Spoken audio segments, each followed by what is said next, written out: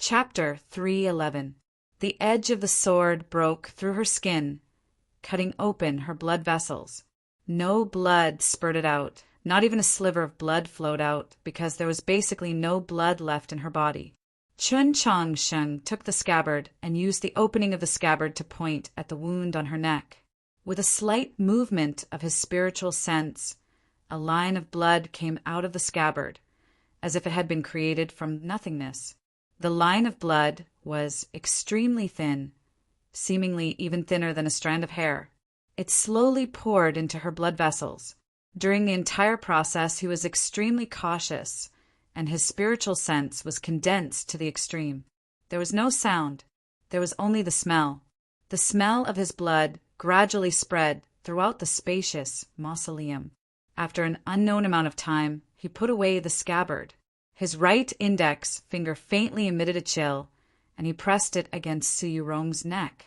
After a while, confirming that her blood vessels and wound had been sealed by extremely fine ice shards, he began to treat his own wound.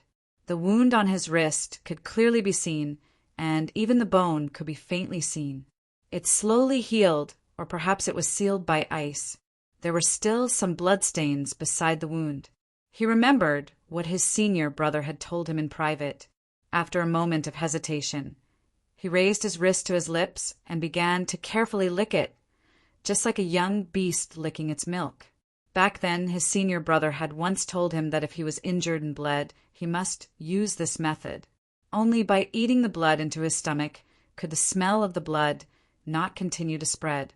Other than that, no matter how much water was used to wash it, how much sand was used to bury it, or even if he burned it with fire, the smell would not disappear. This was the first time Chun Chongsheng had tasted his own blood. In the previous battles, he had almost spat out blood many times, and then forcefully swallowed it down. However, at that time the blood was only in his throat, but this time the blood was on his tongue. As it turned out, his blood was sweet. He thought to himself, the taste really was very good. It really was delicious. It really was delicious. He still wanted to eat some more. Suddenly he woke up. His entire body was covered in sweat, which then froze into frost. Previously, he had actually licked faster and faster, harder and harder, like a young beast greedily licking the milk mixed with the blood of its dead mother. If he had not woken up so quickly, he might have even licked the wound on his wrist open. The mausoleum was deathly silent. Only after a long time would there be a light breeze. The frozen beads of sweat on the ground rolled slowly, making a rolling sound. He leaned against the stone pillar tiredly, his face unusually pale, because he had lost too much blood and also because of fear. When he was 10 years old, his soul was expelled from his body along with his sweat, causing a phenomenon in the world.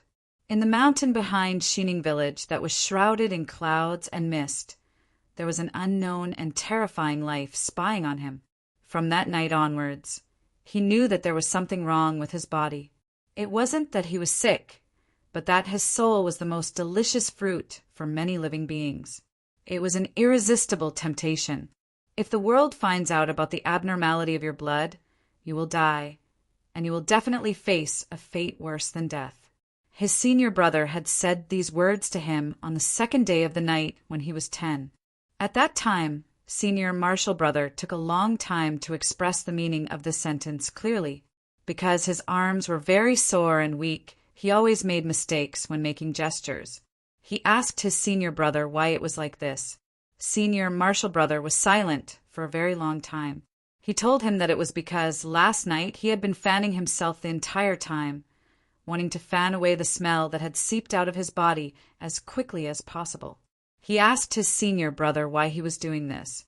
Senior Marshall brother was silent for a very long time, and then he told him that last night he had smelled that smell for a very long time and suddenly wanted to suck his blood dry, wanted to eat him. In Chun Chongsheng's heart, Senior Yurin was the bravest person in the world, the person who treated him the best. If Senior Marshall brother wanted him to die, he could die, but if Senior Marshall brother wanted to eat him, he thought for a very long time. But he still felt that this matter was too terrifying. The blood that flowed in his body was a delicacy that all living beings yearned for. To the person involved, this was naturally not a good thing. So he did not like his own blood. One could even say that he loathed it, or perhaps even feared it. Because of this state of mind, he would never think about this matter. Sometimes he would even subconsciously forget what was so special about his blood. In the morning after that night, the soul that had seeped out of his body and entered his blood, no longer emitting a sliver. However, that loathing and fear still remained in the depths of his sea of consciousness. After coming to the capital, he believed that he had already distanced himself from those terrifying memories. He could feel that the smell of his blood seemed to be fading. Yet on that morning, after viewing all the monoliths of the front mausoleum in one night in the Mausoleum of Books, when he guided Starlight for purification for the first time, he shockingly discovered that everything seemed to have returned to that night when he was 10 years old. He did not want to experience that night again, did not want to sense the unknown spying from the clouds. Thus, he became even more cautious. When he was heavily injured in battle and wanted to vomit blood, even if he had to brave the danger, he would swallow it back at the first moment.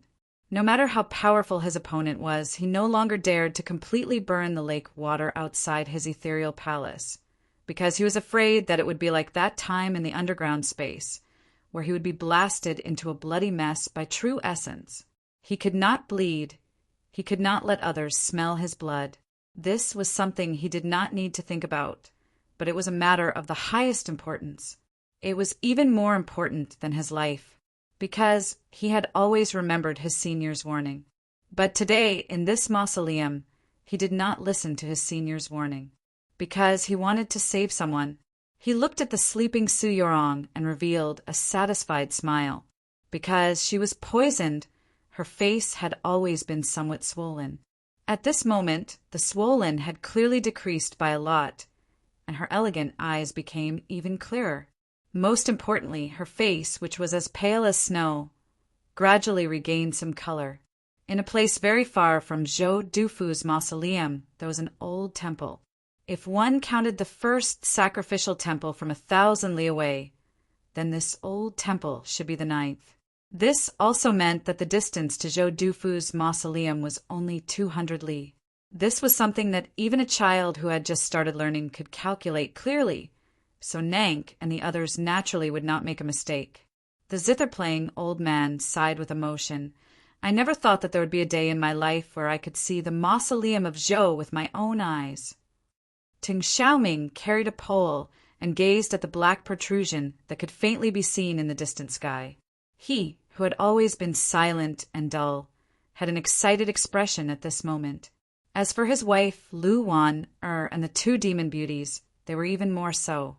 After several dozen days of bitter walking, even these demon experts felt that it was somewhat exhausting. However, when they thought about how Su Yorong and Chen Chongsheng were just ahead waiting to die, and more importantly, that the end of the white grass path might very well be the legendary mausoleum of Zhou, what did this kind of hardship count for? Suddenly, the white grass path began to tremble slightly. The source of the trembling came from the depths of the vast plain behind them. The zither-playing old man was slightly astonished. He turned around and looked towards the plain and said with a serious expression, "The monster seemed to be somewhat restless." Suddenly, his expression changed drastically. He opened his mouth, but was so shocked that he could not speak. The demon general couple also saw the strange phenomenon in the sky. The qi on their bodies suddenly rose to the limit that the garden of Zhou could contain. A shadow appeared in the sky above the plain. The shadow was so large that it seemed to cover half the sky. This shadow was currently moving slowly. From a distance, it seemed like a pair of incomparably huge wings. Nank looked at the shadow in the sky and furrowed her brows. Even the heavenly Peng is somewhat crazy. Just what has happened? She did not know that the source of the restlessness of the monsters in the plain came from the depths of the mausoleum 200 li away. In the depths of the mausoleum, a youth had cut open his own wrist, and fresh blood was exposed to the air. The smell of blood diffused through the plain. It was already extremely faint, but it was still enough to make the monsters of this world feel an incomparably crazy desire. Around the mausoleum, there were extremely ingeniously designed ventilation channels and light channels. There was no need to worry about rain pouring in through those channels, but it allowed fresh wind and light to enter. It was also unknown what Zhou Dufu was thinking when he ordered the design of his own mausoleum. Could it be that after death, people still needed to breathe fresh wind and enjoy the bright and beautiful spring scenery? Qin Changxing could not understand, but through the change in the light and the humidity in the air, he confirmed that it should be the morning of the next day. Moreover, the rain outside the mausoleum should have stopped. Just at this moment, Su Yurong finally woke up. Qin Changsheng looked at her and smiled. She did not smile. She stared blankly at him and asked, "You poured your own blood into my body?" Qin Changsheng said, "To be more accurate, I poured my own blood into your arteries." Su Yurong was somewhat helpless, somewhat sad, and somewhat tired. She said, "Although I don't know what method you used to do all this, do you think this will work? I've said it before, my blood. Yes, this will work." Without waiting for her to finish, Qin Changxing said with a smile. His face was somewhat pale, and his expression was somewhat weary. However, his eyes were very bright, very clean, and very confident, like the rising sun. Although it was covered by the clouds, its brilliance did not diminish. Seeing his expression, Su Yurong had a thought that even she did not believe. She muttered, "This will also work." "It seems to work." Qin Changxing walked to her side and observed the wound on her neck. Then he said, "Feel it yourself." Su Yurong was somewhat at a loss. She subconsciously observed herself according to his words, and discovered that her blood was actually not as dried up as it was before she fainted. Although it was not as abundant as usual, and was still rather thin, it could at least guarantee that she was alive. How important it was to be alive, how good it was, the most important, the best. However, why was she able to survive? Just what was going on? At this moment, the blood flowing through her body should clearly be his blood, but why was it like her own blood without any difference? At least right now, it can be confirmed that Qin Changxing's blood type is O. Tomorrow is Monday. My dear fellow, don't forget to vote for me. Thank you. Chapter 312. She thought of the scene before she fainted, as well as the unforgettable smell. Countless guesses appeared in her mind, and she was shocked, speechless. His blood was very pure, so it could be compatible with her body? However, the blood flowing through her body carried a clear soul imprint. It was clearly her blood, so how did his blood become her true blood of the heavenly phoenix? She stared at Qin Changxing with wide eyes. She was at a loss, somewhat helpless, and thus innocent. This was the first time in her 15 years of life that she had been so ignorant and cute. Qin Changxing did not know how to explain it to her, nor did he intend to explain it to her. However, he was worried that she, who had just escaped the edge of death, was still extremely weak and needed to rest, would have some new problems due to the severe mental shock. As a result, he decided to make up some excuses. However, just as he spoke, his words were drowned out by a clap of thunder. Rumble. The deep and resounding thunder came from afar, directly passing through the mausoleum's gate and entering their ears. Qin Changsheng was somewhat confused. He thought to himself, the rain had just stopped in the morning, so why was there thunder? He supported her to sit against the stone pillar and brought the prepared water and food to her side. After saying a few words, he ran out of the mausoleum. Passing through the long passageway, he arrived outside the mausoleum. Looking towards the source of the thunder, his face instantly became even paler. There was no rain where the thunder came from, not even a cloud. However, he could not see the azure sky either, because the distant sky was occupied by a huge shadow. Below that shadow was a black line that looked like the tide. Although he could not see it clearly, his spiritual sense mercilessly and coldly told him the truth. The black line was a monster tide formed by countless monsters. It was 200 li away, and if they maintained their current speed, they would need about a day to arrive in front of the mausoleum. He did not have the time to ponder why the monsters in the plains would suddenly attack, and why they had become like an army, or if there was someone commanding them. He turned around and walked back into the mausoleum. He ran back to Su Yorong's side, picked her up, and said, "We must leave." Along the way, the two of them had already touched each other many times, but the way they carried each other was naturally different. Before Su Yorong had awoken from her daze, she began to feel slightly embarrassed. However, before her embarrassment could turn into anger, she was shocked by his words. "What's wrong?" "There's a monster tied, and it should be heading towards the mausoleum. It's probably the demons. It should be the soul wood." In just a few sentences, the two of them had exchanged enough information and made their own judgments. Chen Chongqing carried her and ran out of the mausoleum. At this moment, the black line formed by the monster tide still seemed to be far away on the horizon. It had not moved at all, but he knew that those terrifying monsters had gotten a little closer. Su Yorong finally saw this spectacular scene. She did not panic and directly asked the most important question, "Where are we going?" The onslaught of such a terrifying beast tide, not to mention their current injuries and exhaustion. Even if they were at their peak and had their tools by their side, they still wouldn't be able to deal with such a situation.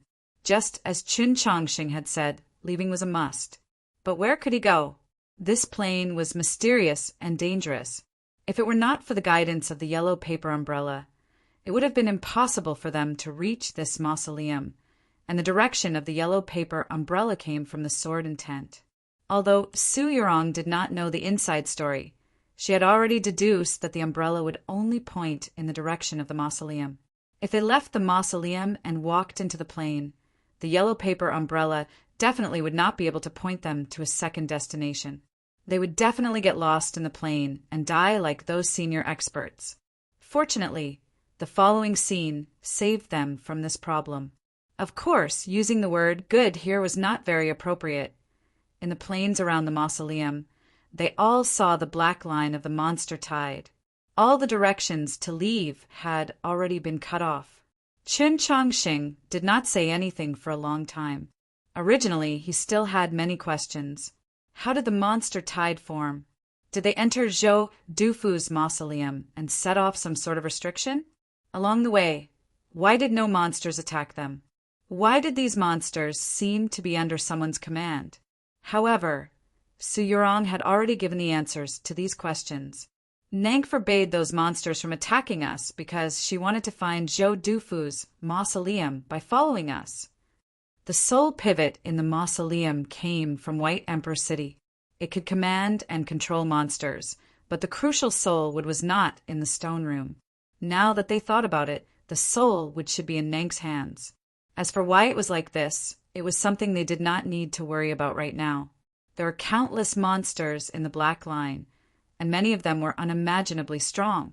Even from a distance of 200 li, even he could sense that the qi emitted by some of the monsters was actually on par with human star condensation experts. Not to mention the terrifying, true body of the shadow in the sky. He asked, since she can control monsters, then she can completely let the monsters lead the way. Why is there a need to follow us? Su Yorong said the soul might need to be together with the soul pivot in order to display its full effect, or for some reason, she is unable to communicate with those monsters. Those monsters will only fight with her, but they will not do anything else. After saying that, the two of them fell silent again. The black line formed by the monster tide surrounded the mausoleum. Even if they were experts at the peak of star condensation, it would be very difficult for them to break through. At this time, there was really no meaning in carrying out this analysis. The grassland after the rain was slightly cold. The green trees that grew out of the cracks in the mausoleum were very short and could not block the wind. When they brushed against their faces, it was slightly cold. Chun Chongqing looked at her and said, "Let's go back." Since they could not leave, guarding the mausoleum became the best and only choice. Su Yorong said, "I don't want to die in someone else's grave." Chun Chongqing considered the problem in a much more worldly manner. He said, "But it's a little cold outside." Su Yurong took out the tong bough from somewhere and stuck it into the cracks in the rocks. With a rustling sound, countless green leaves grew out of the longbow. They fluttered in the wind, but they completely blocked the cold wind outside. When Chun Chongqing woke up in the cave, he did not see the tong bough turn into a green tree. This was the first time he had seen it. Feeling the powerful defensive qi, he said in shock, "It's actually the Tong Palace." Su Yurong was slightly moved. She thought, "Are you really a secret sect, disciple of the Snow Mountain sect? How do you have so many secrets on your body? You can actually see that this is the Tong Palace with a single glance?" When Chun Chongqing carried her out, he did not forget to wrap the sackcloth around her body. At this moment, he spread the sackcloth on the ground and helped her sit down. He said, "Since you don't want to go in, it's fine to look around here. It would be difficult to escape with one's life. It would still be a road to death." Su Yurong, who had just walked past the edge of death, saw her true nature. Her state of mind was unprecedentedly clear. She did not think about the secrets Chun Chongqing was hiding. She was calm and indifferent. "If I had known it would be like this, I wouldn't have done those things before. It's such a waste." Chun Chongqing did not agree with her view. He said, "Being able to live even a moment longer is good. Let alone a day. Even if it's an hour, a breath, or even a moment, it's all good." Su Yurong felt his sincerity. She thought to herself, this was a person who loved and cherished life. Only this kind of person would be so kind, right? He really was a good person. "Thank you for your blood." Thinking about the scene she had seen and the smell she had smelled, even though she was in a tranquil state of mind where she had just seen her true nature for the first time, her expression still changed subtly. She looked at him with a somewhat complicated gaze. "I know what you're thinking." Chun Chongqing was silent for a while and said, "There's a problem with my blood. I don't know what the problem is, but anyone who smelled my blood or any other life wants to eat me. No one can resist this temptation." Besides the fact that his meridians were broken and his life was dim, he would die at the age of 20. This was his biggest secret. He never said it to Luo Luo or Tang 36, but at this moment he said it calmly in front of Su Yurong. This did not mean that his trust in this girl had surpassed Luo Luo and Tang 36. It was because the current environment was special and the situation was special. It was just like when he first saw the black dragon in the underground. Under the pressure of death, people were always willing to say something. Hearing his words, Su Yurong said, "I don't have that kind of thought." Chun Chongqing laughed and said, "What a competitive girl. You don't want to drink my blood and eat my flesh. It's not something to be proud of. Also, don't forget that I knocked you out." Su Yurong didn't get angry at his words. She smiled and said, "Then why do you want me to believe your words?" "You should have felt it just now." Chun Chongqing thought about how he almost lost his mind and drank all his blood. He thought to himself, "I also felt it." Then he said, "Seriously, also this is what my senior said. I believe him." Su Yurong was a little surprised. "You have a senior?" Chun Chongqing was helpless and said, "I still have a master." Su Yurong didn't like the way he spoke. She said with slight annoyance, "Smooth talker." Chun Chongqing had to admit, "I was influenced by a friend." "You, such a boring person, also have friends?" Su Yurong joked. Chun Chongqing said, "If a cold and proud girl like you can have friends, why can't I?" "When did I tell you that I have friends?" When she said this, her delicate eyebrows seemed to fly up. She seemed very proud. This was anger or childishness or anger. In any case, Chun Chongqing didn't understand that there was nothing to be proud of when you don't have friends. Once again, he felt that this genius girl of the elf race was a little lonely and pitiful. He smiled and asked, "Then do I count?" Su Yurong didn't expect to hear this. She looked at him and smiled, "Yes." "What time do you think the next chapter will be?" "Also Monday." Oh, don't forget to vote for me. Chapter 313. Hearing this answer, Qin Changsheng somehow felt happy and proud. He said, "Thank you." Su Yurong said, "You're welcome. Anyway, I have my senior. I believe everything he says." Chen Changsheng changed the topic again. Su Yurong asked seriously, "About your blood, what did your senior say?" Qin Changsheng said, "Senior said, only saints can resist the temptation of my blood."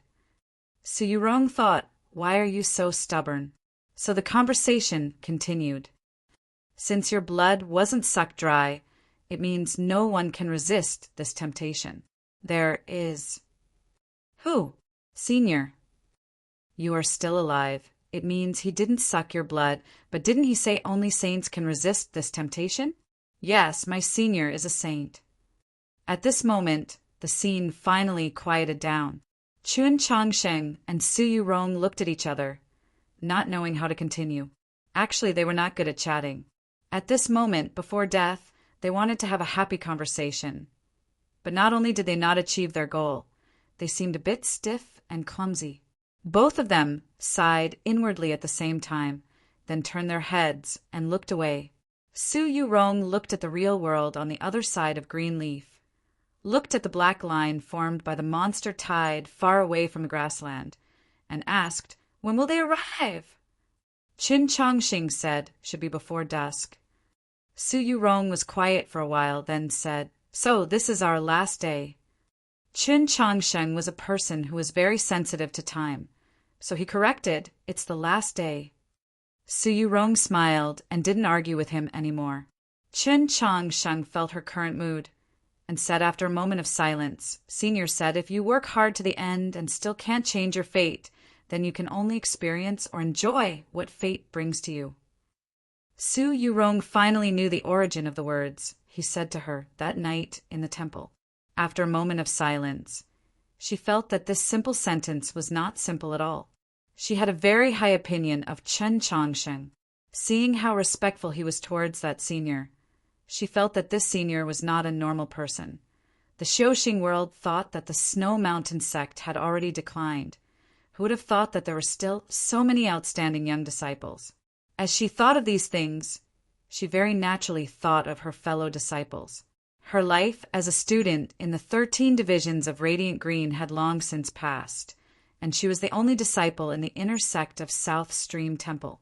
On the contrary, she was more familiar with the disciples of the Longevity sect, especially the Mount Lee Sword sect. Moreover, she was of the same lineage as them, so they had always referred to each other as martial brothers and sisters. "I also have a senior." She was naturally talking about Qiu Shanjun.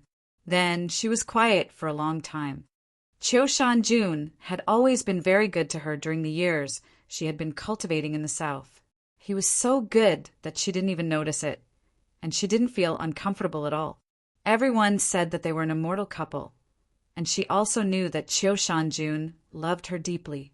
She could not help but think, if she were to die in the Garden of Zhou, just how sad and sorrowful would he be? And then Qin Changxing did not understand why she had suddenly become quiet and asked. Su Yurong said, "In that temple, we discussed the word perfection. You said that it is impossible for there to be a perfect person in the world, and I admit that it is reasonable, but my senior is the person closest to perfection that I have ever seen in my life." Qin Changxing thought, "I also think that my senior is very perfect, but in the eyes of the world he is only an abnormal person. And my senior treats me very well." Su Yurong looked into his eyes and said, it was unknown why she added the sentence. Qin Changsheng also did not know, nor did he know why. After hearing the sentence, he felt a little sour. Even the sentence that he said next was a little sour. This sourness was not reflected in the words, but in the tone of his voice. There was a kind of deliberate indifference and disregard. "So, you like him?" He calmly looked into her eyes and asked. At this moment, he felt that he was very strong. If it was any other time, and another young man asked this kind of question, Su Yurong obviously would not answer. But right now, she was on Zhou Dufu's mausoleum, and the one asking was him, or perhaps she had been waiting for him to ask this question, using the pressure of death and his words to clearly see her true heart. She very seriously and carefully asked herself in her heart, and then gave an answer. She did not say anything, and only shook her head. Chen Changsheng's extremely faint hint of sourness did not disappear because she still thought about it. He had never experienced the matters between a man and a woman, so he did not understand. It was because this was the answer that she came up with after serious thought that it was worthy of him being happy. He thought about it and asked, "He likes you?" This time, Su Yurong did not think for too long and directly nodded. She did not think that this kind of behavior would make her seem a little proud, because what she said was the objective truth. Chun Changsheng calmed himself down and acted a little confused, but in reality, he just wanted to make himself a little happier. He continued to ask, "Since he is perfect and he likes you, why don't you accept?" Su Yurong had obviously answered similar questions before, but it was unknown whether the person who asked her before was Shuang, or the saintess, or herself. In short, her answers were very calm and smooth. First of all, no matter how strong he is not as strong as me. Before she finished her words, she was met with Chun Changsheng's objection. At this moment, he completely forgot his own position. Just like that day in the temple, he felt that this young girl's concept had a huge problem. He wanted to change her concept so that she could live a happier life, but he did not remember that the monster wave was coming. Your mentality is wrong. Making friends is not fighting. What does it matter who is strong or weak? Su Yurong did not know what was going on in his mind. After thinking about it, she said, "What you said is reasonable. As a partner for Xiaoxing, his strength is enough. It can even be said that among people of the same age, it is very difficult for me to find someone more suitable than him. But the road of Xiaoxing is so long. Since we are going to be together for a long time, we have to find someone who suits us." Chun Changsheng looked at her bright eyes and said seriously, "I support you." Su Yurong smiled and did not say anything.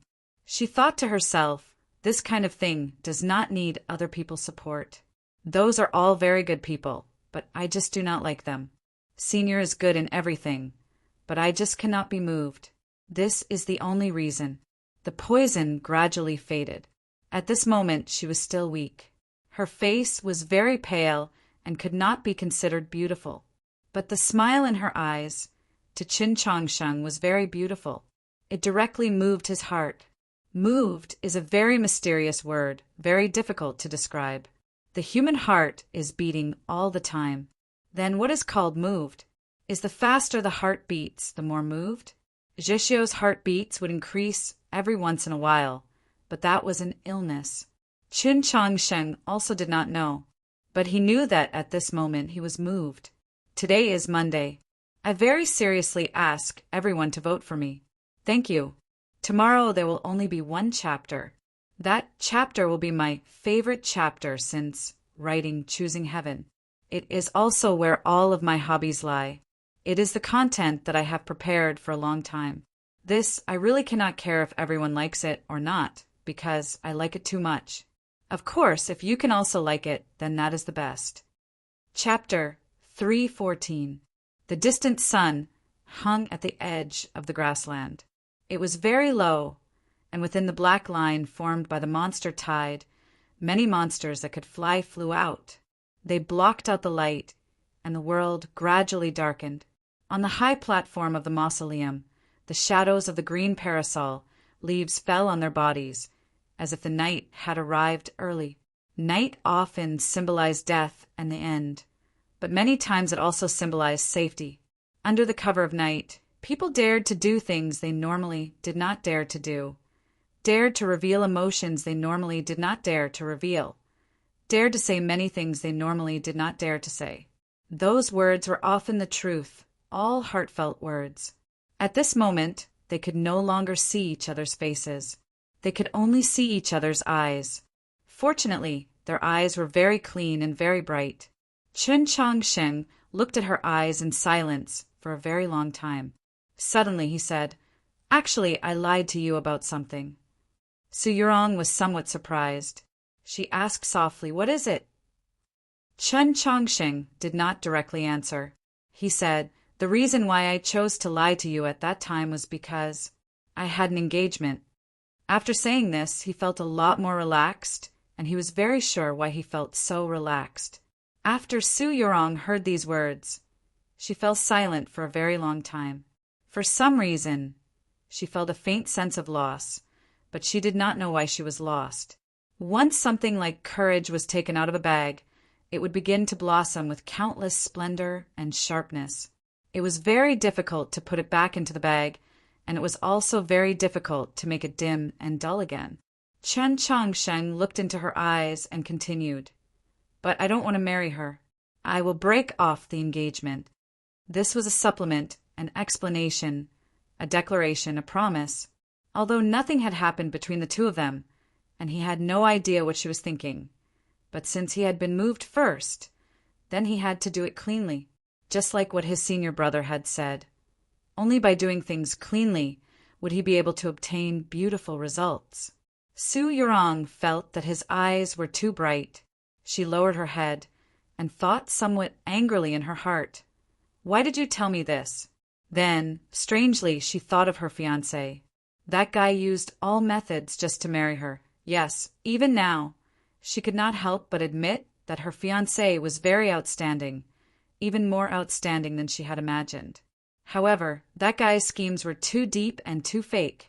He was nowhere near as sincere and reliable as this disciple of the Snow Mountain sect.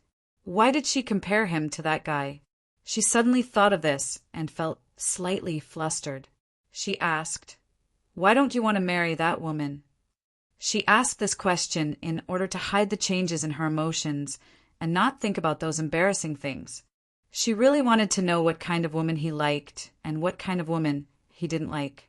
Chen Chongsheng was silent for a while and said, "My fiancé is very famous on my side." Su Yurong thought to herself, in the bitter cold land of the Northwest, those aristocratic families of the past had already declined. In the end, it was just a narrow place. No matter how famous they were nothing more than this. She didn't understand. She is very proud. Chen Chongsheng thought about it seriously. Although he hated that girl, he didn't want to say too many bad things about her in front of other girls. After thinking about his words, he continued, "Maybe it's because of her family background. She grew up in a different environment, so she's really proud. It's not that she's arrogant, but it's that she's used to dealing with everything from a higher position, including me." Su Yurong had never liked those arrogant young ladies from aristocratic families, so she said, "You mean to say that she looks down on you?" Chen Chongsheng nodded. Su Yurong thought to herself, this person's talent was so outstanding, his knowledge was so vast, and his personality was so sincere. For that fiancé to look down on him, how arrogant and stupid was she? How bad was her vision?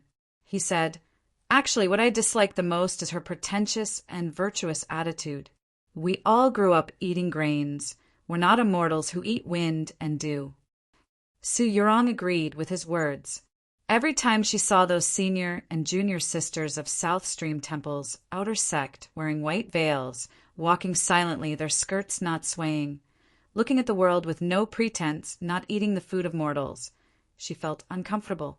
Therefore, she often sat alone on the cliff, and every once in a while she would go to the small town to play cards and find some joy in life. But then, for some reason, she agreed to this engagement. Chen Chongsheng continued, "Actually, I know what she's thinking. She just wants to use me." Su Yurong thought to herself, it was probably after he entered the Snow Mountain sect's secret sect and began to display his talent, seeing that his future was limitless, that his fiancée changed her mind. Thinking of this, her evaluation of that woman became even lower, even somewhat shameless, arrogant, stupid, terrible vision. Those could all be saved, but this was a problem of morality. It's fine if you don't want this kind of woman. Breaking off the engagement is the best choice. She looked at Chen Chongsheng and comforted him, somewhat sympathizing with his situation. "Yes, I also think so."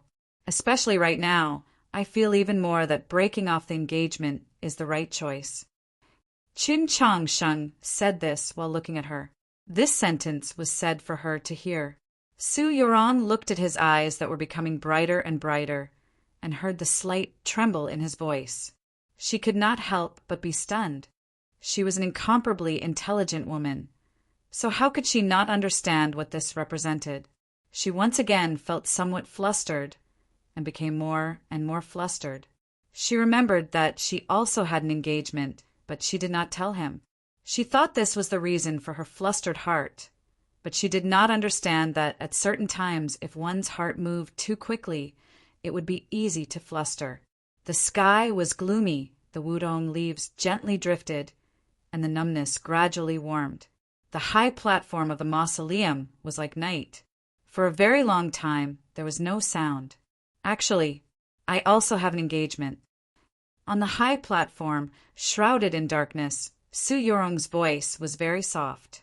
If one did not listen carefully, it would be easily drowned out by the swaying leaves on the wutong tree. Ah! Chun Chang Sheng's voice was clearly very shocked. He had not expected it at all, and then it quickly became as calm as water. Is that so? So that's how it is. Perhaps because the emotions revealed in his voice were too obvious, anyone could hear his disappointment and sorrow, so Su Yurong's second sentence immediately followed. She spoke rather quickly and hurriedly, but the meaning in her voice was very certain and did not waver in the slightest. But I also don't want to marry him, and I definitely won't marry him. It was also an explanation, a supplement, a declaration. Then could it be a promise?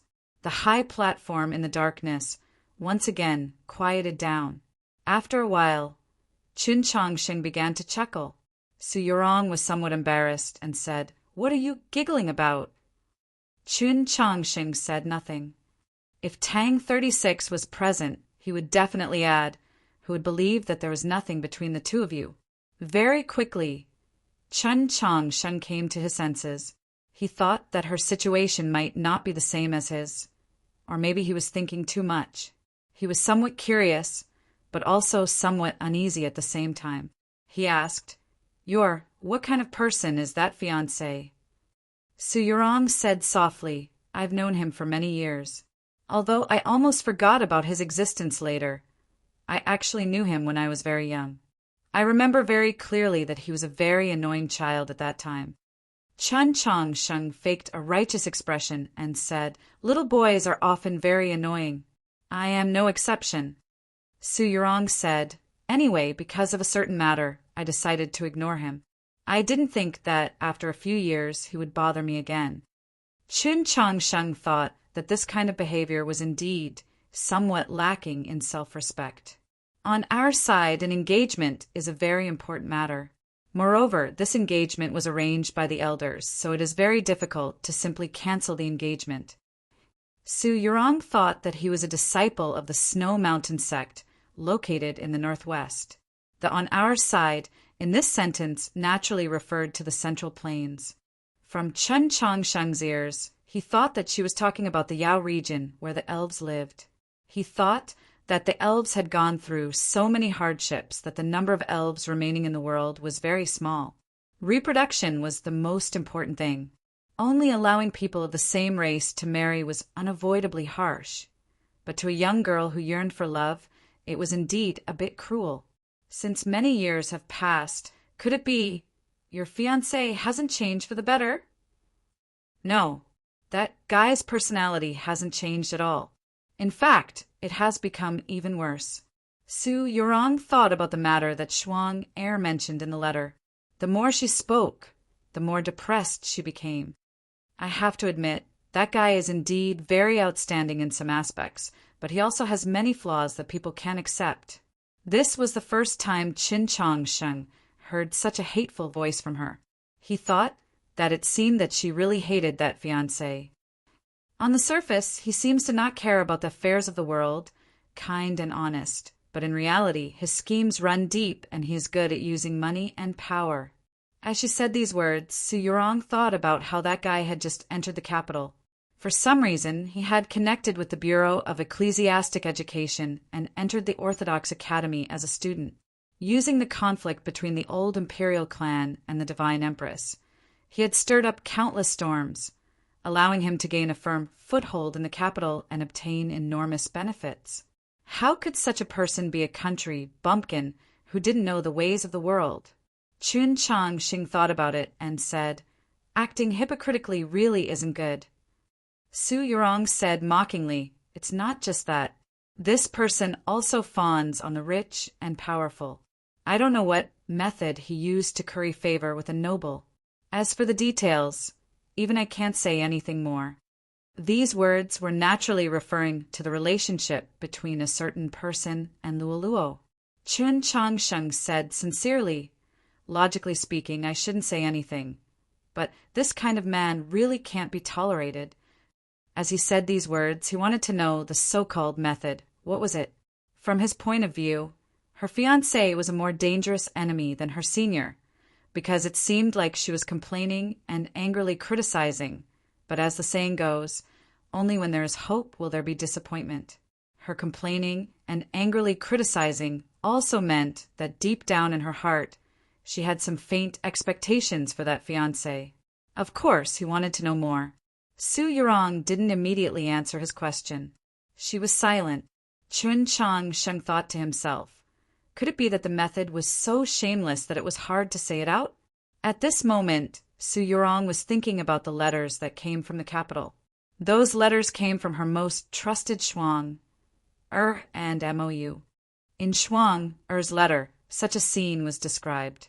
In the library of the Orthodox Academy in the spring sunshine, he and the young demi-human princess were hugging and hugging. In Mou's letter, such a scene was described. In the dragon's cave at the bottom of the new North Bridge well, he and the black dragon turned girl were hugging. Yes, no matter how many flaws there were, they could all be explained. At most, the engagement would be cancelled and they would become strangers. But it was not to the extent of being so disgusted. It was only these things that she couldn't bear.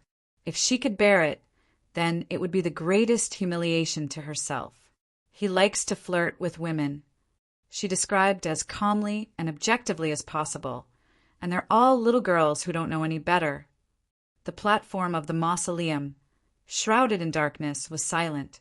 After an unknown amount of time, there was suddenly the sound of a heavy blow, followed by Chun Chang Sheng's angry voice. Truly a shameless scum. The name of the chapter comes from the famous song Li sang. I recommend everyone to listen to it, although it has nothing to do with this chapter.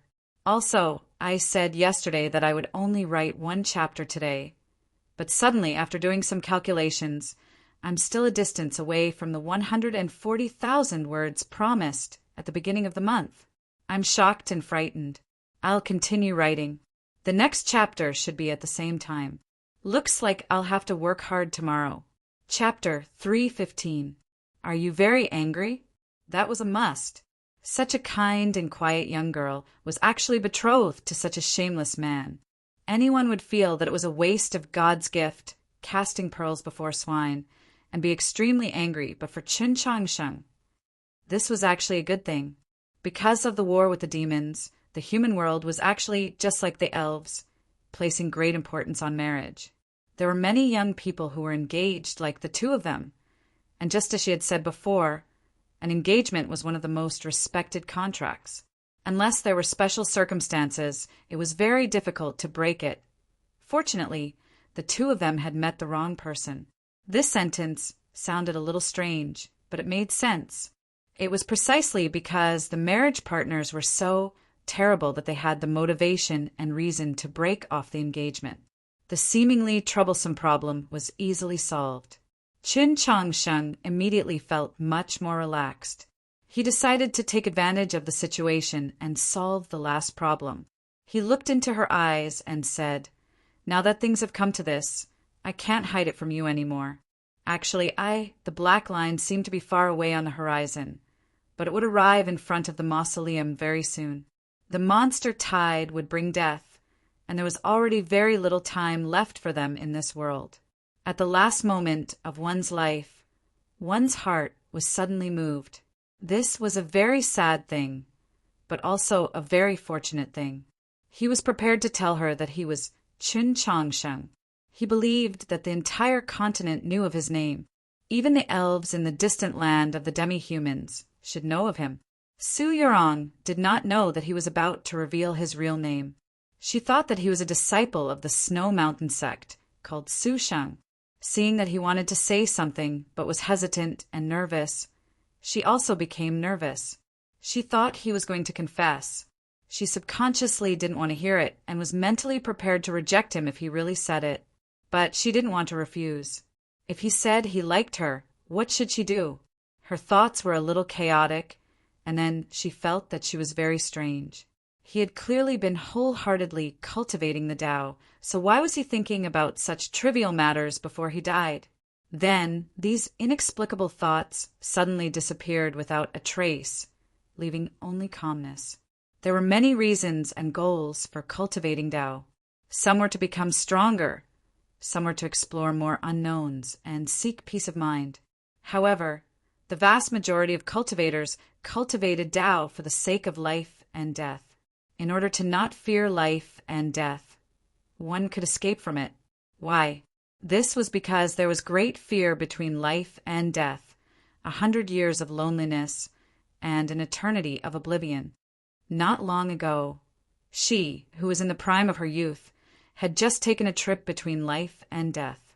Right now, she was at her most tranquil moment. She was able to see through the mundane world and understand her own heart. Her Tao heart was untainted and bright. She looked at Qin Changshan and waited for his words to arrive. Her expression was calm, but her eyes contained a hint of shyness and a smile. There was no anger in her shyness, only calm joy, because this was the Tao that she sought and wanted to cultivate. At this time she was still weak, but her eyes were extremely clear and firm. The responsibilities of the world, the historical significance of the confluence of the North and South, the fight against the devil race, her senior brother's true feelings and kindness, the expectations of her teachers, the fetters of the engagement, and the shadow left on her Tao heart by that guy. As long as she was with him, it would all be blown away by a breeze. She could ignore everything and not respond. Yes, on their journey through the garden of Zhou, she had spoken to him many times. Most of it was limited by cultivation books, mountains, rivers, lakes, and seas, and they rarely talked about the matters on their minds. They did not understand each other very well, but she was already very sure that he was the intimate friend that she wanted to find, the good friend that she needed. On the cliff of Holy Maiden Peak, she had said to the white crane that neither a gentleman nor a true person was an ideal companion that could accompany her for the endless years of cultivation. Now, she could be sure that the person that she was willing to accompany her years of cultivation had already appeared. Yes, this was the Tao that she sought and wanted to cultivate, one Tao. Under the starry sky, one Tao, one Tao, one Tao until the end of life. Yes, the monster tide was getting closer and closer. Death was getting closer and closer, and life might very well come to an end. But because of this, she had to be even more honest with her heart. The wudong tree that Zhang Gong had transformed into grew in the wind at the edge of the stone platform. Its green leaves gently swayed in the wind, causing the gloomy rays of light to become even softer and moister. It was like someone had lit a candle. Looking at her eyes, Qin Changshan vaguely understood. His slightly dry lips slightly opened, preparing to speak. But at this moment, a green leaf suddenly floated down from the top of the tree and slowly landed on his shoulder, interrupting everything. The reason why the green leaves of the wudong tree had fallen with the wind was naturally not because it was autumn, but because of a tremor that came from beneath the stone platform. The tremor seemed to originate from the stone platform and came from the depths of the plains below, but in reality it came from Qin Changshan's body. For some reason, his body began to violently tremble and his teeth chattered, as if he was a patient who had caught a cold. Su Yurong was slightly surprised and asked, "What's wrong?" Qin Changshan didn't have the time to answer her. Looking towards the source of the tremor, His right hand quickly reached out and tightly gripped the hilt of his sword. This violent tremor came from the dagger at his waist. He gripped the hilt tightly, but the dagger continued to tremble, faster and faster, to the point that the extremely simple patterns on the surface of the sheath had become blurred lines that could no longer be seen clearly. He exerted more and more strength in his hand, but he still couldn't calm the dagger. He felt somewhat uneasy, not knowing what had happened. This was the first time he had encountered such a situation after Yuren had gifted the dagger to him. His spiritual sense fell on the hilt of the dagger, attempting to regain control, but it also failed. His spiritual sense continued to penetrate through the hilt of the dagger, arriving in that space and finally discovering the source of the tremor. Amongst the medicinal bottles, secret manuals, and gold and jewels that floated everywhere, there was a black magical artifact that was flying at high speed, crushing everything it encountered into powder. As its flying speed increased, the black magical artifact became hotter and hotter, and also became brighter and brighter. It emitted a powerful chi and light into the surroundings, as if it was about to become a sun. This black magical artifact was White Emperor City's soul pivot, as well as the core of Zhou Dufu's mausoleum. At this moment, it seemed to have sensed something in the outside world, so it suddenly went berserk. If Chen Changsheng's current cultivation was a little higher, and his spiritual sense a little stronger, perhaps he could attempt to use his control over space to forcefully suppress the berserk soul pivot. But the current him did not have this ability. He could not even make the soul pivot calm down a little. If he continued to try, he would not succeed no matter how much time passed. It was even extremely likely that the space would be severely damaged. There was no other way, so he could only give up.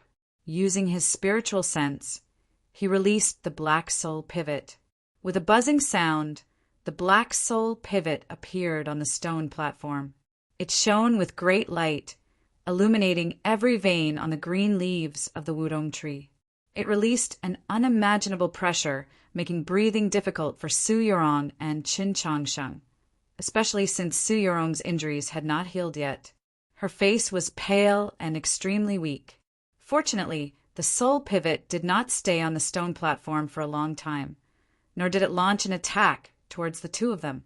Even more fortunately, and even more incomprehensible, was that the soul pivot had clearly sensed something approaching the mausoleum of Zhou, which was why it had gone berserk. However, it did not attempt to break through the green leaves of the wudong tree to meet it. Instead, it turned into a stream of light and flew towards the depths of the mausoleum. Qin Changsheng and Su Yurong glanced at each other, understanding the meaning in each other's eyes. He carried her on his back and followed the stream of light, once again entering the mausoleum. In the depths of the mausoleum, it was spacious and gloomy. The huge black nightmare sarcophagus was quietly displayed in the center of the great hall like a mountain. The black soul pivot floated in the air in front of the black nightmare sarcophagus. It did not move at all and emitted a faint light, just like a life lamp. When Chen Changsheng and Su Yurong returned to the mausoleum, they saw the scene. Faintly, they could even hear a few sounds. The sounds were very faintly discernible, very gloomy, as if it came from the abyss or the sea of stars. It was like the murmur of a human, but also like a gloomy, mournful music.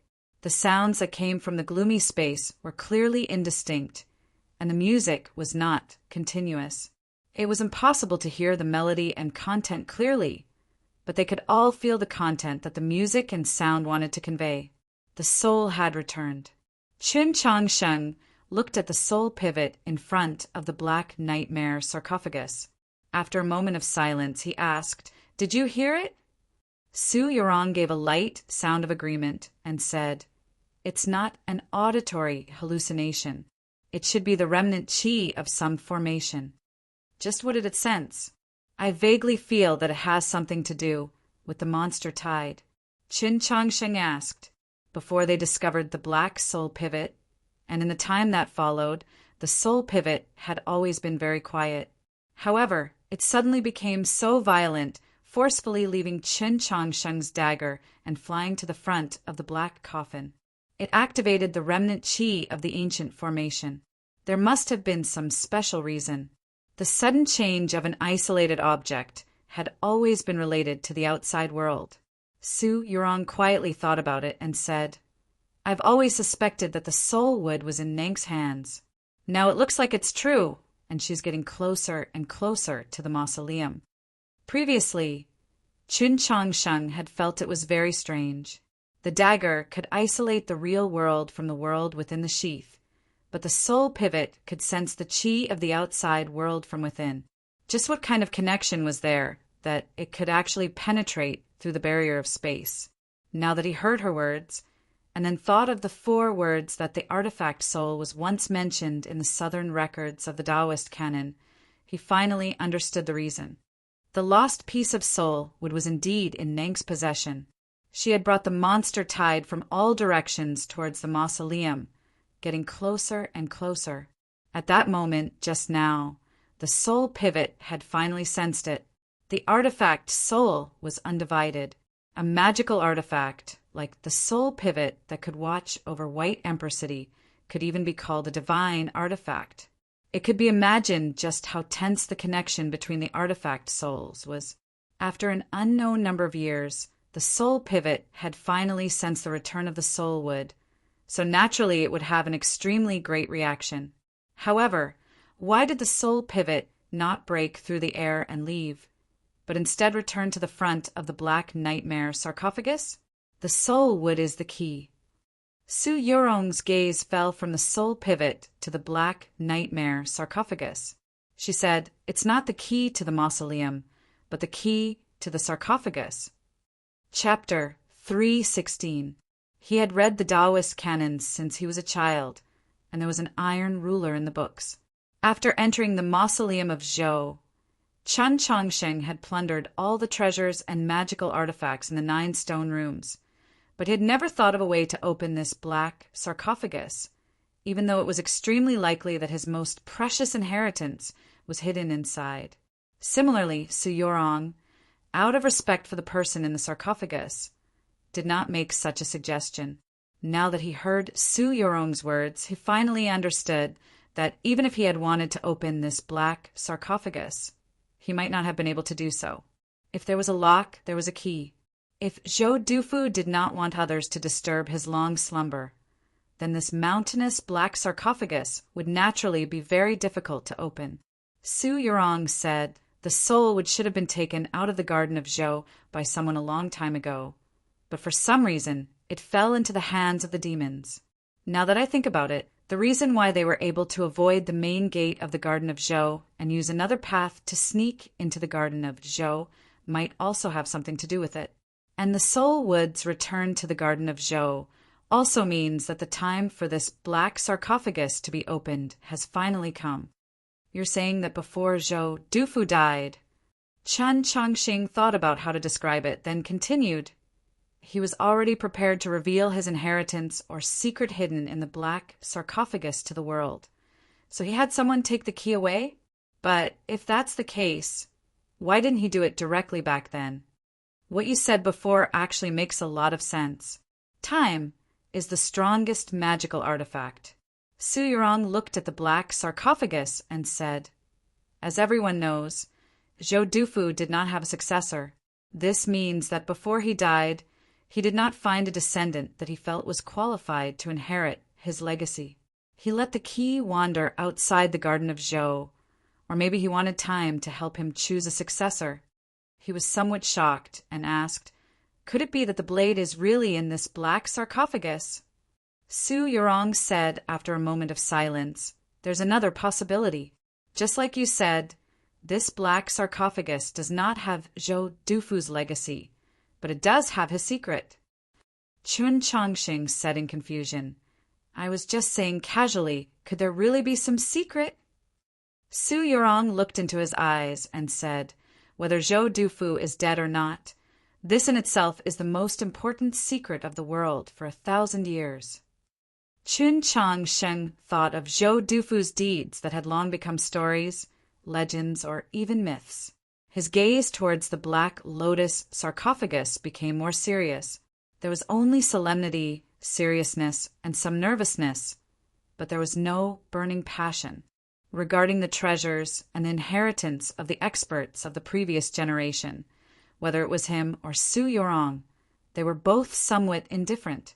This kind of calmness couldn't even be described as calmness beyond his age. No matter how old a cultivator was, if they knew that they could possibly obtain Zhou Dufu's inheritance, they would inevitably become incomparably fervent. For example, if the elder of the Setting Sun sect who sucked Su Yorong's blood in the cave appeared in front of the black nightmare sarcophagus, how could he remain indifferent? The reason why Qin Changsheng and Su Yorong were able to remain calm was because they were geniuses in cultivation, and what they cultivated was the highest level of cultivation in the world. Without a doubt, Zhou Dufu was the most special one, but they themselves were also special. They had sufficient self-confidence and pride. Obtaining it was obviously extremely good, but if they could not obtain it, it had nothing to do with fate. Their fate was always in their own hands. However, thinking that they were about to see the most shocking scene in 1,000 years, they could not help but feel somewhat nervous. Qin Changsheng's voice subconsciously became very soft, as if he did not want to disturb the great soul within the black sarcophagus. When will this black nightmare sarcophagus be opened? Su Yorong looked at the light emitted by the soul pivot grow dimmer and dimmer. After calculating for a while, she said, "It should be soon." Outside the mausoleum, the monster tide slowly approached like a black line. The key to opening the black nightmare sarcophagus had already awakened the soul pivot. The opening of the black nightmare sarcophagus was right in front of them.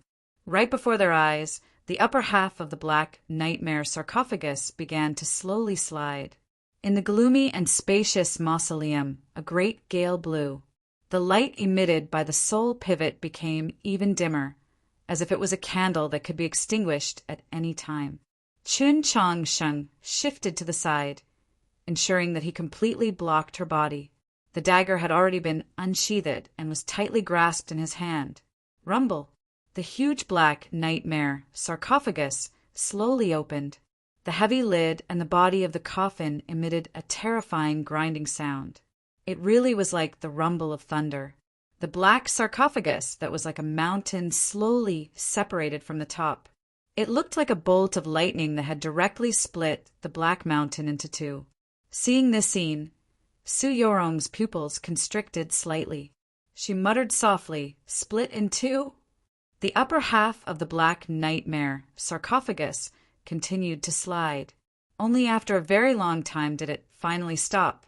The wind still whistled through the spacious mausoleum, lingering around the surroundings of the black nightmare sarcophagus. Because of the changes to the body of the sarcophagus, the sound of the wind also became even more mournful and sharper. It seemed incomparably sinister, as if someone was constantly crying in the gloomy netherworld. The incessant sobbing mixed into the inaudible music from before. The meaning of the soul returning gradually faded away, but the atmosphere grew denser and denser. The soul pivot finally extinguished all of its light. The mausoleum once again became gloomy. They could not see the scene above from the ground, but they could imagine that the black nightmare sarcophagus had already opened. If that great man was quietly lying in the sarcophagus, or if he was currently looking at the ceiling, of course, it was more likely that his eyes were closed or that he had already become a set of bones. However, the person in the black nightmare sarcophagus was called Zhou Dufu. No matter how inconceivable something was, it seemed to be very reasonable for it to happen to him.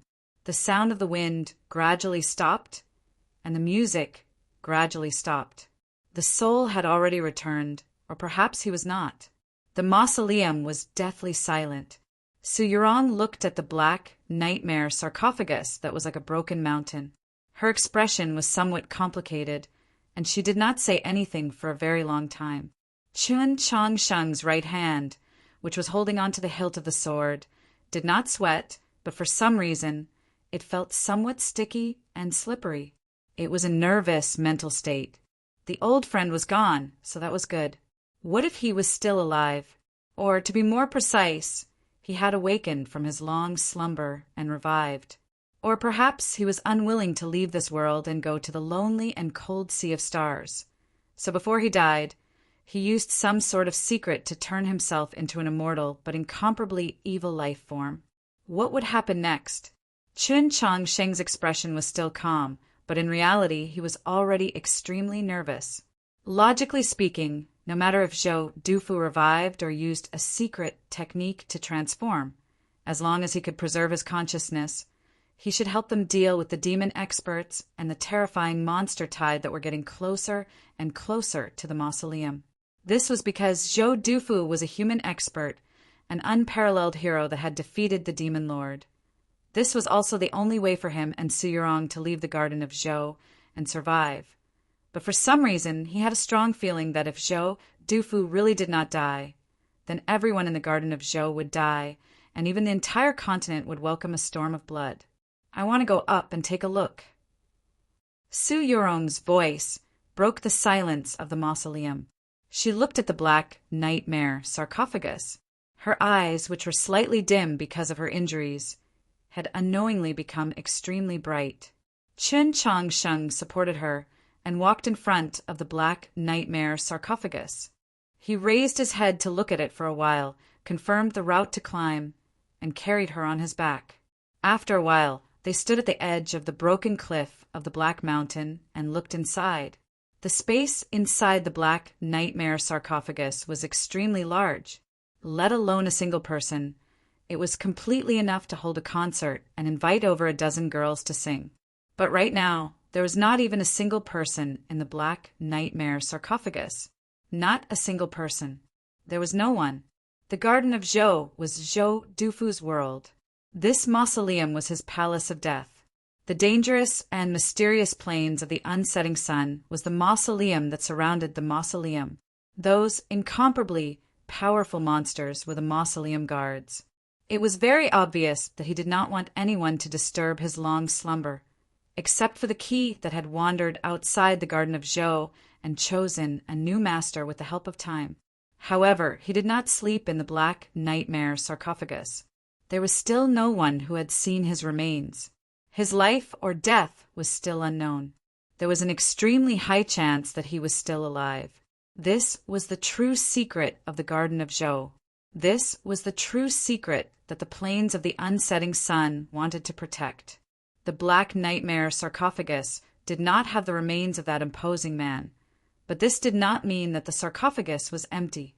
The sarcophagus was filled with leaves carved from crystals, green grass carved from top-quality jadeite, and rue stones condensed from earth essence fire. They were casually scattered about. There were countless treasures in the black nightmare sarcophagus. Ever since she was young, Su Yurong had come and gone as she pleased from the Imperial Palace and the Li Palace. Afterwards, she studied at Holy Maiden Peak, so she had seen countless treasures. Although Chun Changsheng had lived a simple life when he was young, he had also gone to the Palace of Great Clarity and the Li Palace. He had even seen the golden sea coral trees and the starry sky decorated with night pearls in the Black Dragon Catacombs. As a result, when they saw the treasures in the 9 stone rooms, they were not moved. However, at this moment they were truly somewhat shocked, because there were too many treasures in the black nightmare sarcophagus, and it was too wasteful. The crystals carved into leaves could not even retain a tenth of their original effect. The top-quality jadeite that could clearly be used to make countless beautiful works of art was all carved into leaves, not to mention the rue stones condensed from earth essence fire. If this was not a reckless waste of natural resources, then what was? What shocked them the most was that those leaves, grass, and stones were not even the least bit beautiful. The treasures in the black nightmare sarcophagus gave off a faint light into the gloomy mausoleum, but it only made people feel that it was tacky. These treasures that were buried together with the dead were definitely enough to match even the most powerful of nobles or the most powerful of cultivators. However, how could they match the owner of the black nightmare sarcophagus? In the imagination of the common people, Zhou Dufu should have been a perfect person, especially in the aspect of his aura. He would inevitably overlook the mountains and rivers and ignore the sea of stars, whether it was the Garden of Zhou, the plains of the unsetting sun, or this magnificent mausoleum. They were all proof.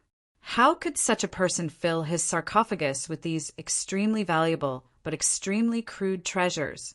Standing at the edge of the black nightmare sarcophagus and looking at the golden leaves, green grass, and blood rouge inside, Qin Chongqing could not help but shake his head.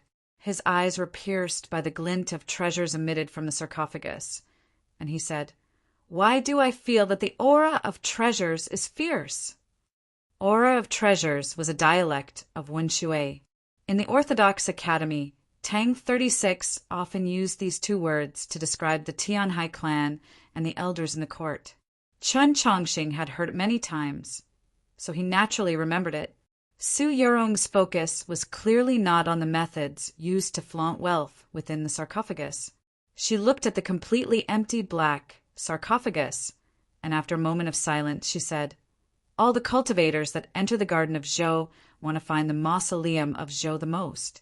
I am no exception, but I've thought many times, if I enter the mausoleum of Zhou, the thing I want to do the most is to confirm whether or not he is dead." Because of these words, she thought of many things. Before entering the Garden of Zhou, she had been entrusted with a task by her elders, and her shoulders once again became heavy.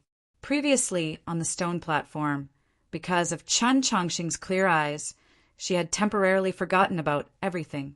Because of this black nightmare sarcophagus, they had all returned to her.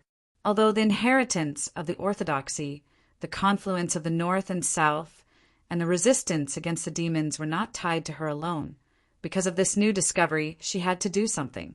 "If you can leave the Garden of Zhou alive."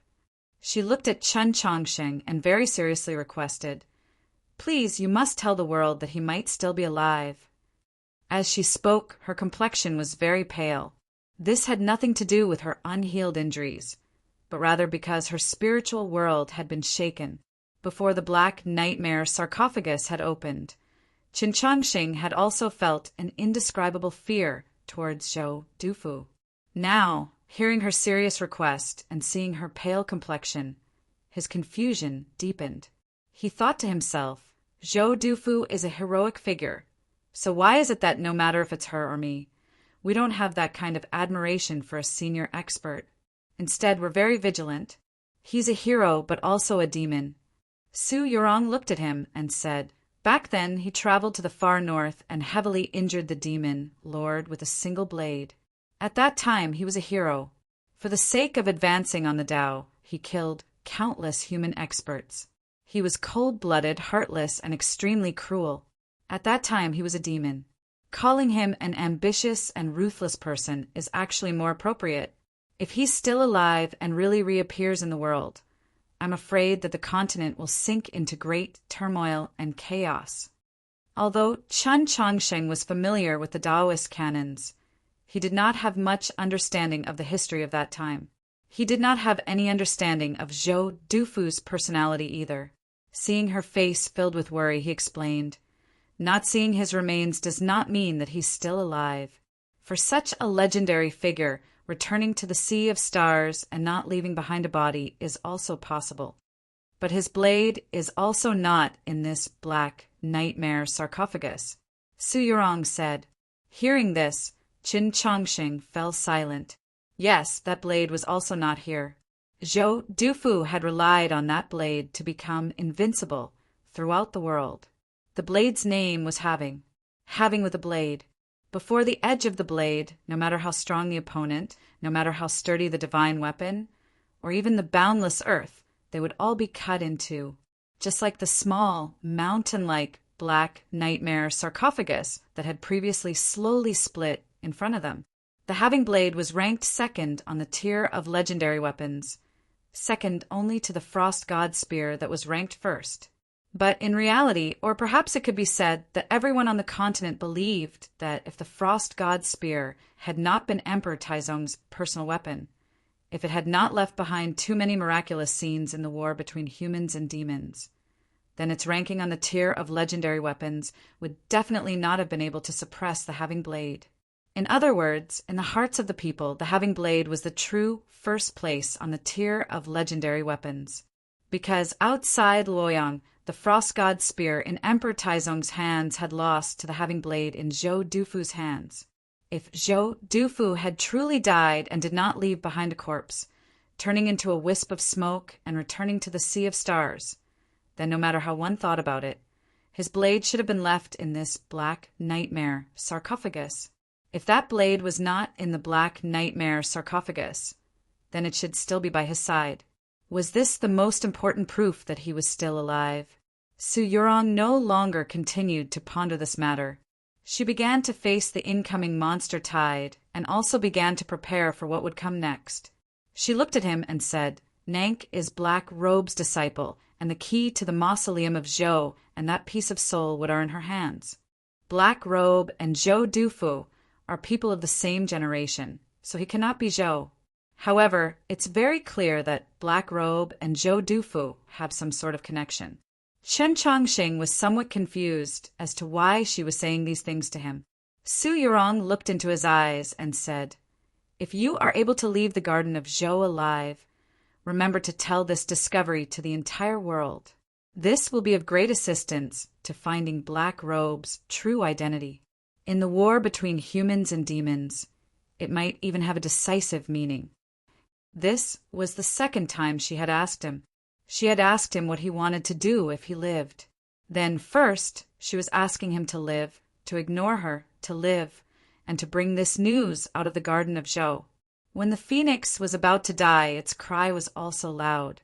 If it were any other time, Chen Chongqing would have been moved by her calmness and perseverance, or perhaps he would have agreed to her request without the slightest hesitation.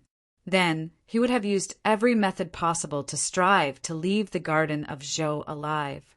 However, at this time, after experiencing such a long time together and escaping, after their conversation in the stone platform in the green parasol tree, he was unable to agree to her request.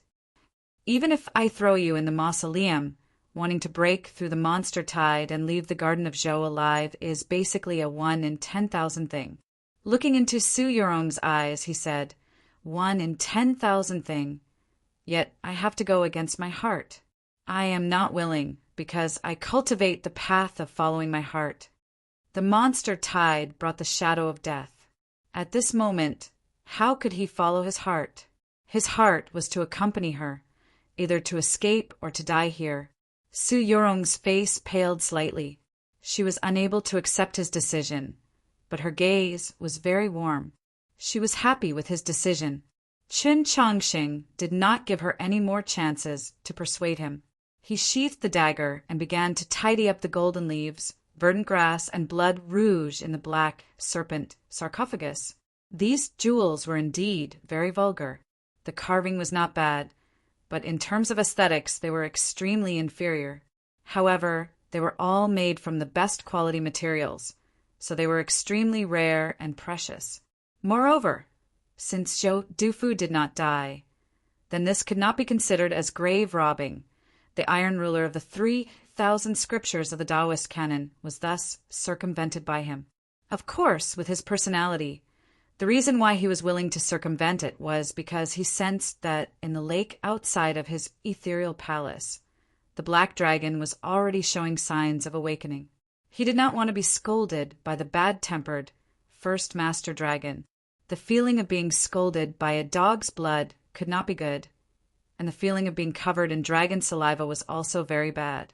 The dagger was sheathed, but it was still invincible. Where the sword sheath pointed, the golden leaves, verdant grass, and blood rouge all disappeared, silently taken away. After doing these things, he supported Su Yurong and prepared to get down from the black serpent sarcophagus. Suddenly, Su Yurong seemed to have seen something and let out a cry of surprise. He turned his head and followed her line of sight, only to see that the black serpent sarcophagus where the treasures had been taken was completely empty. On a certain part of the inner wall of the black serpent sarcophagus, a few lines that had been carved faintly appeared. Those lines were not patterns, but seemed to be words. Some of the lines seemed to be pictures. First of all, today, I discovered that Book of Heaven selection was being pushed on Qijian. It feels a bit complicated. I didn't think that in such a short period of time, I would once again meet some friends on Qijian. Right now, I still have no way of managing the book review section of Qijian, nor can I upload it myself, so I have no way of communicating with everyone. Let me say hello here, and thank you everyone. Also, the task for this month. The ugliest sub-editor helped me calculate a few times. He said that until the end of yesterday, there were still 8,000 words short. I calculated it myself, and in the end, there are still more than 10,000 words short. In the end, both of us were confused. Whatever, I'll just write according to the upper limit. This chapter has 5,000 words, so I'll add more than 5,000 words today. It's about the new year, the golden keyboard, and thanking everyone. Once I'm done with my work, I'll contact everyone again. See you tonight. Chapter 317. The black piece of wood in Nank's hand suddenly lit up. She lowered her head to look at the black wood that seemed like it was about to turn into jade. She stared at it for a long time, her expression abnormally focused. Her usually indifferent and even somewhat lifeless eyes gradually became lively and bright. Through this piece of black wood, she could clearly sense that she had established some sort of connection with the tall mausoleum in the distance. Something in the mausoleum was constantly calling out to the soul wood. At the same time, it was also sending out an invitation to her. Before entering the plains of the unsetting sun, she had no idea what use this piece of black wood her teacher had given her, but now everything was clear. This was the core of the mausoleum of Zhou, or perhaps a part of the core. The other part was currently within the mausoleum of Zhou. She could not use this piece of black wood to control the mausoleum of Zhou, but she could control the tide of monsters in the plains behind her. The connection from the distant mausoleum allowed her to confirm that it was the mausoleum of Zhou, the place she was searching for. At the same time, if her expectations were correct, Su Yurong and Qin Chongxing were in that mausoleum. At this moment, she even felt some gratitude towards Chen Chongsheng and Su Yurong. If not for Qin Chongsheng and Su Yurong leading the way, it would have been impossible for her to find the mausoleum of Zhou and approach it, thereby establishing a connection between the black wood and the soul pivot. It had to be known that even her teacher was unable to pass through this vast plain and find the location of the mausoleum of Zhou. Nank's eyes grew brighter and brighter. They were no longer as dull as they usually were, as if a flame was burning in them. The mausoleum contained Zhou Dufu's legacy. Only she herself knew just how important Zhou Dufu's legacy was to her school. From her perspective, the legacy within the mausoleum, and even the mausoleum itself, the plains of the unsetting sun, and even the entire garden of Zhou, all belonged to her school. This was a world left behind by her sect. Today, she was finally going to take it back. Unlike Nank, the demon general couple, Teng Xiaoming and Lu Wan, were more moved by the fact that Qin Chongxing and Su Yurong were able to find this mausoleum. It must be known that it had already been several hundred years since the garden of Zhou had appeared. Countless talented and determined human and demon cultivators had come here in an attempt to find the mausoleum of Zhou, but not a single person had succeeded. The military advisor's understanding of the garden of Zhou clearly far surpassed that of the saints of the human world. But even he could not do it. But Chen Chongsheng and Su Yurong did it, as expected of the future of the human world. The military advisor had a deep and far-sighted plan. He had expended so many resources and effort to kill these young humans in the garden of Zhou. It really was very reasonable. Somewhere in the plains of the unsetting sun, the reeds and weeds had been cut by something sharp, forming a massive floating island. It should be very comfortable to lie on. Qi Jian leaned against a pile of grass, looking in a certain direction in the sky. His small, pale face was filled with fear. His eyes, which had dimmed due to his severe injuries, became even dimmer. It was almost dusk. Logically speaking, the sky should have turned red and warm, but now it was dark and gloomy. The reason it was dark and gloomy wasn't because there were clouds over there about to rain, but rather because there was an enormous shadow that covered the entire sky. That enormous shadow slowly swept up and down along with the astral winds in the sky, like a pair of wings. But how could there be such a huge bird in this world that could cover the entire sky with just a flap of its wings? How could the heavens and earth tolerate such a creature? Could it be that this was the legendary, no, the mythical Great Pang? It was said that in the lands of the extreme west, outside the great western continent, on the boundless sea, there lived a strange beast called the Great Pang. When it spread its wings, it could cover a distance of 10,000 li. It was said that this Great Pang was extremely powerful, already half a step into the divine domain. Even the great experts of the saint realm of the human world would find it very difficult to defeat it. Just how did such a terrifying Great Pang live in these plains? Where did it normally hide? Why did it not break out of the garden of Zhou and leave? If it could not, then what sort of power in these plains was restricting it? The more Qi Jian thought, the more shocked she became, and the paler her face became. After fleeing for several dozen days, the wound on her abdomen had already healed, but the injuries inside her body had not only not improved, but had instead gradually worsened. At this moment, her mind was agitated and she began to cough uncomfortably. Zheshio brought over a bowl of medicinal soup from somewhere and placed it in front of her, saying, "Drink." It was still concise, clear, and straightforward. It could be seen that after traveling with him for several dozen days, Qi Jian had become extremely familiar with and dependent on him. Coupled with the fact that she was heavily injured and weak, she very naturally revealed the demeanor of a young girl.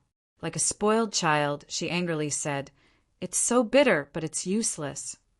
Zheshio had said that if Chun Chongxing was here, he would definitely be able to cure their poison and injuries, but in reality he had lived and fought alone in the snowy plains. Whether he was injured or sick, he had to find his own medicine to treat him, so he was very experienced in this aspect. If they were in the world outside the Garden of Zhou, then no matter how severe Qi Jian's wound was, he would still be confident that he could cure her. The problem was that this was the plains of the unsetting sun. There were very few kinds of plants growing between the pools of water and the dry ground. Most of them were reeds and weeds, so it was very difficult to find suitable medicinal herbs.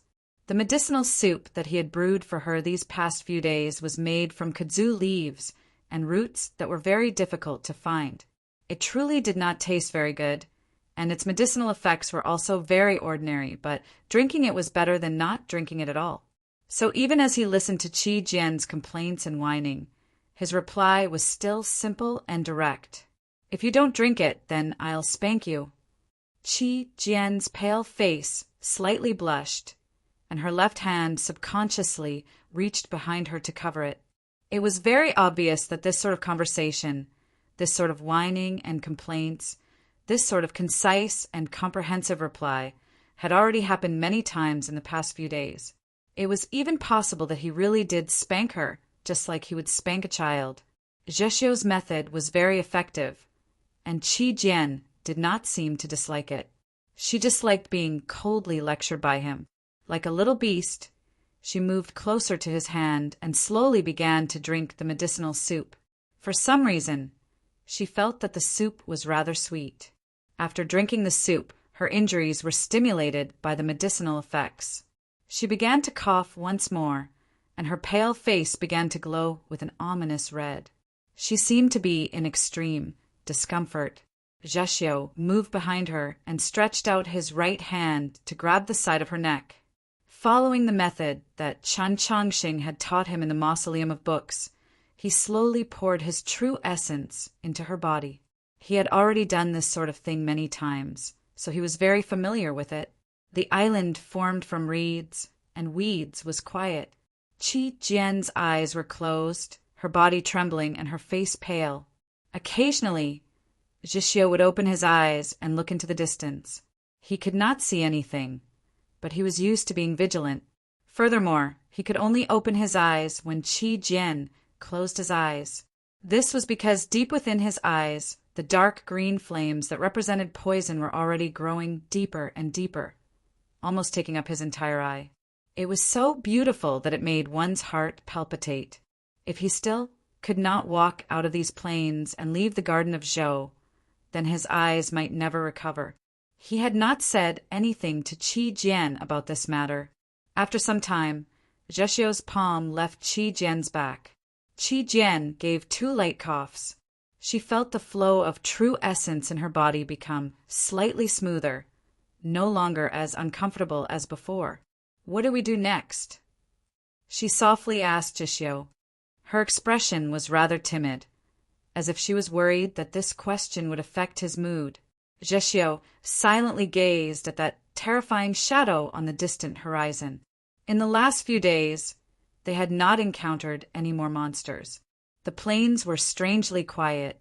He knew that it was definitely related to that massive shadow in the sky, but he did not know what had happened over there. Some other human cultivator must have entered.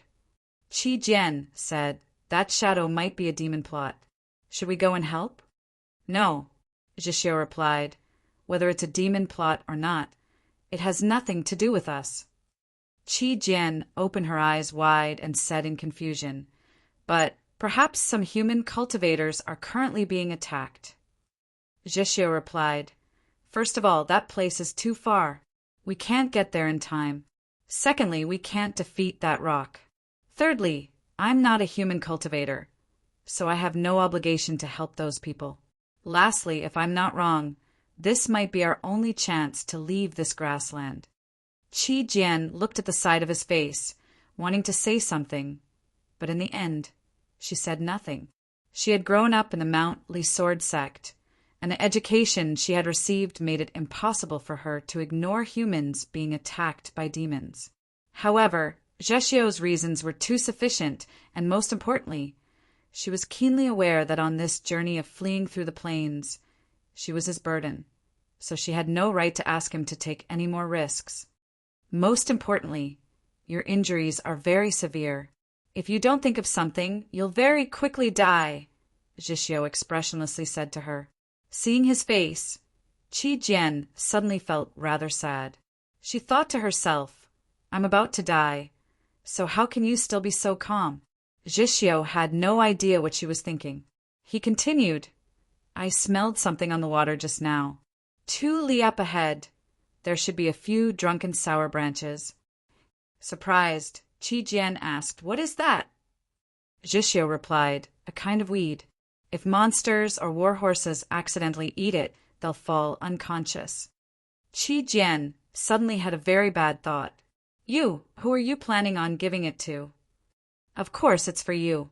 Zhexiu felt that this question of hers was extremely stupid. Slightly creasing his brow, he said, "Right now your mind is too exhausted, and for some reason, you've been especially talkative these past few days. It's very clear that it's because your injuries are gradually worsening. After eating the drunken sour branches, you should have a good sleep. Although it's not good for your injuries, it can at least help you last a little longer." Qi Jian was quiet for a while, then she cautiously asked, "That grass, have you eaten it before?"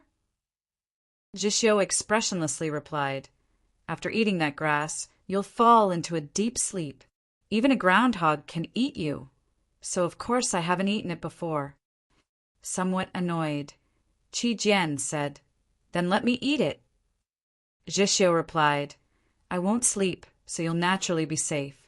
This was a simple and objective explanation, but in the ears of the 14-year-old girl, it was like some sort of promise. This made her feel very warm. "After eating that grass, how long will you sleep for?" she asked. After a moment of silence, Zhexiu replied, "I've never seen anyone eat it, so I don't know." Qi Jian was quiet for a while, then faintly said, "Then you'll let me eat it?" It was the same 5 words, and the meaning was the same, but there was a subtle difference in the mood. "There's no poison, so nothing will happen. I don't want to eat it. If my conjecture is correct, eating the grass will at least allow you to last another 10 days. But you might sleep for 100 days, 1,000 days. Do you humans all like to speak so pompously? In any case, I don't want to eat it. Qi Jian persisted. Zhixio did not know why she was so stubborn. After a moment of silence, he once again used his time-tested and powerful move. If you don't eat it, then I'll spank you.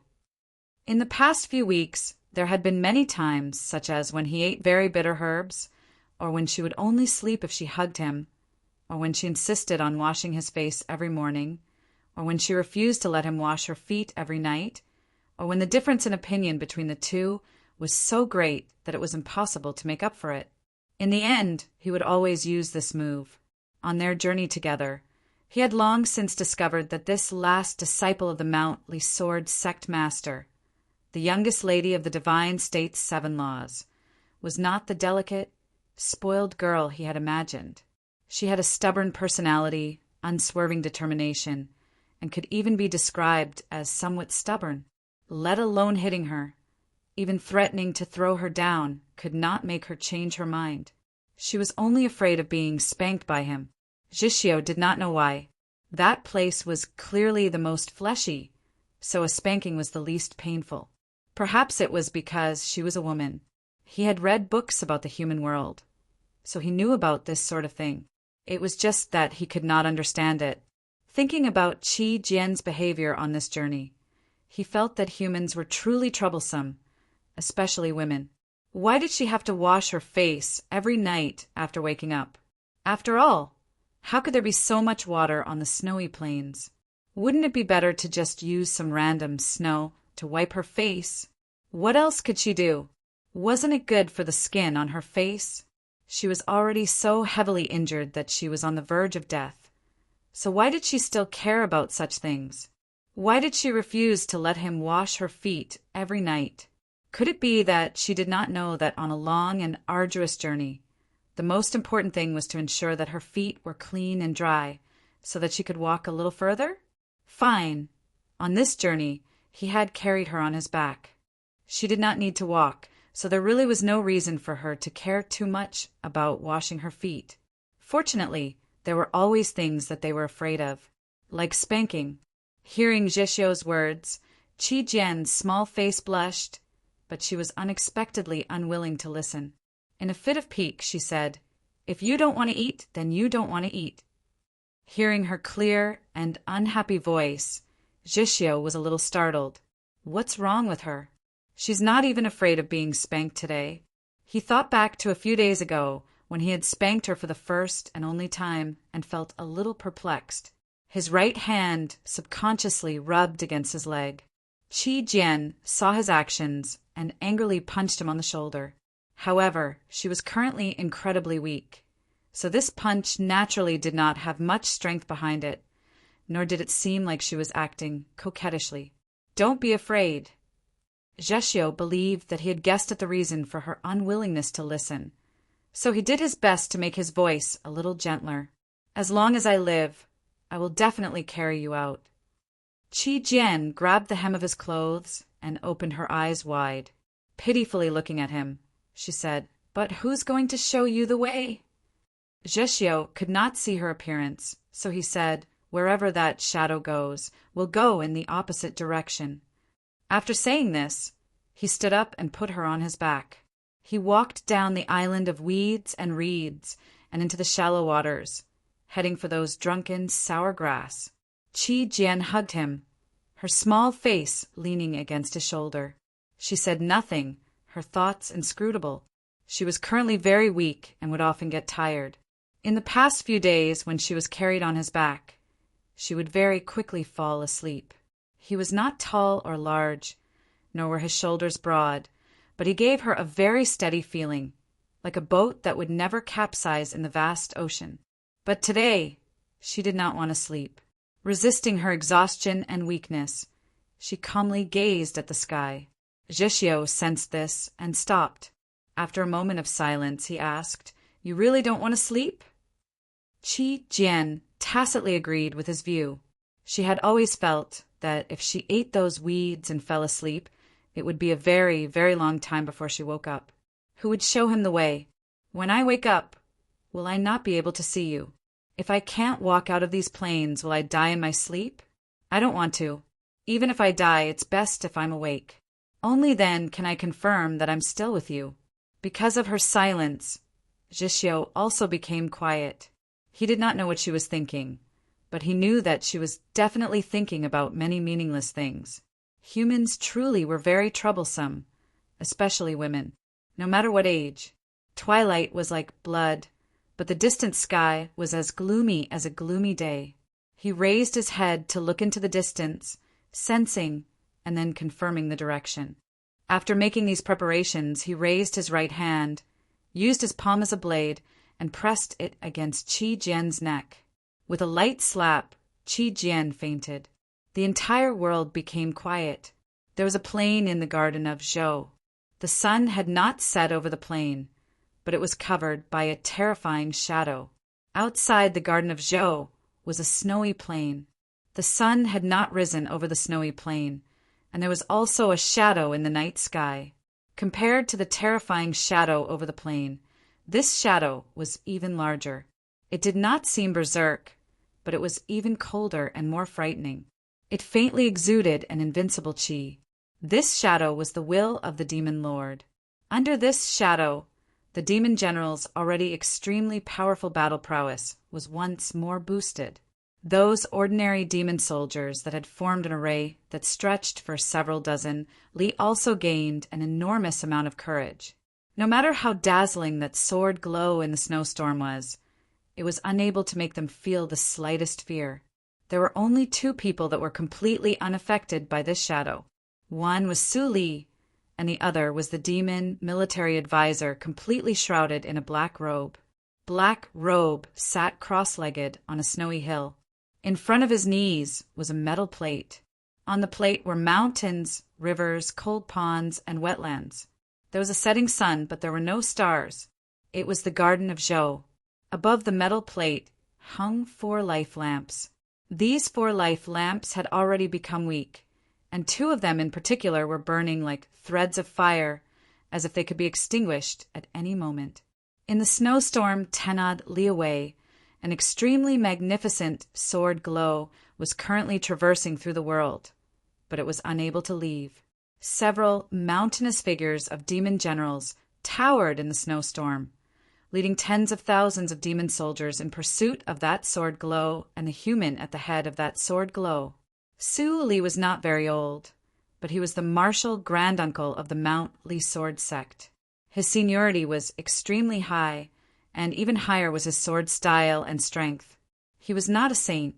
He was a prodigal son that traveled the 4 seas, and only occasionally would he appear in the world. He was not ranked among the storms of the 8 directions, because no one knew what his intentions were. But everyone knew that his strength could be ranked at the very front of the human world. He was on the same level as the saints, and he walked with the storms. It was even to the extent that because of his personality, purely in terms of individual battle prowess, killing power, and the threat he posed to the demons, he was the next person after Zhou Dufu. In order to kill Su Li, the demons had prepared for a very long time, and had also mentally prepared themselves to sacrifice many experts. In reality, 1 demon general had already died in battle, and 3 demon generals were heavily injured. Even the demon lord did not hesitate to consume the power of the dark night, transforming his will into a shadow that shrouded the sky. But Black Robe seemed very calm. From beginning to end, he sat cross-legged on the snowy hill. Only when Su Li revealed his killing intent would he react. The reason he was so calm was because he believed in himself. He had personally planned this plan to kill using the Garden of Zhou. There were no loopholes, and his calculations were extremely accurate. No matter how strong Su Li was, he was still a man, not a god. He was still not Zhou Dufu, unless he was in a desperate situation, and because of the great terror and pressure between life and death, he made a breakthrough. There was absolutely no way he could leave alive. But Black Robe did not even give him this chance. What Black Robe had prepared for Su Li was a pot of warm water, a slowly moving stone mill. Of course, logically speaking, he had to constantly pay attention to this killing trap in the snowstorm, because, after all, the person he wanted to kill was Suli. However, just a moment ago, the square plate in front of him suddenly underwent a change. In that lush plain, in that place that could not be calculated or found, that had always been an illusory location, suddenly exploded with an extremely bright light. The light illuminated his face beneath black robe, piercing through his pale skin, causing the green color hidden within to grow thicker and thicker, and then 2 smears of blood appeared. The mixing of these 3 colors seemed very bewitching, very strange. His 2 eyes that were as deep as the netherworld were also illuminated by the light. The blood on his face, the brightness in his eyes, all represented his excitement. Just what sort of matter could make even a person like Black Robe excited? Previously, when he saw Chun Changxing's life lamp and Su Yorong's life lamp enter the plane together, his expression had become rather grave. But now he had already forgotten about this matter. Even if Shualao City suddenly collapsed, even if Suli suddenly slashed his sword through the snowy sky and left, he would not be moved in the slightest. Under the night sky, there was nothing new. No matter how unimaginable, it was only a small probability. But this light was different. He gazed at the light on the metal plate and said nothing for a very long time.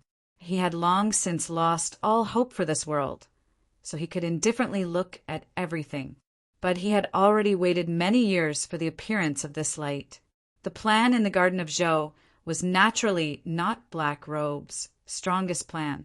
Several hundred years ago, the allied armies of humans and demi-humans had broken through 5 of the demon defense lines and reached 500 li from Shualao City. The people of Mount Chilian had died in battle, the people of Mount Helan had died in battle, and the situation had become perilous. He had designed an extremely carefree plan. In this plan, he toyed with the hearts of people, using the relationship between Emperor Taizong and Wang Jitsa. The entire continent knew what he wanted to do, and Emperor Taizong and Wang Jitsa knew even better. Yet they could not stop him, because once a problem with the hearts of people appeared, it could never be erased. Wang Jitsa dejectedly resigned from his post. Shualao City was fine. Compared to the plan from back then, the plan in the Garden of Zhou, whether in terms of layout or ingenuity, could not be compared. But to Black Robe, the plan in the Garden of Zhou was even more meaningful than the plan from back then. To lose something and then take it back, this had always been the most meaningful thing. Over the countless years, everything he had done had been for this purpose. The light on the metal plate was not within his calculations. It was the greatest variable in the plan in the Garden of Zhou, and it was also the variable that he welcomed the most, because it meant that the most precious object in the Garden of Zhou was about to see the light of day once more. To kill Suli was to kill more than half of humanity's future, to retrieve the lost past. What could be more perfect than this sort of conclusion?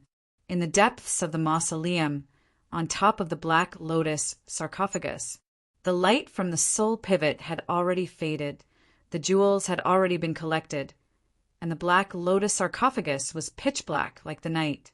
Chun Changxing and Su Yorong walked into the darkness and arrived in front of those marks. Those marks were words and also pictures. Words were accompanied by pictures, other than the comic books that children love to read. There was another possibility. These words and pictures were a secret technique. Yes, Chun Changxing and Su Yorong glanced at each other. Because of their shock, they didn't know what to say. The secret technique engraved in the Black Lotus sarcophagus was a blade technique. This blade technique was the same as the name of the blade. 2 halves. 2 halves from a single blade.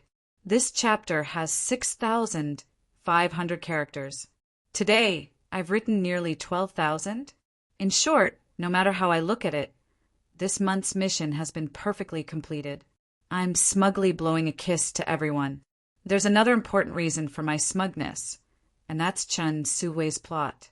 I'm really happy that I wrote it, and everyone's feedback is also very good. This is happiness. Because the single chapter cannot be seen by the client, I can only leave my words at the end of the chapter for everyone to see. It's not that I'm not serious and solemn. I ask everyone to understand. On the last day of 2014, what do I have to say? Let us be as simple and crude as Jishyo, just like the name of this chapter. First, I wish everyone a Happy New Year. Recently, I've reread Choose Heaven and confirmed that besides the first 3 chapters being a little rough and the chapter in the middle of the tradition Academy's freshmen being too watered down, everything else is really good and meets my requirements. Some chapters are so clean that even I'm surprised. This is the benefit of revising. Today, I wrote this chapter in a hurry. Because I was in a hurry to go home for dinner, I didn't revise it. I ask for everyone's understanding. Second, Tencent Literature has a Golden Keyboard Award selection at the end of the year. Every day there will be free tickets. If you feel that Choose Heaven is not bad, please vote for your work. Thank you. I'm very serious. Please vote for it for free. Third, I have a lot of plans for next year. I'll find a day to report to everyone in detail. Fourth, I should have said it first. I forgot, in the first few days of January, there will definitely be very few updates and there might be a break. Because some scumbag authors came to the Northeast, I have to drive 500 li to meet them. Happy New Year, we're the best. Still 6,999. It's a woman, no matter what age. At this time the twilight was like blood, but the distant sky was as dark as a cloudy day. He raised his head and looked into the distance, sensing and then confirming the direction. After making these preparations, he raised his right hand, turned his palm into a blade, and pressed it against Qi Jian's neck. With a light slap, Qi Jian fainted. The entire world became quiet. In the garden of Zhou there was a plain. The sun had not set over the plain, but it was covered by a terrifying shadow. Outside the garden of Zhou was a snowy plain. The sun had not risen in the snowy plain, and there was also a shadow in the night sky. Compared to the terrifying shadow on the plain, this shadow was much larger. It was not berserk, but it was even colder and more frightening. It faintly exuded an invincible qi. This shadow was the will of the demon lord. Under this shadow, the demon general's already extremely powerful battle prowess was raised once more. Those ordinary demon soldiers that had formed an array that stretched for several dozen li also gained an enormous courage. No matter how dazzling that sword glow in the snowy wind was, it was unable to make them feel the slightest fear. There were only 2 people that were completely unaffected by this shadow. One was Su Li, and the other was the demon military advisor completely shrouded in a black robe. Black robe sat cross-legged on a snowy hill. In front of his knees was a metal plate. On the plate were mountains, rivers, cold ponds, and wetlands. There was a setting sun, but there were no stars. It was the garden of Zhou. Above the metal plate hung 4 life lamps. These 4 life lamps had already become weak, especially 2 of the life lamps whose flames were like threads, as if they could be extinguished at any moment. In the snowy wind 10-odd li away, an extremely magnificent sword glow was currently traversing through the world, but it was unable to leave. Several mountainous figures of demon generals stood in the snowy wind, leading tens of thousands of demon soldiers in pursuit of that sword glow and the human at the head of that sword glow. Su Li was not very old, but he was the martial granduncle of the Mount Li sword sect. His seniority was extremely high, and even higher were his swordsmanship and strength. He was not a saint, but a prodigal son. He traveled the 4 seas, and only occasionally would he appear in the world. He was not ranked among the storms of the 8 directions, because no one knew what his intentions were. But everyone knew that his strength could be ranked at the very front of the human world. He was on the same level as the saints, and he walked with the storms. It was even to the extent that because of his personality, in terms of individual battle prowess, killing power, and the degree of threat he posed to the demons, he was next to Zhou Dufu. In order to kill Su Li, the demons had prepared for a very long time, and had also mentally prepared themselves to sacrifice many experts. In reality, 1 demon general had already died in battle, and 3 demon generals were heavily injured. Even the demon lord did not hesitate to consume the power of the dark night, transforming his will into a shadow that shrouded the sky. But Black Robe seemed very calm. From beginning to end, he sat cross-legged on the snowy hill. Only when Sully revealed his killing intent would he react. The reason he was so calm was because he believed in himself. He had personally planned this plan to kill using the Garden of Zhou. There were no loopholes, and his calculations were extremely accurate. No matter how strong Sully was, he was still a man, not a god. He was still not Zhou Dufu. Unless he was in a desperate situation because of the great terror and pressure between life and death, he could make a breakthrough. There was absolutely no way for him to leave alive. But Black Robe did not even give him this chance. What Black Robe had prepared for Sully was a pot of warm water, a slowly moving stone mill.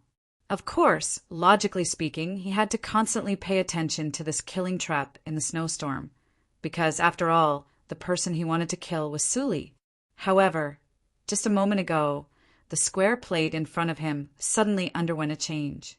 In that lush plain, in that place that could not be calculated or found, that had always been an illusory location, suddenly exploded with an extremely bright light.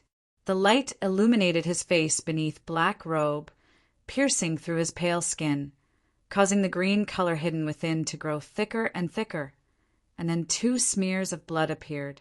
The mixing of these 3 colors seemed very bewitching, very strange. His 2 eyes that were as deep as the netherworld were also illuminated by the light. The blood on his face, the brightness in his eyes, all represented his excitement. Just what sort of matter could make even a person like Black Robe excited?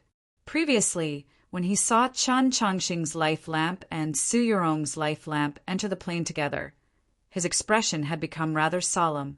But now he had already forgotten about this matter. Even if Shualao City suddenly collapsed, even if Sully suddenly slashed his sword through the snowy sky and left, he would not be moved in the slightest. Under the night sky, there was nothing new.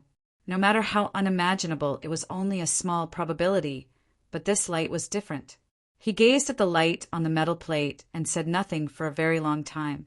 He had long since lost all hope for this world, so he could indifferently look at everything. But he had already waited many years for the appearance of this light. The plan in the Garden of Zhou was naturally not Black Robe's strongest plan. Several hundred years ago, the allied armies of humans and demi-humans had broken through 5 of the demon defense lines and reached 500 li from Shualao City. The people of Mount Chilian had died in battle, the people of Mount Helan had died in battle, and the situation had become perilous. He had designed an extremely carefree plan. In this plan, he toyed with the hearts of people, using the relationship between Emperor Taizong and Wang Jitze. The entire continent knew what he wanted to do, and Emperor Taizong and Wang Jitze knew even better. Yet they could not stop him, because once a problem with the hearts of people appeared, it could never be erased. Wang Jitze dejectedly resigned from his post. Shualao City was fine. Compared to the plan from back then, the plan in the Garden of Zhou, whether in terms of layout or ingenuity, could not be compared. But to Black Robe, the plan in the Garden of Zhou was even more meaningful than the plan from back then. To lose something and then take it back, this had always been the most meaningful thing. Over the countless years, everything he had done had been for this purpose. The light on the metal plate was not within his calculations. It was the greatest variable in the plan in the Garden of Zhou, and it was also the variable that he welcomed the most, because it meant that the most precious object in the Garden of Zhou was about to see the light of day once more. To kill Sully was to kill more than half of humanity's future, to retrieve the lost past. What could be more perfect than this sort of conclusion? In the depths of the mausoleum, on top of the Black Lotus sarcophagus, the light from the soul pivot had already faded, the jewels had already been collected, and the Black Lotus sarcophagus was pitch black like the night. Chun Chongqing and Su Yurong walked into the darkness and arrived in front of those marks. Those marks were words and also pictures.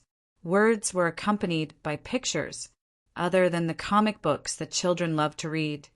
There was another possibility. These words and pictures were a secret technique. Yes. Chun Chongqing and Su Yurong glanced at each other. Because of their shock, they didn't know what to say. The secret technique engraved in the black lotus sarcophagus was a blade technique. This blade technique was the same as the name of the blade. Two halves from a single blade. This chapter has 6,500 characters. Today, I've written nearly 12,000. In short, no matter how I look at it, this month's mission has been perfectly completed. I'm smugly blowing a kiss to everyone. There's another important reason for my smugness, and that's Chen Suwei's plot. I'm really happy that I wrote it, and everyone's feedback is also very good.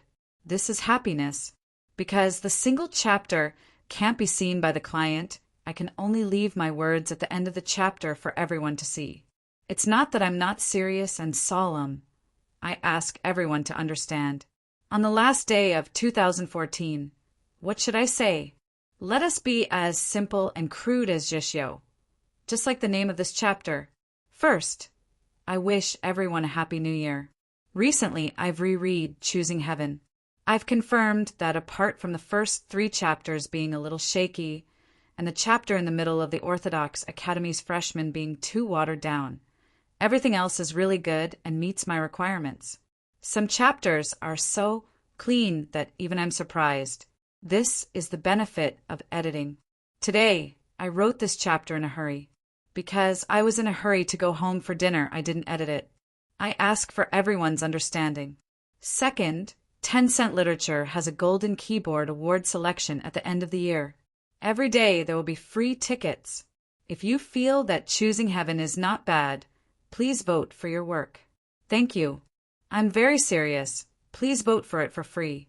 Third, I have a lot of plans for next year. I'll find a day to report to everyone in detail. Fourth, I should have said it first.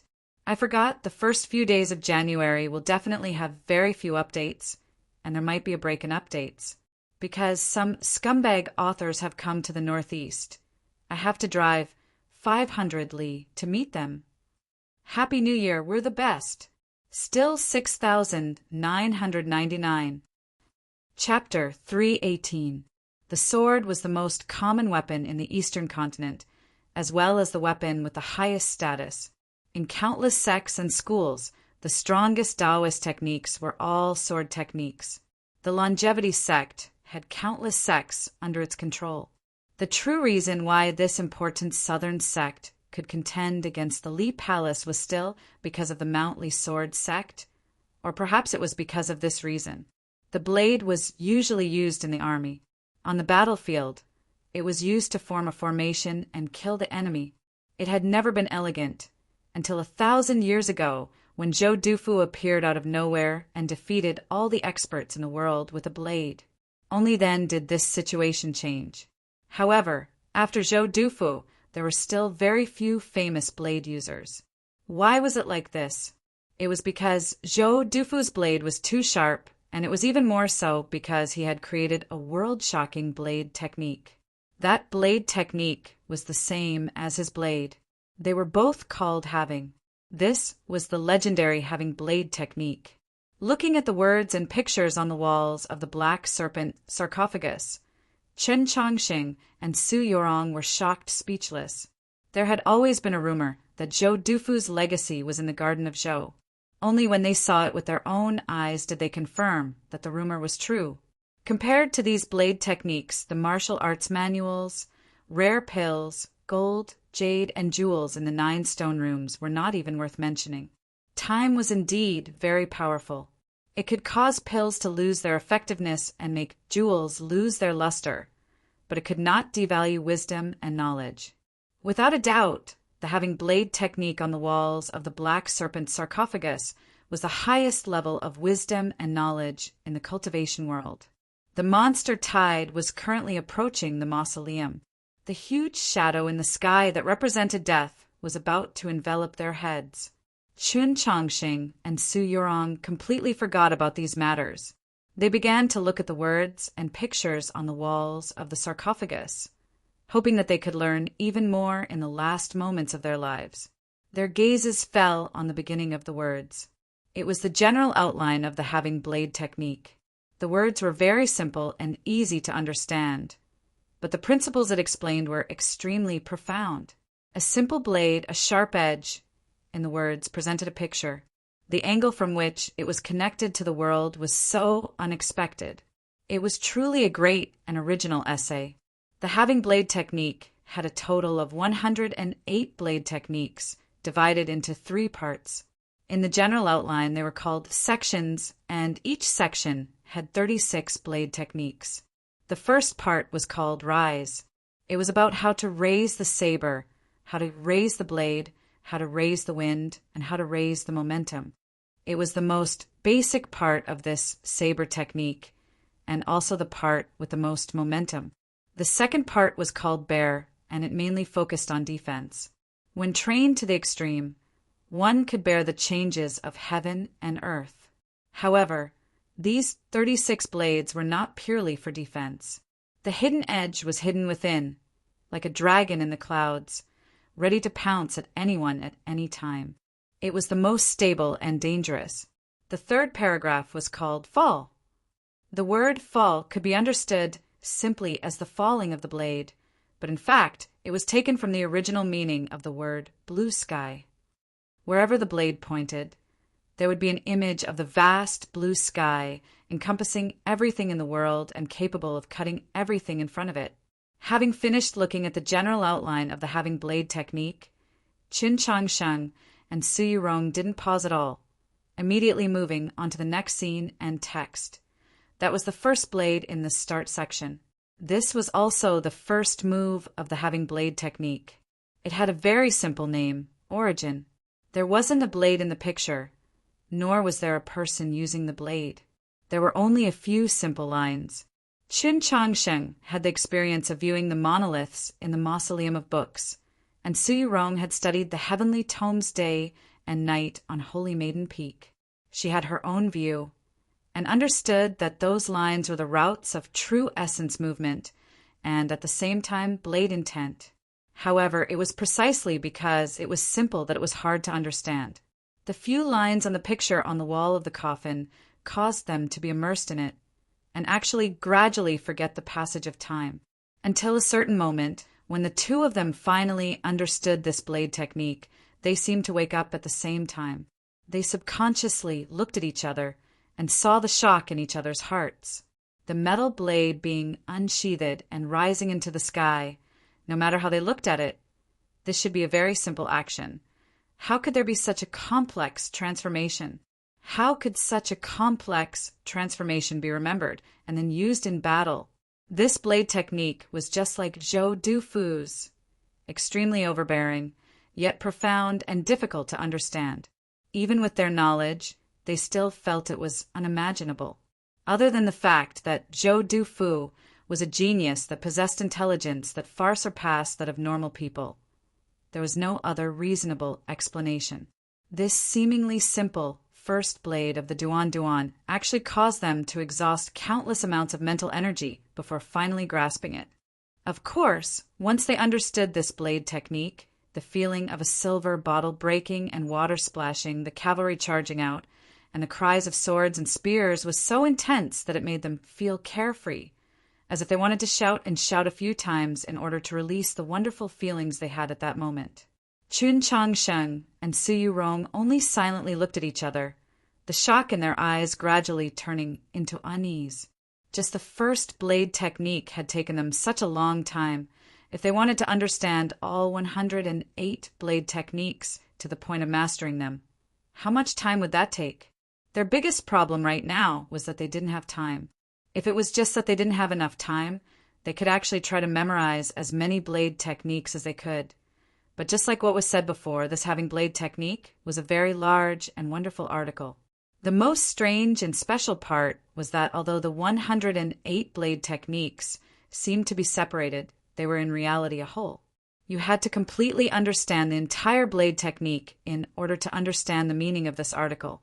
Previously, they seemed to have grasped the first blade, but that kind of grasp was far from enough, or perhaps it could be said that they didn't really grasp it. First, memorize. Qin Changxing looked at her and said, "Try to memorize all these words and pictures as much as possible, even if they didn't seek to understand it. Just wanting to completely memorize this blade technique in their sea of consciousness was still an extremely difficult task."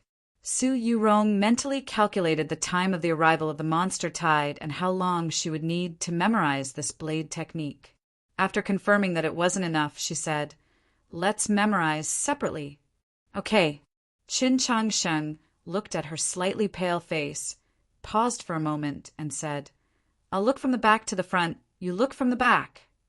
If this blade technique was said to be an article, looking from the front to the back was a sequence of reading. It was naturally easier, even more so than memorizing it backwards. Su Yurong knew that he intentionally did this because she hadn't recovered from her heavy injuries. So she didn't refuse. She walked to the picture and description of the second blade technique and began to record it in her sea of consciousness. Qin Changsheng glanced at her, confirming that she could now stand for a while, then walked to the left side of the black bone sarcophagus, in front of the last picture. This was the last blade of the falling section. It had a particularly domineering name, World Burning. His gaze fell upon the lines of the picture. At the same time, those words of explanation entered his eyes.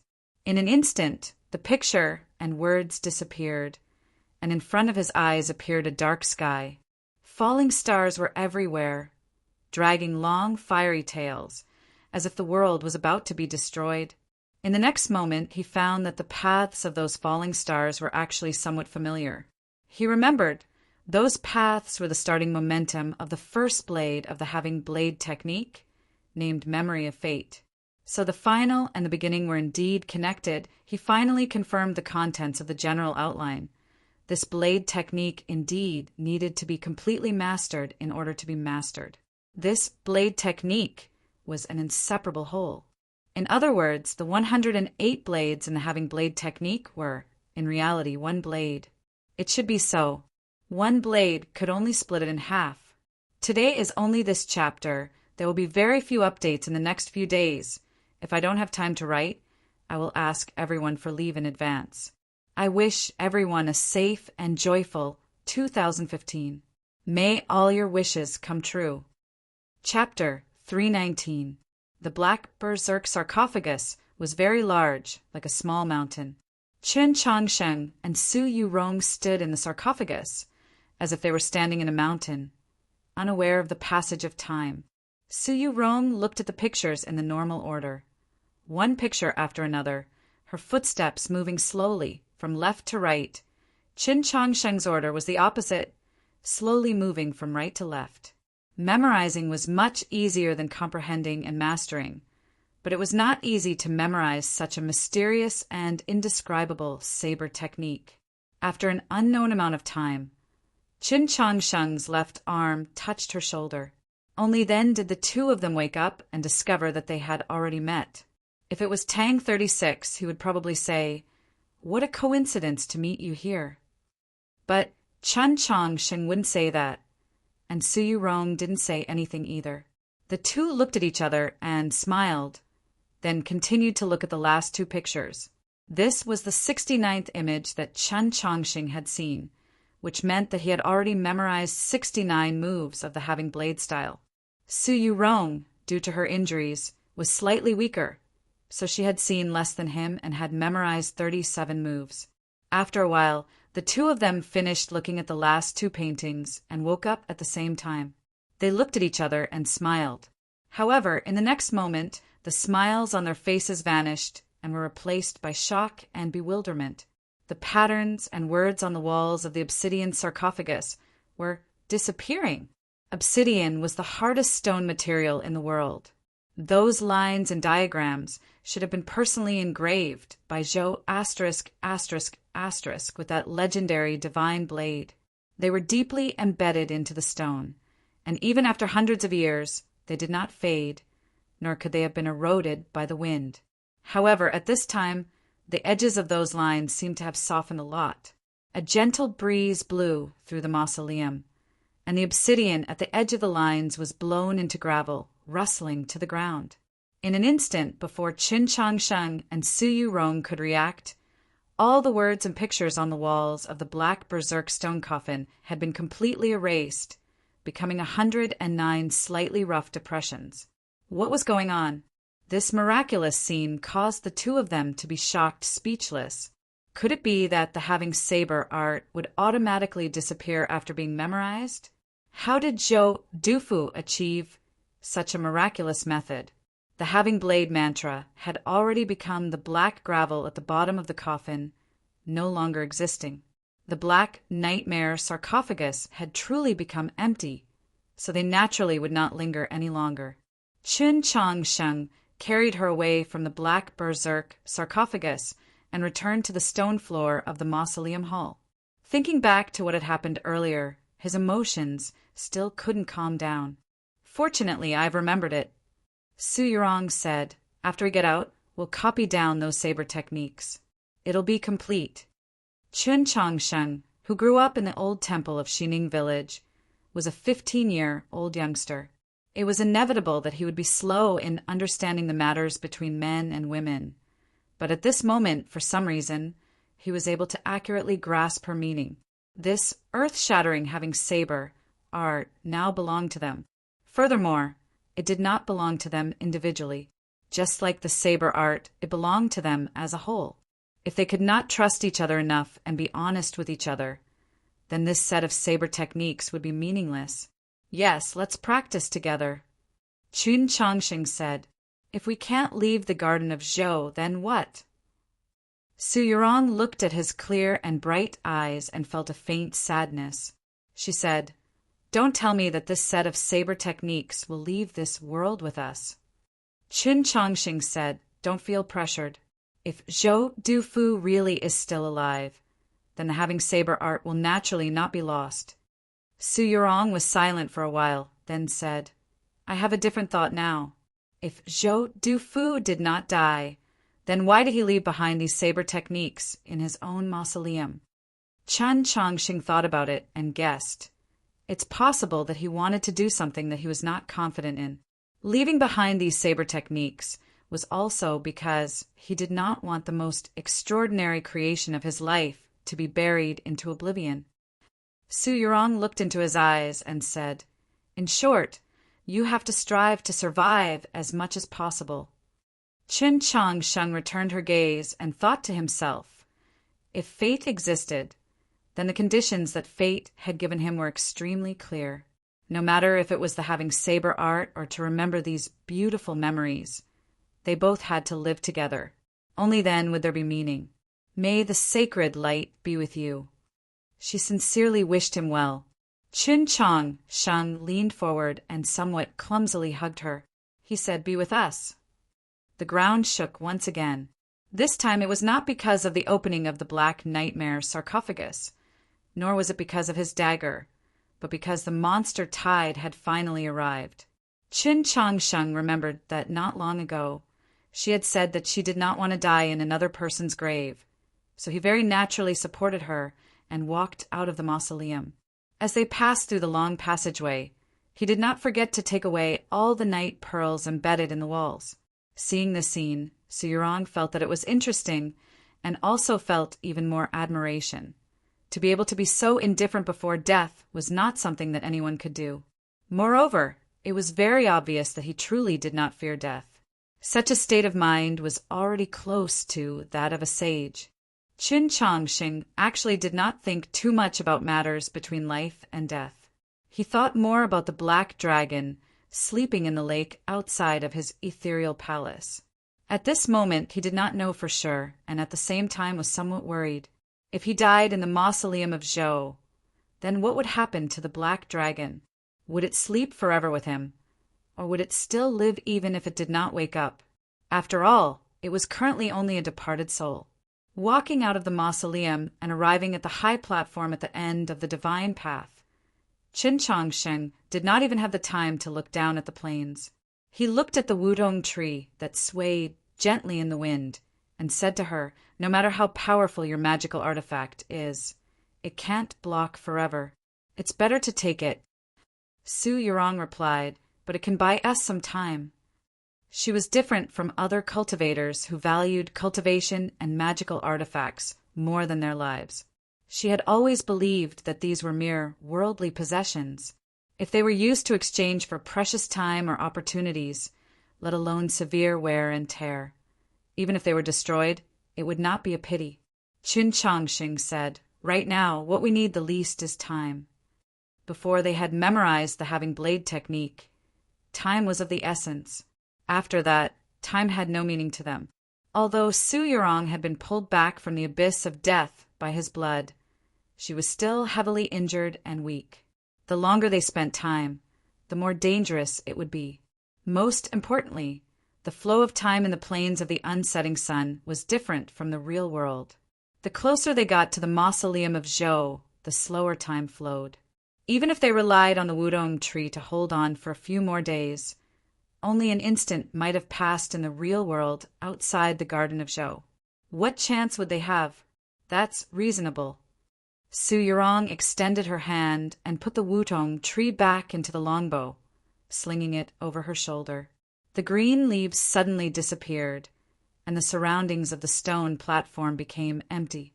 Qin Changsheng and Su Yurong began to face a powerful enemy and an unknown end. Although there was no rain of blood, there was still a foul wind. The dusky world was filled with countless monsters. From the plains to the mausoleum, from their eyes to the horizon, they were a dense mass of monsters. Because the name of the chapter reminded me of that old song by Leslie Chung, Crossing It Together. However, no matter how I looked at the plot, I could not find such a place to cross it, so I could only leave it as a remembrance. Chapter 320. Under the gloomy twilight, the monster tide was like a black ocean. In front of the black ocean stood 5 demon experts.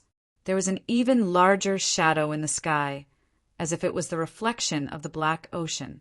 Qin Changxing and Su Yurong stood on the stone platform in front of the main entrance of the mausoleum, separated by several thousand zhang along the divine path. They looked at this magnificent and terrifying scene. They looked at the black piece of wood in the hands of the girl at the very front that emitted countless rays of light. They knew that their previous calculations were correct. The soul pivot was in front of the obsidian sarcophagus, but the soul wood was in the hands of the demons. Su Yurong said with some regret, "I have cultivated the Tao since I was young, but I believe that the Tao cannot be followed. The so-called calculations are only to talk about human affairs.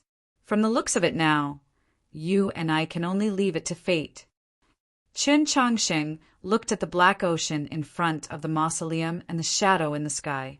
He said, "I believe in fate, but I don't believe that fate can decide everything." When he said this, he was very serious and also very calm.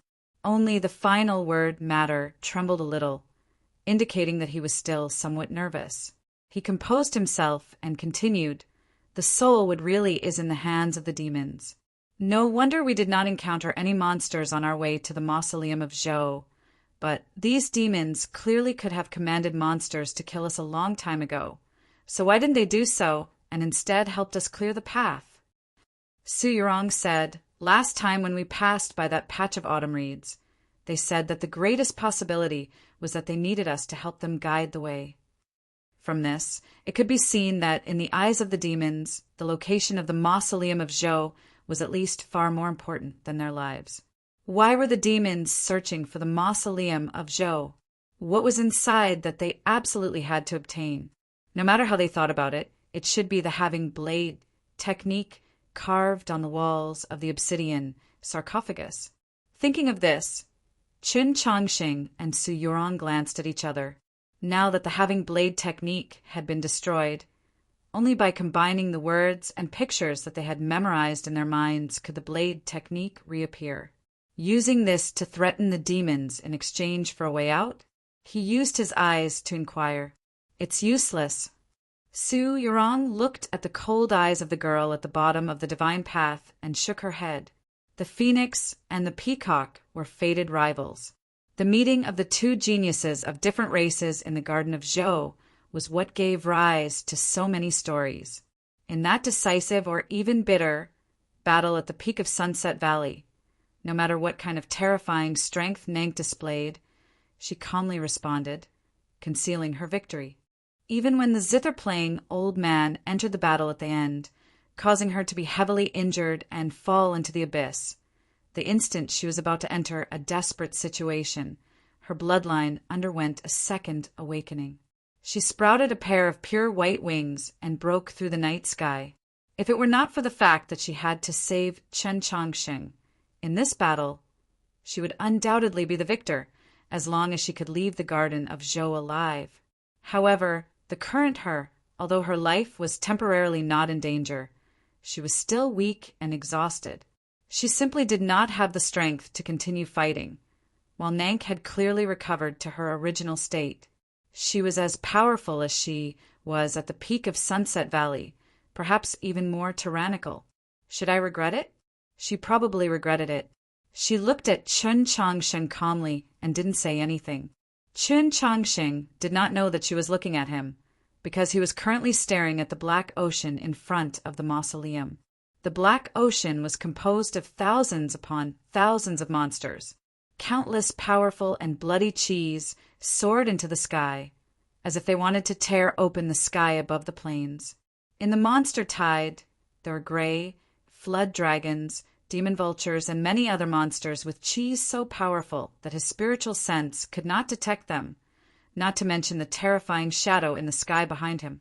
If the monsters in the plains from all directions began to attack, this black ocean could directly submerge the mausoleum, let alone him. Even those powerful divine generals at the peak of star condensation, or even saints at the saint realm, could only avoid them. Unless Zhou Dufu was revived, who could resist such a terrifying monster tide with her own strength. However, whether it was because Zhou Dufu's qi remained in the mausoleum, or because it was controlled by the black wood that emitted countless rays of light, although the monster tide was a little restless, especially the gray flood dragons and demon vultures that had many of their comrades killed by Su Yurong before, constantly emitted mournful cries. They still remained 10 li away from the mausoleum. They did not take a single step closer. The black ocean was a curtain, and a gorgeous stream of light was drawn on it. Seeing this scene, Qin Chongxing thought of the unforgettable encounter in the lake several dozen days ago. His pupils constricted slightly, and the hand that held the hilt of his sword subconsciously tightened. The stream of light instantly passed through the seemingly endless divine path and arrived at the center of the several hundred zhang tall mausoleum. It arrived in the air in front of Chen Chongsheng and Su Yurong.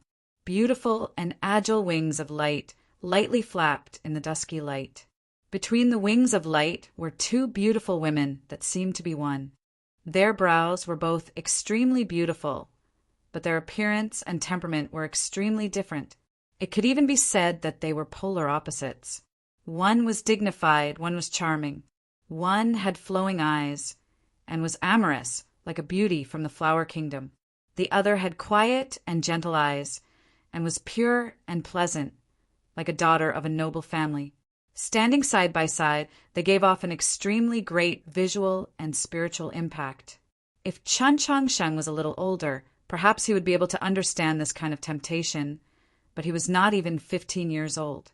Moreover, he was wholeheartedly cultivating the Tao to seek longevity, so he had never considered such matters. In his eyes, these two women were still the terrifying witches that had almost killed him in the lake. Su Yurong said, "They are Nank's two wings, or two maids. One is called Hua Chui and the other is Ning Qiu." This was the first time Chen Chongxing had heard of their names. He was slightly startled, and when he looked at them again, there were some other emotions in his gaze. As he chatted with Su Yurong along the way, he knew that Su Yurong's two wings were indeed spiritual bodies that the Candle Shadow Shaman tribe had used some method to create. They had a spiritual sense and self-awareness, but they had to listen to their master's orders for the rest of their lives. Their life and death were not in their control. With just a thought from their master, they would be annihilated and die.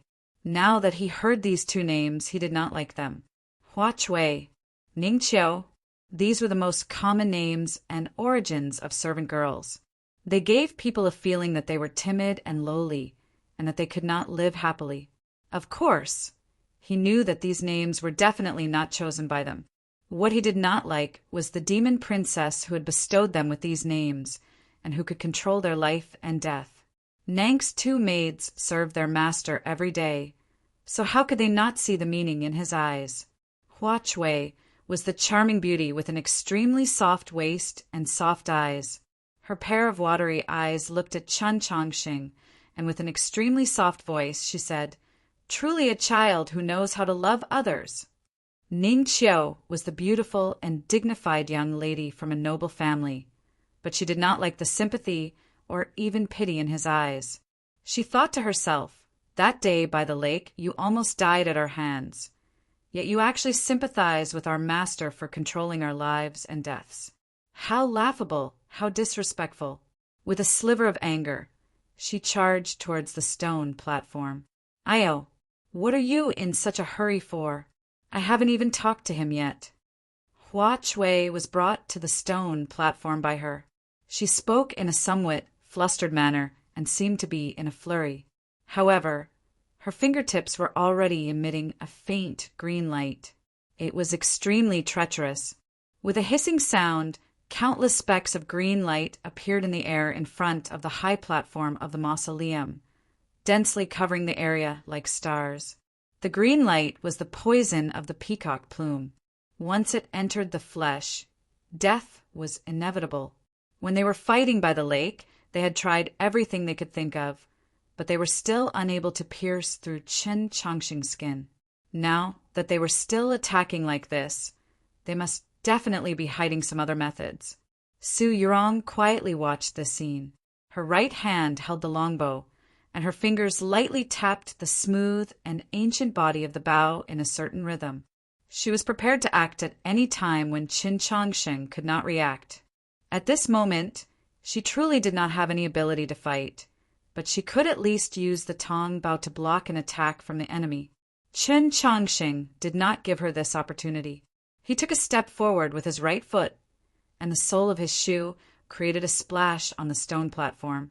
His strength moved from his waist to his shoulder and then to his wrist. The dagger turned into a perfectly straight line, piercing towards the edge of the stone platform. With a crisp crack, the air around the edge of the stone platform seemed to have been directly pierced through by his dagger. What was even more miraculous was that in the surroundings of the perfectly straight line that his dagger had pierced out, countless pure white snowflakes suddenly condensed in the air. These snowflakes were at least 10 times larger than the snowflakes that were naturally formed. They were beautiful and concrete. The snowflakes drifted down and just happened to envelop the pair of light wings. The two maids within the wings of light, in terms of individual battle prowess, were both at the upper level of ethereal opening, the same as him. After combining, their battle prowess had increased by countless times, which was why they had not given Chen Chongqing any chance that day by the lake. Today, in order to show off in front of their master, they had even secretly prepared other methods. However, they did not think that all of their follow-up methods would be broken by Chen Chongqing's dagger before they could even be used. The dagger that Chen Chongqing used had not appeared on the continent for at least a decade. It had only appeared once in the grand examination 2 months ago, so no one recognized it. He used the Orthodox Academy's toppling mountain staff. In terms of sword speed, the Orthodox Academy's toppling mountain staff could not compare to the Heavenly Academy's sword of hithering light. In terms of sword force, the Orthodox Academy's toppling mountain staff could not compare to the 3 swords of Wen Shui, nor could it compare to the Lishan sword sect's wind and rain great swords. However, the toppling mountain staff was a staff technique that the teachers of the Orthodox Academy used to educate students who violated the rules. The most important thing about it was the word reason. His dagger seemed unreasonable, but it was actually very reasonable. The reason was the black frost cold chi on the dagger, and the tens of thousands of snowflakes drifting down from above the stone platform. Nank's 2 maids were too fast, so fast that even using the Yesher step was meaningless. Moreover, the area of the stone platform was too small, inconvenient to use, and he had no way of fighting with them in the air. Therefore, he had to restrict their speed and control this battle within a relatively small space. At the same time, the Orthodox Academy's toppling mountain staff also relied on the word strict. Strict meant not being flexible. You cannot avoid it. These two words were the heart of Chun Chongqing's dagger, together with the black frost-cold Qi. This dagger could be said to be extremely cold. The snowflakes fell and touched the faint green light. In an instant, the green light became incomparably dark. The cold sword energy took advantage of the situation and pierced straight at the two girls in the wings of light. In the air in front of the mausoleum's stone platform, a strange cry filled with anger and unwillingness suddenly rang out. The wings of light moved quickly, and the snowflakes were fanned away. In an instant, they retreated several dozen zhang away. Hua Chui and Ning Qiu's faces were pale. A stream of fresh blood slowly flowed down from between their bodies. Looking at Chun Chongqing, who was standing at the edge of the stone platform with a sword in hand, their eyes were filled with shock and disbelief. Yesterday, I drove 1,000 kilometers home. Although I'm tired, I'm actually very satisfied. There will be a second chapter today, but I really can't guarantee that I can write it before 7 o'clock. When I write it, I'll update it. Chapter 321. That day by the lake, Nank's two attendants had combined, and Qin Chongqing no longer had a chance. He was not their match at all, and was about to be shaken to death. He had relied on the silver chests and roasted lamb to find a sliver of life, and then used the yellow paper umbrella to escape. But now, in terms of time in the plains of the unsetting sun, only a few dozen days had passed since that bloody and treacherous battle, yet he was able to force back the combined attack of the two attendants with a single strike and even wound them. How could a cultivator improve so much in such a short amount of time? Just what had happened to his body? From this strike, it was clear that Chun Chongqing's cultivation level had not changed at all. It was still at the upper level of ethereal opening. At the same time, his true essence was still much less than cultivators of the same level. This sword technique was indeed exquisite, but the greatest difference was that his true essence had somehow become abnormally cold. He had actually used the sword energy to condense a large snowflake. But this was not the most important change. The most important change was the change in his sword intent. His sword intent was incomparably condensed and had already become tangible. It must be known that the intent followed the heart. How could his heart of the sword be so smooth and bright in a few dozen days? The shock only lasted for a moment. There was no time to think more deeply in the battle. With the sound of the wings of light flapping, the two attendants turned into a streak of light and once again attacked the stone platform. At the edge of the stone platform, a bright sword glow illuminated the surrounding space. The sword glow appeared so suddenly. It was a blazing white like lightning. Swish! The sound of the sword cutting through the air rose. The streak of light stopped and then quickly retreated. It turned into countless specks of light in the air several dozen zhang away and then disappeared. It was still the toppling mountain staff of the Orthodox Academy. The sword energy was still cold, the sword intent was still condensed, and the heart of the sword was still so smooth and bright, so clean that it was hard to imagine. Qin Chongqing held his sword in front of him.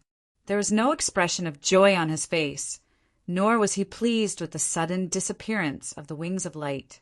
On the contrary, he became even more vigilant. This was because he was very clear that although his sword intent had improved greatly, and the first sword strike could unexpectedly injure the two maids, the second sword strike shouldn't have such a perfect effect. The lightning-like sword light only injured the left shoulder of the girl, called Ning Qiu, and didn't heavily injure her. Naturally, it was impossible for it to scatter her light wings. The reason why the wings of light had dissipated into countless specks of light was because someone had confirmed that the two maids were no match for him and did not want them to waste any more time. His gaze followed the drifting specks of light and landed at the end of the several thousand zhang divine path, on the ground in front of the mausoleum. Then he saw the little girl around 10 years of age.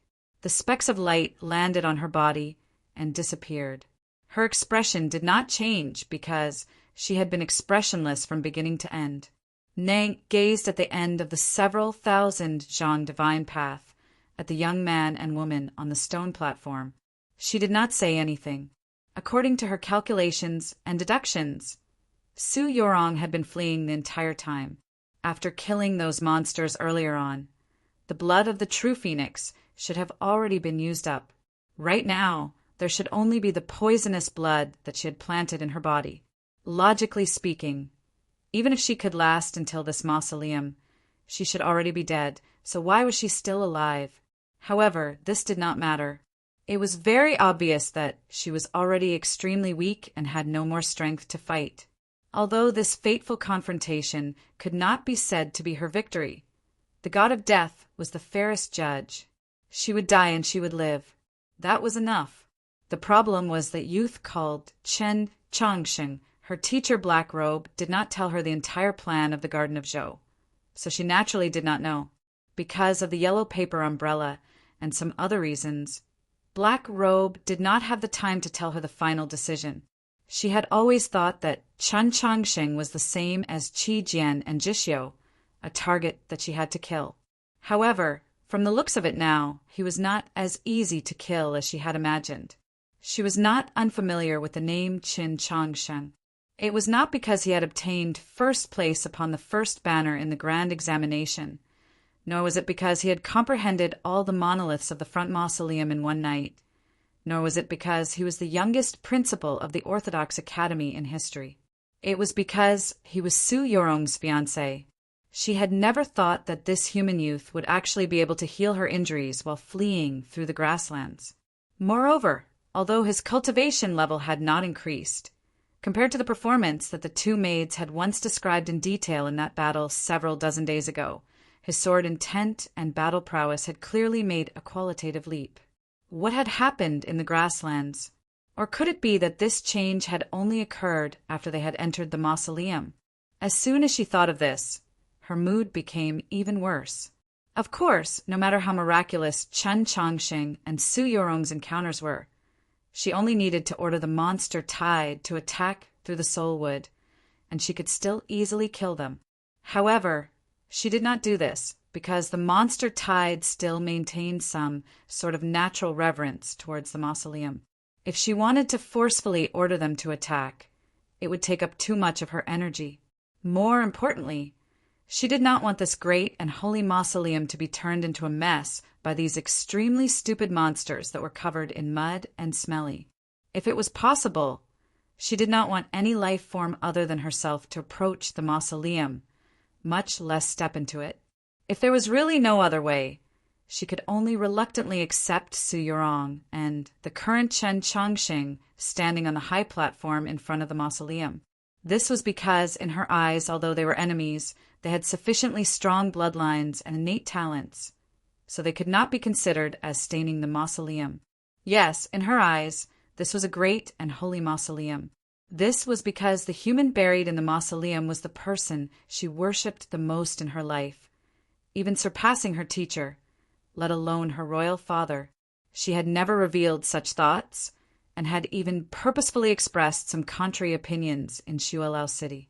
This was because even if the demon race believed in respect for the strong, and there were many demons who secretly worshipped or even worshipped the human in the mausoleum, she was still a noble demon princess.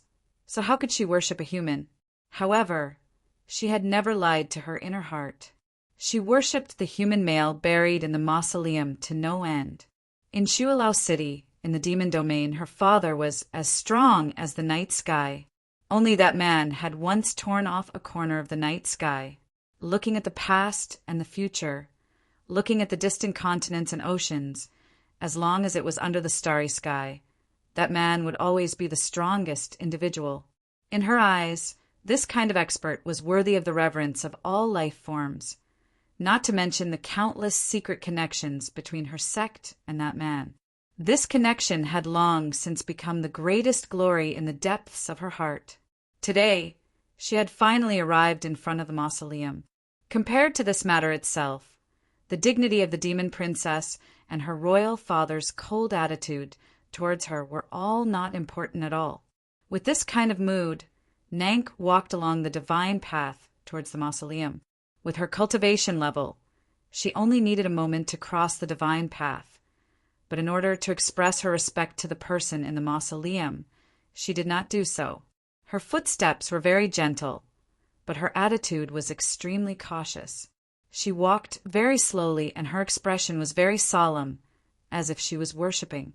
As she walked, several hundred dark green tail feathers slowly grew from her back, then began to flutter in the wind. It was so beautiful and bewitching that it could not be described with words. The sun at the edge of the plains had already become a blurry ball of light. The darkness of the night had not yet come, but it was even darker. As she walked along the divine path, she reflected the last of the twilight, becoming brighter and brighter, as if she was burning. Seeing this scene, Su Yurong's eyes also lit up and then slightly dimmed, because no matter how much she wanted to fight Nank in her current state, she was already powerless to do so. Qin Changxing's eyes did not become brighter, because his eyes would always be this bright. It was just like how Nank's expression would not change at all, because she would never have any expression. In Tang 36 words, his eyes were like two mirrors. They were bright and often made people panic when they looked at them. He was the same as Su Yurong. He could also clearly sense that through her cautious walk on the divine path as if she was worshipping, Nank had already adjusted her state of cultivation to an almost perfect state, displaying an unimaginable strength. However, different from Su Yurong, he did not have any desire to fight. He did not want to fight with Nank in her current state at all. This was the greatest difference between him and peerless geniuses like Su Yurong and Nank. He would never fight for the sake of fighting. He would never win for the sake of winning. When he did these things, it was usually only for one reason: to live. To live. He believed that this was the most sacred reason or meaning. So he did not need to adjust, did not need to think quietly, did not need to worship, and even more did not need to bathe, burn incense, or fast for 3 days. When he had no choice but to start fighting, then he would definitely have already made his preparations. However, his state today did not seem too perfect. This was extremely likely to be the last battle of his life. He did not have any confidence, but this was not a problem, because he had already won far too many battles that had no reason to win. The problem was when he should be focusing on this battle, he was somewhat distracted. He always felt that there were some things that he had not finished. At this moment, Nank had already walked to the last section of the divine path. She was still over 100 zhang away from him. In the end, he still could not hold back and turned to look at Su Yurong. "What's wrong?" Su Yurong asked. Qin Changxing looked at her face. He wanted to extend his hand and touch it, but he did not dare. Su Yurong raised her heavily injured and powerless hand and lightly patted his shoulder, as if she wanted to brush off the snowflakes on his clothes. Those snowflakes had already melted long ago. Qin Changxing was satisfied. Looking into her eyes, he said very seriously, "If we can leave the Garden of Zhou alive, I will definitely come find you." Su Yurong looked into his eyes and forcefully suppressed her embarrassment. Pretending to be calm, she said, "There's no need. I will come find you." "Okay." Qin Changxing had never answered so quickly before. If Nank at this moment gave up her attitude of worship and suddenly attacked, perhaps he and she would already be dead. Fortunately, Nank did not do that. After finishing this matter, there was finally nothing else that could distract him. Qin Changxing looked at the little girl, slowly walking over on the divine path. He was calm and focused. Just like countless people had once said, cultivation was never a fair matter. Although he had read the Taoist canon since he was a child and his physique was also different from normal people, having already cultivated to the upper level of ethereal opening at the age of 15. The difference in bloodline talent was not so easy to make up for. Not to mention the fact that the mausoleum was surrounded by the monster tide that had turned into a black sea. This was a battle where there was no chance of survival. However, he was still so calm, displaying a steadiness and calmness that far exceeded his age. If one only looked at his back, the current him actually had the demeanor of a great master of the path of the sword. The reason why he was able to force back a strong enemy with a single strike was because his heart of the sword was already different from before. In this long escape through the grasslands, after several dozen days, what he and Su Yurong did the most was talk. What they talked about the most was cultivation, from the rain temple to the snow temple, from the reeds in autumn to the island of grass in summer. They always talked about this. He had the talent for cultivation, but he did not have any battle experience. Su Yurong had taught him a lot. More importantly, her attitude towards cultivation and life, that indifference, calmness, and easiness had affected him a lot. This was the Tao heart. The heart of the sword was also a part of the heart of the Tao, in terms of a brightly lit heart of the Tao in the entire younger generation of the cultivation world. Who could be stronger than Su Yurong? When the two swords crossed, the edge became sharper, and the heart of the sword was the same. Right now, his heart of the sword was already brightly lit, so his sword intent was naturally strong and pure. Su Yurong did not know that he was only 15 this year. However, as she looked at his back, her somewhat dim eyes once again lit up, as if the withered mountains had finally welcomed a new rain. She left his side and returned to the main entrance of the mausoleum. She found a corner that could shelter her from the rain, snow, and wind, and sat down cross-legged. She wrapped the warm sackcloth around her body. His attitude towards life had also affected her a lot. So, she closed her eyes and began to rest. Done. End. Please vote for me on Monday. Sorry for troubling everyone. Chapter 322. Nank followed the divine path and arrived several dozen zhang away from the stone platform. She looked at the scene in front of the mausoleum and felt slightly strange. Su Yurong closed her eyes. Her somewhat pale face had a tranquil expression, as if what was about to happen had nothing to do with her. This attitude represented her absolute trust in a certain person. That certain person was naturally Chen Changsheng, who was standing at the edge of the stone platform. Nank looked at Chen Changsheng, somewhat confused. Even if he was Su Yurong's fiancé, how could she trust him so much? Chen Changsheng was also looking at her.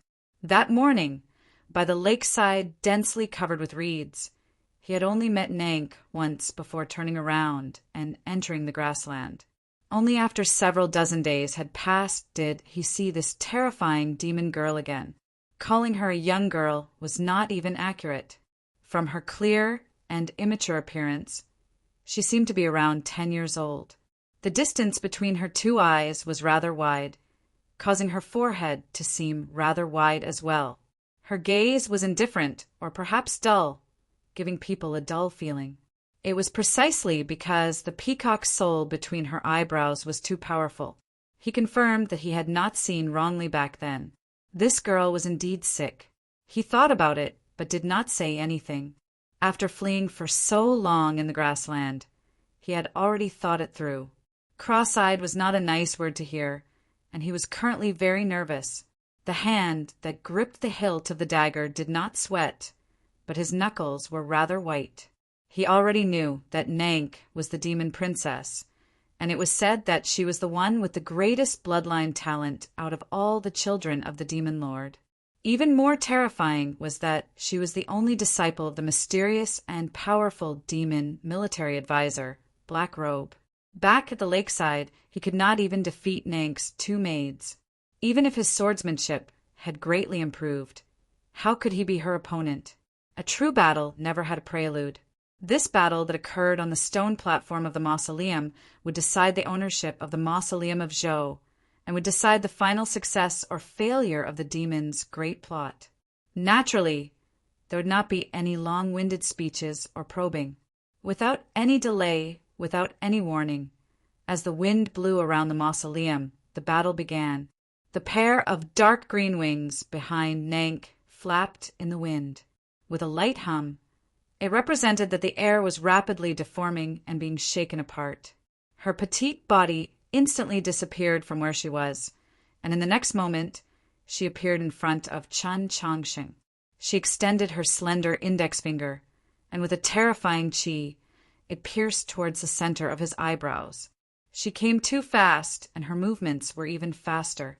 Chun Chongsheng, who had been accumulating his strength for a long time and had already pushed his sword force to the extreme, didn't have time to draw his sword. With her wings, her speed was simply too fast, so fast that it was hard to imagine. In the entire continent, she could probably be ranked at the top. Other than people like Jean Lu, who else could keep up with her? At this moment, any of Chun Chongsheng's responses, such as unsheathing, sweeping, stabbing, slicing, chopping, or lifting, were all too late. He was unable to keep up with Nank's speed and rhythm. As long as he tried to make a move, he would definitely be pierced between his eyebrows by her fingertips. Her finger was very slender and looked very ordinary, but the aura it carried was very terrifying. Anyone could imagine what would happen if they were hit by this finger. Therefore, he could only do nothing and retreat into nothingness. This light sound came from Nank's fingertips. The terrifying force had yet to be released, so it did not touch Chun Chongsheng's eyebrows. However, it seemed like the space at the edge of the stone platform was about to split open. Chun Chongsheng suddenly disappeared before her eyes. This finally caused her wooden expression to change slightly. This was something very difficult to understand, but it actually did not make her think too much less raise her guard. This was because she understood but did not care. Just as Chun Chongsheng's figure appeared on the other side of the stone platform, she appeared almost at the same time. She still pointed her finger at his eyebrows. This reality was rather unexpected for Chun Chongsheng. She was actually able to keep up with his footsteps. It had to be known that this did not have much to do with speed. He was using the most mysterious and unpredictable Yesher step, which was the fastest to evade in a short distance. His figure disappeared once again, and Nank's figure also disappeared with it. In the next moment, his figure appeared in front of the main entrance of the mausoleum. Immediately after, Nank's figure also appeared there. On the high platform in front of the mausoleum, there were no whistling gales. There was only a gentle breeze. The two figures appeared and disappeared without making any sound. It was extremely strange. Chun Chongsheng had no way of breaking away from her. He had no way of breaking away from the slender finger that was getting closer and closer to his eyebrows. He had no way of breaking away from the terrifying chi and the smell of death. With a single step, he stepped into the dark, avoiding the finger. Only when he appeared did he discover that he had already been forced to the edge of the high platform by Nank. In the grand examination, by the lake, the Yesher step that had allowed him to turn defeat into victory countless times was clearly of no use to Nank. However, at least it had bought him some time. In the soundless and strange movement of the figure, he had walked a very short distance. In the end, he had still walked some distance, giving him the opportunity to strike with his sword. Separated by the slender finger, his gaze fell on her eyebrows. His expression was extremely focused. An extremely bright sword glow appeared at the edge of the high platform, as if it wanted to illuminate the gloomy sky. It was the toppling mountain staff of the Orthodox Academy. This was the staff style that he was most familiar with, and also the sword style that he liked the most, so it was the fastest. However, it was still not as fast as Nank. Or perhaps it could be said that Nank was too strong to the point that she could very casually break his sword. Striking with the sword required at least a movement of the wrist. Bending of the finger only required a movement of the finger. Nank's finger that was piercing towards his eyebrows slightly bent, and the tip of the finger accurately struck the blade of his sword. With a clear clang, it was as if a newly cast bell had been struck by a black stone in a swallow's beak. Qin Changsheng's dagger swung up. A power that could be described as boundless and difficult for him to bear traveled along the blade to his shoulder. If it was a normal sword, Nank's finger would have shattered it. If it was a normal human cultivator at the upper level of ethereal opening, Nank's finger would have crippled his shoulder. Fortunately, this dagger was not a normal sword. Qin Changxing's body that had been bathed in dragon blood was even more perfect than a perfect purification. When Nank's finger continued to move towards the space between his eyebrows, the dagger in his hand swung back like a reed. It was still the toppling mountain staff of the Orthodox Academy, but this time it was not a thrust but a smash. The dagger in his hand smashed towards Nank's wrist. He did not attack Nank's eyebrows, because he had already confirmed that the foundation of speed was still strength. His speed could not surpass Nank's. He could only choose the method that had the shortest distance. This movement was very small, requiring a flip of the wrist. It seemed very casual. At this moment, the dagger was no longer a dagger, but a teaching staff, or perhaps a true teaching staff. What he used was also no longer a sword style, but the true toppling mountain staff. He wanted to strike Nank's wrist, just like a teacher punishing a naughty student. There was a clap. He struck. When writing a fight, I have to simulate it in my head to make sure I can fight it. Now I realize that this is very tiring. I shake my head. The next chapter will be written very late. Chapter 3:23. With a clap, the dagger in Qin Changxing's hand accurately struck Nank's wrist. If Nank's previous finger had not been too wondrous, causing the dagger's edge to flutter like willow catkins, he would have had to go with the flow if he wanted to strike in the shortest amount of time. He could have even forcefully twisted his wrist and used the edge of the dagger to strike her wrist. Even if he could not, his seemingly tiny falling dagger still contained an enormous amount of power. Even a mature demon general could not ignore it. Nank's expression did not change, as if she did not feel anything. Although the finger that was as sharp as a feather had deviated from its original direction, it still forcefully continued forward, accurately piercing his abdomen. The high platform in front of the mausoleum exploded with a spring thunder. Qin Changxing's body turned into a stream of light and flew backwards. With a dull thud, he heavily fell onto the stone door of the mausoleum. Dust flew out from the crack in the door and the crack between the stone door and the ground. It spread out on the stone platform, causing the scene to become somewhat blurry.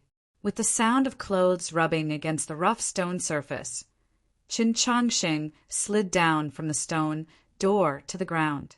His two knees were slightly bent, and his face was pale. The blood that was about to gush out from his throat was forcefully swallowed back into his stomach, but the pain from the violent shock to his sea of consciousness could not be eliminated. What was even more terrifying was that the spirit mountain in his ethereal palace rustled and fell countless pieces of stone. Nank's seemingly casual attack had actually almost caused him to be heavily injured.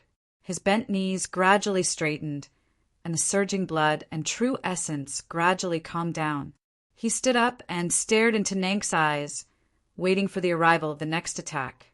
Nank did not immediately launch the second attack. Instead, she looked at his left hand.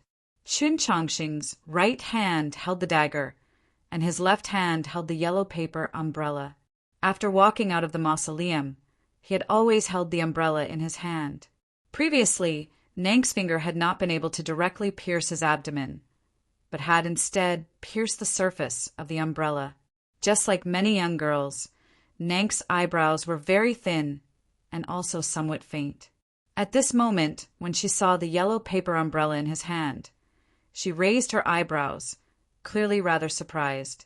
She had heard the detailed report of the battle with Qin Changxing from the two maids, Hua Chui and Ning Qiu.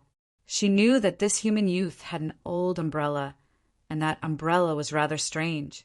However, it was only at that moment when the terrifying killing intent and power condensed between her fingers was completely blocked by the umbrella that she understood what was strange. But what really surprised her was that Qin Changxing wasn't knocked down. He actually stood up. Even with the old umbrella that had unimaginable defensive capabilities as a barrier, the majority of her power still fell onto Chen Changsheng's body. He wasn't Su Yurong, nor was he the Yao princess named Luo Luo. Without a strong enough bloodline talent, even if he had a perfect purification, he shouldn't have been able to withstand it. How could he still stand up? She didn't think too much about it, because some accidental accidents couldn't change the general situation. This mighty mausoleum would be inherited by her, and Su Yurong and Qin Changsheng, this adulterous couple, would definitely die by her hands. Your discerning steps aren't right. She looked at Qin Changsheng and said. Behind her, there was a sea of beasts on the grassland, and the sky was as dark as night. When she said those words, she slightly raised her chin, her expression indifferent. She was clearly much shorter than Chen Changsheng, but she looked down on him. She was clearly younger than Chen Changsheng, but her tone was like she was educating her own student. She was clearly a petite, even skinny little girl, but she seemed like a grandmaster. Qin Changsheng knew that what she said was correct. His discerning steps originated from the inspiration of the member of the Yesher clan that had assassinated Luo Luo, as well as his discovery in the Taoist canons. It was only a simplified version. To be more accurate, this version of the discerning steps was an imitation that a great sage of the orthodoxy had attempted countless years ago. Nank was not a member of the Yesher clan, but she was a member of the purest imperial family of the demon race. Her bloodline talent allowed her to grasp the discerning steps, and it was the perfect version. He had just used the discerning steps to fight against her, and it had to be said that it was a very stupid thing to do. The reason why Nank said those words was because Chen Changsheng's toppling mountain staff of the Orthodox Academy had a very clear sense of admonishment. This made her very unhappy, and she wanted him to understand who had the right to admonish him. After saying those words, she had achieved her goal. Naturally, she would not say any more nonsense. Her figure suddenly disappeared from the edge of the stone platform, and in the next moment, she once again appeared in front of Chen Changsheng. Her finger still pierced out, still piercing towards the space between his eyebrows. Several dozen days ago, in the wetlands at the edge of the plains, Chen Changsheng looked at her on the shore and said that she was sick, that she was cross-eyed, and that there was a problem with the pineal aperture between her eyebrows being pushed by her powerful soul. Then today, she would poke a bloody hole between his eyebrows and see if there was a problem inside. At the same time, she wanted to see which was uglier, the three-eyed or the cross-eyed. She was a demon princess with an astonishing bloodline talent, but after all, she was still a little girl around the age of 10, so it was naturally unavoidable for her to be angry. However, her attack was definitely not child's play, and was extremely terrifying. After suffering a crushing defeat in the previous move, Chen Changsheng knew for sure that he could not be faster than her, no matter if it was movement techniques or the speed of his sword. Therefore, he had no way of snatching an attack from her, so he could only defend. The cold wind in the mausoleum suddenly grew stronger, as if it was midwinter. Countless sword glows lit up around his body and then disappeared, like the first ray of sunlight illuminating the snowflakes in front of a village in the morning. The cold of black frost borrowed the sword energy to appear, and in front of the main entrance of the mausoleum, it transformed into several hundred ice mirrors. The shape and texture of the ice mirrors were incomparably harmonious, and every single mirror was a sword intent. With a crisp crack, the ice mirrors turned into countless pieces of frost and flew out. They formed a snowball in the gloomy air and then shattered. Almost at the same time, the several dozen ice mirrors in front of him shattered at the same time. A strange snow fell in front of the main entrance of the mausoleum. The snowflakes were very hard, even carrying shards of ice, and the cold wind became even more intense. An extremely clear hole appeared in the wind and snow. Anyone could see that it was the result of a thin and small figure. The cold wind brushed against Chen Changsheng's face, causing his thin and long eyelashes to incessantly tremble, unable to stop. Nank's figure appeared, and it was still that thin finger, still piercing towards the space between his eyebrows. With a whoosh, Qin Changsheng's left hand opened the yellow paper umbrella, and the dagger in his right hand slashed down. The true sword of the Orthodox Academy. The tip of Nank's finger landed on the surface of the umbrella, like a tree branch stabbing into a wet and heavy bedding, emitting a soft, muffled sound. Afterwards, she floated backwards, avoiding the extremely pure sword energy. She returned to the edge of the stone platform, and her two wings slowly fluttered in the falling snow. Her finger was not a tree branch, but a mountain. Qin Changsheng's body was once again sent flying, heavily smashing against the stone door of the mausoleum. He stood very close to the stone door, but the impact was even heavier. Even the rainwater and snowflakes that had accumulated on the ground were jolted into the air by this impact. Dust rose again, and he slid down from the stone door of the mausoleum to the ground. This time he used an even longer amount of time before he could stand up with great difficulty. At this time, the dust had already settled. Looking at Nank, who stood at the edge of the stone platform, his gaze did not waver, but it was somewhat helpless. The little princess of the devil race was simply too powerful. She was powerful to a terrifying extent. No matter whether it was the quantity and density of true essence, the level of cultivation, battle awareness, or the most basic and important of all, strength and speed, he was far inferior to her. Currently, his heart of the sword was brightly lit, and his sword intent was clear and pure. It could be said to be perfect, just like those ice mirrors he had slashed out with his sword before. However, these ice mirrors that could be said to be perfect condensed from sword intent in front of this little demon princess could not even withstand a single blow. She was a large mountain. No matter how beautiful the garden was, no matter how perfect and flawless the state of mind, no matter how powerful the body, no matter how cold the sword intent, they would all be directly crushed into fine powder by this large mountain. How could he defeat her? Unless he possessed the same bloodline talent as her, and the same amount of true essence. But he did not. The severed meridians in his body determined that it would be very difficult for him to live past the age of 20, and also determined that certain aspects of his path of cultivation would be much more difficult than normal cultivators. No matter how much starlight he attracted, how much lake water he stored outside his ethereal palace, how much snow he accepted in the wasteland, how much he ignited without fear of death, he would still not be able to produce a sufficient amount of true essence. Then he only had one method, and that was to make his sword even stronger. The 3,000 scriptures of the way and the 10,000 sword styles were right there for people to read and then cultivate. Even if they could recite them backwards, it was still only the 3,000 scriptures of the way and the 10,000 sword styles.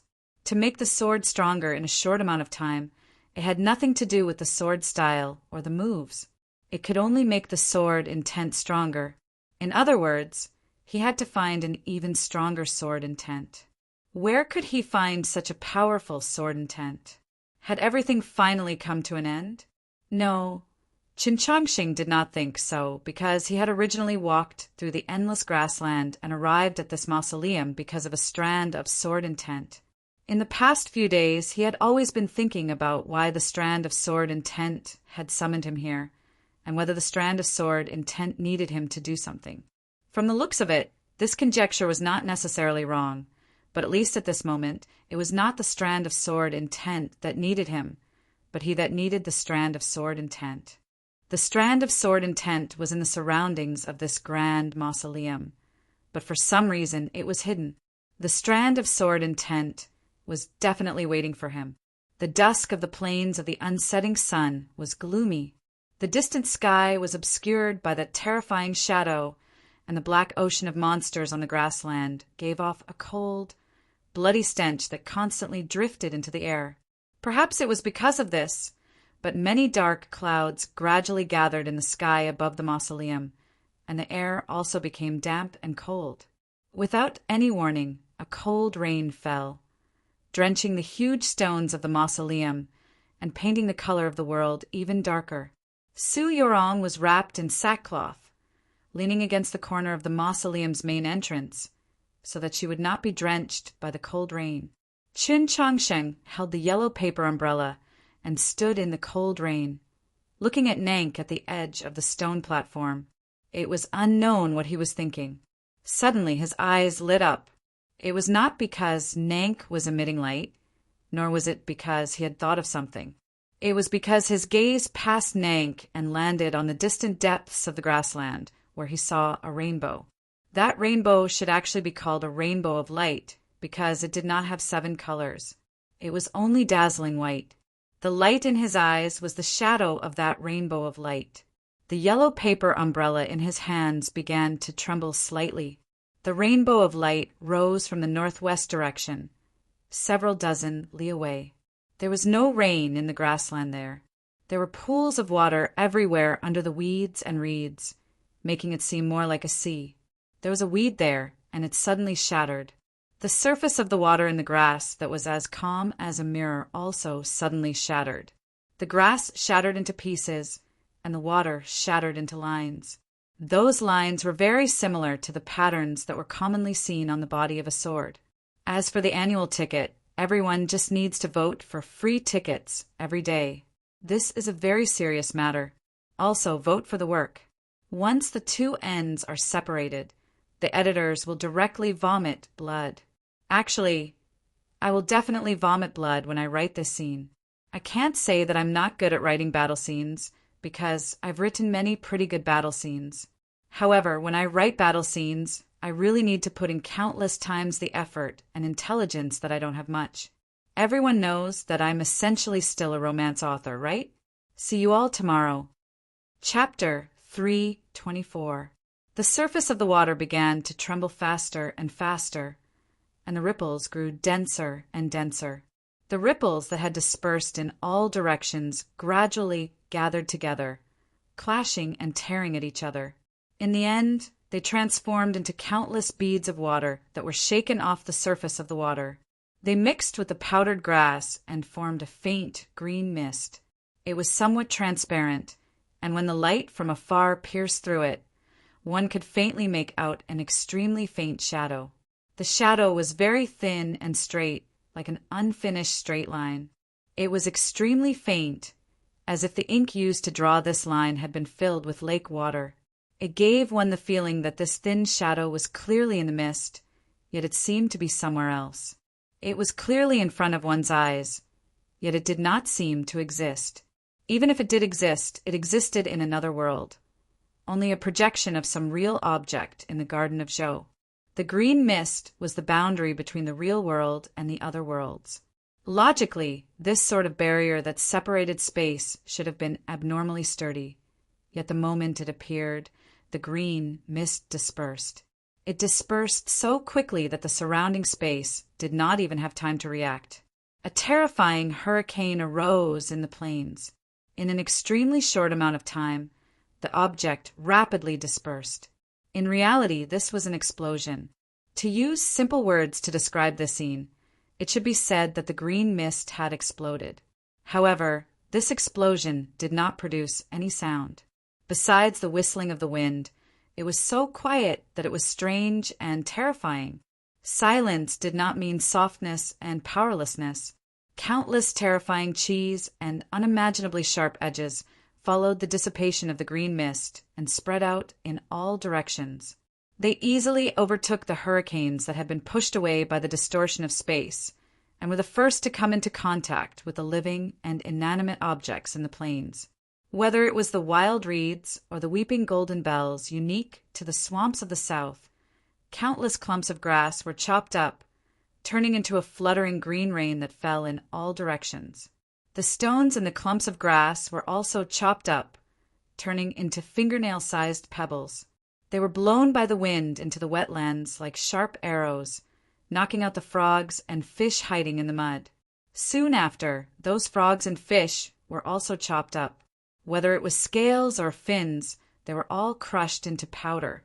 The ground of the wetlands was also shattered, as if it had been turned over 72 times by a diligent and foolish farmer. Finally, the water's surface shattered, turning into countless droplets of water. The air also shattered, turning into countless gentle breezes. The green mist dispersed, and the slender shadow finally revealed its true form. Within a radius of more than 10 miles, everything within the grassland was chopped into pieces. Everything was turned into fine powder. The true form of the silhouette was still a shadow, extremely faint and indistinct. It couldn't be seen clearly, but one could roughly tell that it was a sword. This thin shadow was not the real body of the sword, but the shadow of the sword. In other words, it was a sword will. When that sword intent sliced through all things and revealed its true form, the entire plains of the unsetting sun, or even the entire garden of Zhou, sensed it. An extremely deep tremor came from the depths of the mausoleum of Zhou. In the black ocean formed by the beast tide, countless wild waves rose. That was the movement of tens of thousands of monsters looking at that sword will. The terrifying shadow in the sky became even lower, as if it was going to cover the entire grassland. In front of the main entrance of the mausoleum, Nank suddenly turned around and gazed into the depths of the plain. Her eyes narrowed, and her usual indifferent and even somewhat dull gaze became incomparably sharp. However, no matter if it was the tens of thousands of monsters or her, or even the shadow in the sky, they could only see the plain with a circumference of 10 li in the depths of the plain. They could not see the sword figure, because before this, a cool breeze had blown through the plain. The sword intent went with the wind and disappeared with the wind. It was silent, and in an instant it disappeared without a trace. No one sensed that the sword intent had followed the cool breeze, passed through the dusky plain, and entered the dark clouds. It ignored the rain falling from the sky and arrived in front of Zhou Dufu's mausoleum. Then, like the stamen of a wintersweet, it landed on the ground covered in thick snow. It was like the first stream of muddy water flowing from upstream, flowing into a riverbed that had been dry for 1,000 years. Just like that, it disappeared into the mausoleum. Naturally, no one was able to discover where the sword intent had gone. Qin Chongqing's left hand held the umbrella at an angle. He did not block the rain, only guarding against Nank's attack. His entire body was already drenched by the rain. The rain gradually became heavier. The pearl-sized droplets of water constantly struck against the surface of the yellow paper umbrella, producing a drumming sound. The yellow paper umbrella began to tremble slightly. The trembling followed the surface and the ribs of the umbrella to the handle of the umbrella. Then it clearly traveled to his hand, his body, and his heart. The sound of the rain gradually grew louder, but the high platform in front of the mausoleum seemed incomparably quiet. Nank turned around and looked at him expressionlessly. For some reason, she felt that this completely drenched and incomparably sorry-looking youth had become somewhat different from before. She did not know where this feeling came from, and how it was related to the change in the plain earlier. However, she knew that some things were about to change. She would not accept any change that would prevent her from entering the grand mausoleum, so she decided to end this battle before the change came. However, she did not think that the change had already occurred. Hua! That was not the sound of a torrential rain, but the sound of a pair of wings unfolding in the rain. The green wings, over 10 zhang in length, unfolded behind her, bringing out 2 streaks of rain. Under the dim light, the droplets of water were like droplets of blood, beautiful and soul-stirring. The green wings suddenly sped up, and a gale suddenly rose on the stone platform in front of the mausoleum's main entrance. The rain that fell from the sky all shot away, and a powerful qi directly shook all the rain back into the sky. Nank disappeared from the edge of the stone platform. In the next moment, she attacked Qin Chongqing with a few droplets of rain and an extremely cold, killing intent. Qin Chongqing's gaze passed through the rain and cold wind and met with the little girl's gaze. All he saw was coldness and the determination to kill. In that instant, his eyelashes were frozen by the cold wind and killing intent to the point that they no longer trembled. The demon princess terrifying attack with all her strength had actually made him think that he could not block it. He thought like this, but he could not do it because he wanted to live. As a result, he gripped the dagger and slashed at the rain and cold wind in front of him. However, in the instant he swung the dagger, he felt an extremely strange sensation, so much so that his arm became stiff. He did not have any confidence that this dagger could block Nank's attack with all her strength. However, for some reason, he felt that the dagger in his hand seemed to be very confident. The dagger pierced towards the cold wind and rain. The cold wind suddenly dispersed, and the cold rain immediately stopped. In just an instant, the edge of the dagger broke through the wind and rain and arrived in front of Nank's forehead. The sword energy of this strike was not stable, and the heart of the sword was not clear, much less any sword move. However, the sword intent was incomparably powerful. I have nothing to do today. I will slowly and seriously write. I will write 9,000 characters before going to sleep, but not too quickly. Chapter 3:25. This strike indeed couldn't be considered a sword move. The sword momentum was also extremely unstable, and the heart of the sword was even more terrible because as soon as the sword was unleashed, Qin Changsheng discovered the abnormality and was suddenly at a loss. What kind of unforeseen event could cause someone as calm and mature as him to be unable to maintain his state of mind? The moment he drew his sword, he suddenly realized that this short sword that had accompanied him for a long time no longer belonged to him. It began to act on its own. The dagger slashed through the wind and rain, slashing towards Nank, who was behind the wind and rain. It seemed like a sword technique that he had completed with a swing of the dagger, but in reality it had nothing to do with him. In his initial plan, he was prepared to use the most powerful attack of the true sword of the orthodoxy to deal with Nank's full-strength attack. But the dagger didn't listen to his will and use that sword technique. Instead, it just stabbed forward. This stab was extremely reckless and careless. If there were spectators of this battle, seeing Qin Changsheng use this sword move, they would definitely think that he was seeking death. What was going on? There was a power in his body. No, it was not power, nor was it an aura. It was a feeling that was hard to describe with words. It made him hold the dagger and stab it towards the wind and rain in front of him.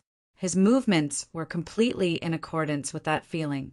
He was chasing after that feeling. His movements were very natural. The sword that pierced through the cold wind and cold rain was not straight. The sword's path was crooked and twisted. It looked like a line left by a child who had just learned to write on a piece of paper. It was impossible to see the move, and there was no hidden meaning. However, that feeling reached the depths of his heart and made him feel incomparably vivid. Just like the sword momentum, the feeling was the excitement of leaving the abyss, the ecstasy of seeing the clear sky.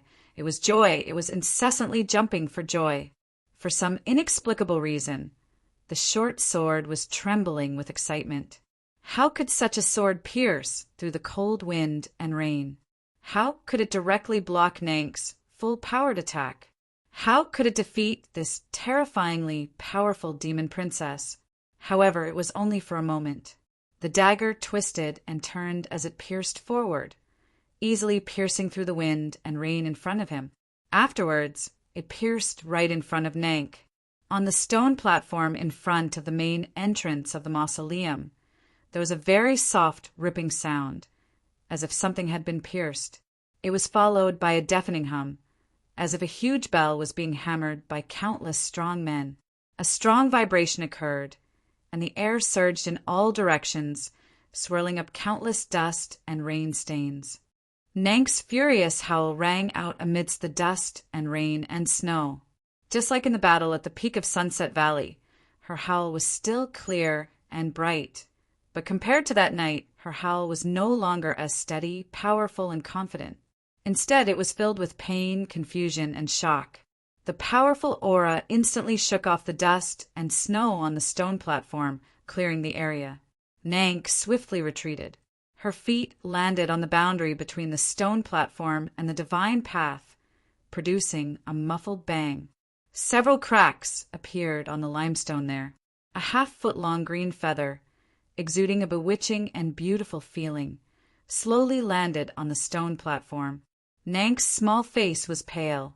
She looked at Chun Changsheng with eyes filled with flames of anger and a trace of subtle confusion. After a while, she withdrew her gaze and looked at a certain place on her dark green left wing. She saw that there was a sword wound there, and it was currently slowly seeping blood. The dim light from the sky in the distance shone through from there. It was quiet in front of the main entrance of the mausoleum. Probably because of the pain in her howl, Suyurong had also woken up. Seeing the scene in front of her, she was slightly stunned and speechless. Nank looked at Chen Changsheng again. Her gaze landed on the dagger in his right hand, and her pupils constricted slightly. She did not understand. Why was this dagger so sharp? What sword style was this? Why had the sword intent become so strong?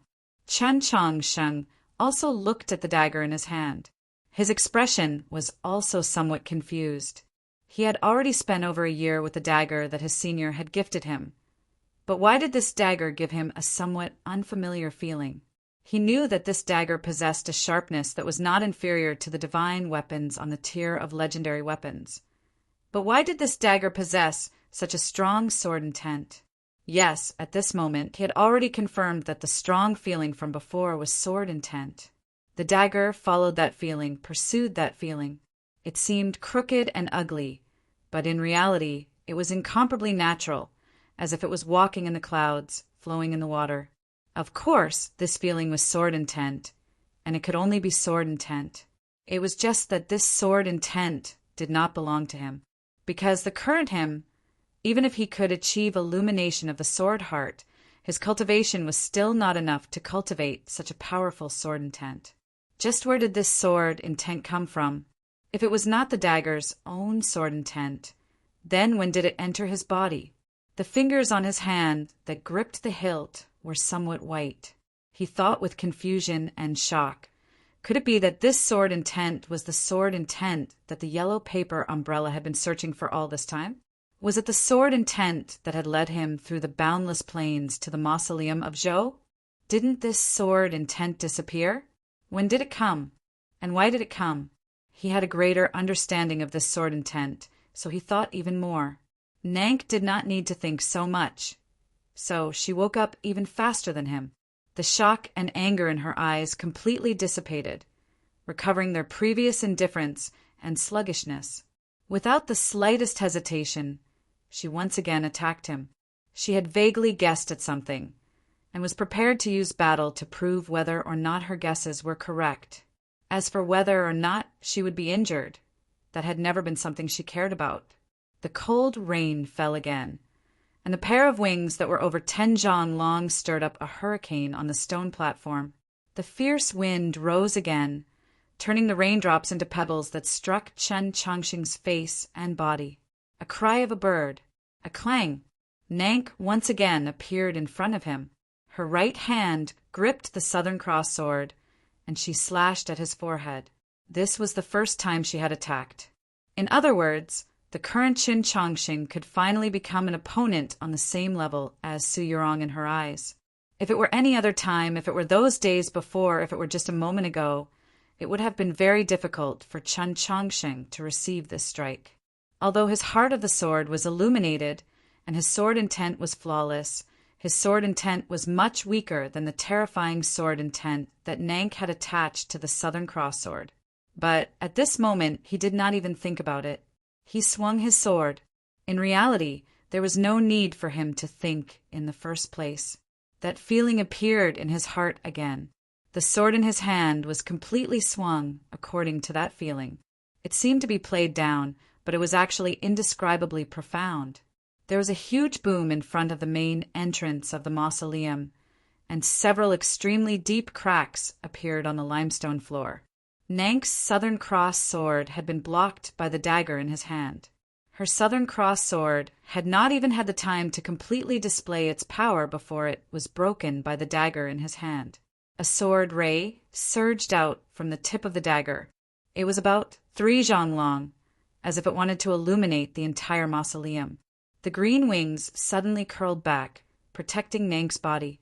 With a painful grunt, she quickly retreated once again. Her 2 feet landed on the edge of the stone platform, and another crack appeared on the limestone there. But this was still not enough. The extremely sharp blade directly pierced through her 2 wings and pierced towards the center of her forehead. Her 2 wings flapped against the rain, and Nank leapt up, landing on the divine path. But this was still not enough. She leapt up again and quickly retreated into the rainy sky behind her. It was still not enough. She had to retreat again and again and again.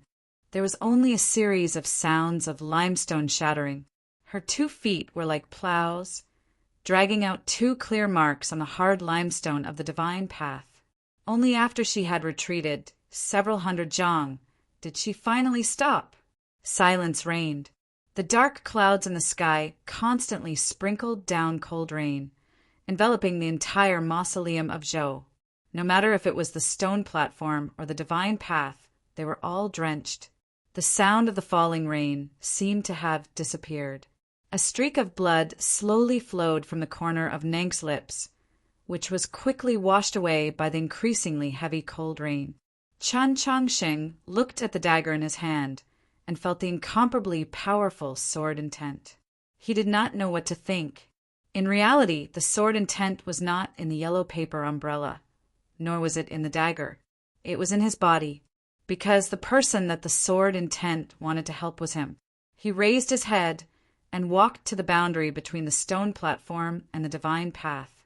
He gazed at Nank in the rain 100 jang away and said, "Right now, it seems like I can defeat you."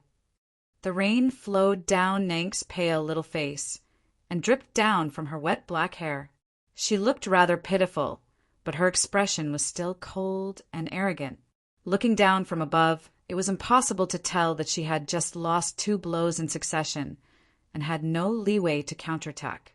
Her voice was also similarly cold. "This isn't your sword intent at all." Qin Changsheng was quiet for a while, then asked, "So?" Nank expressionlessly said, "Even if I lose to this sword intent. What does it have to do with you?"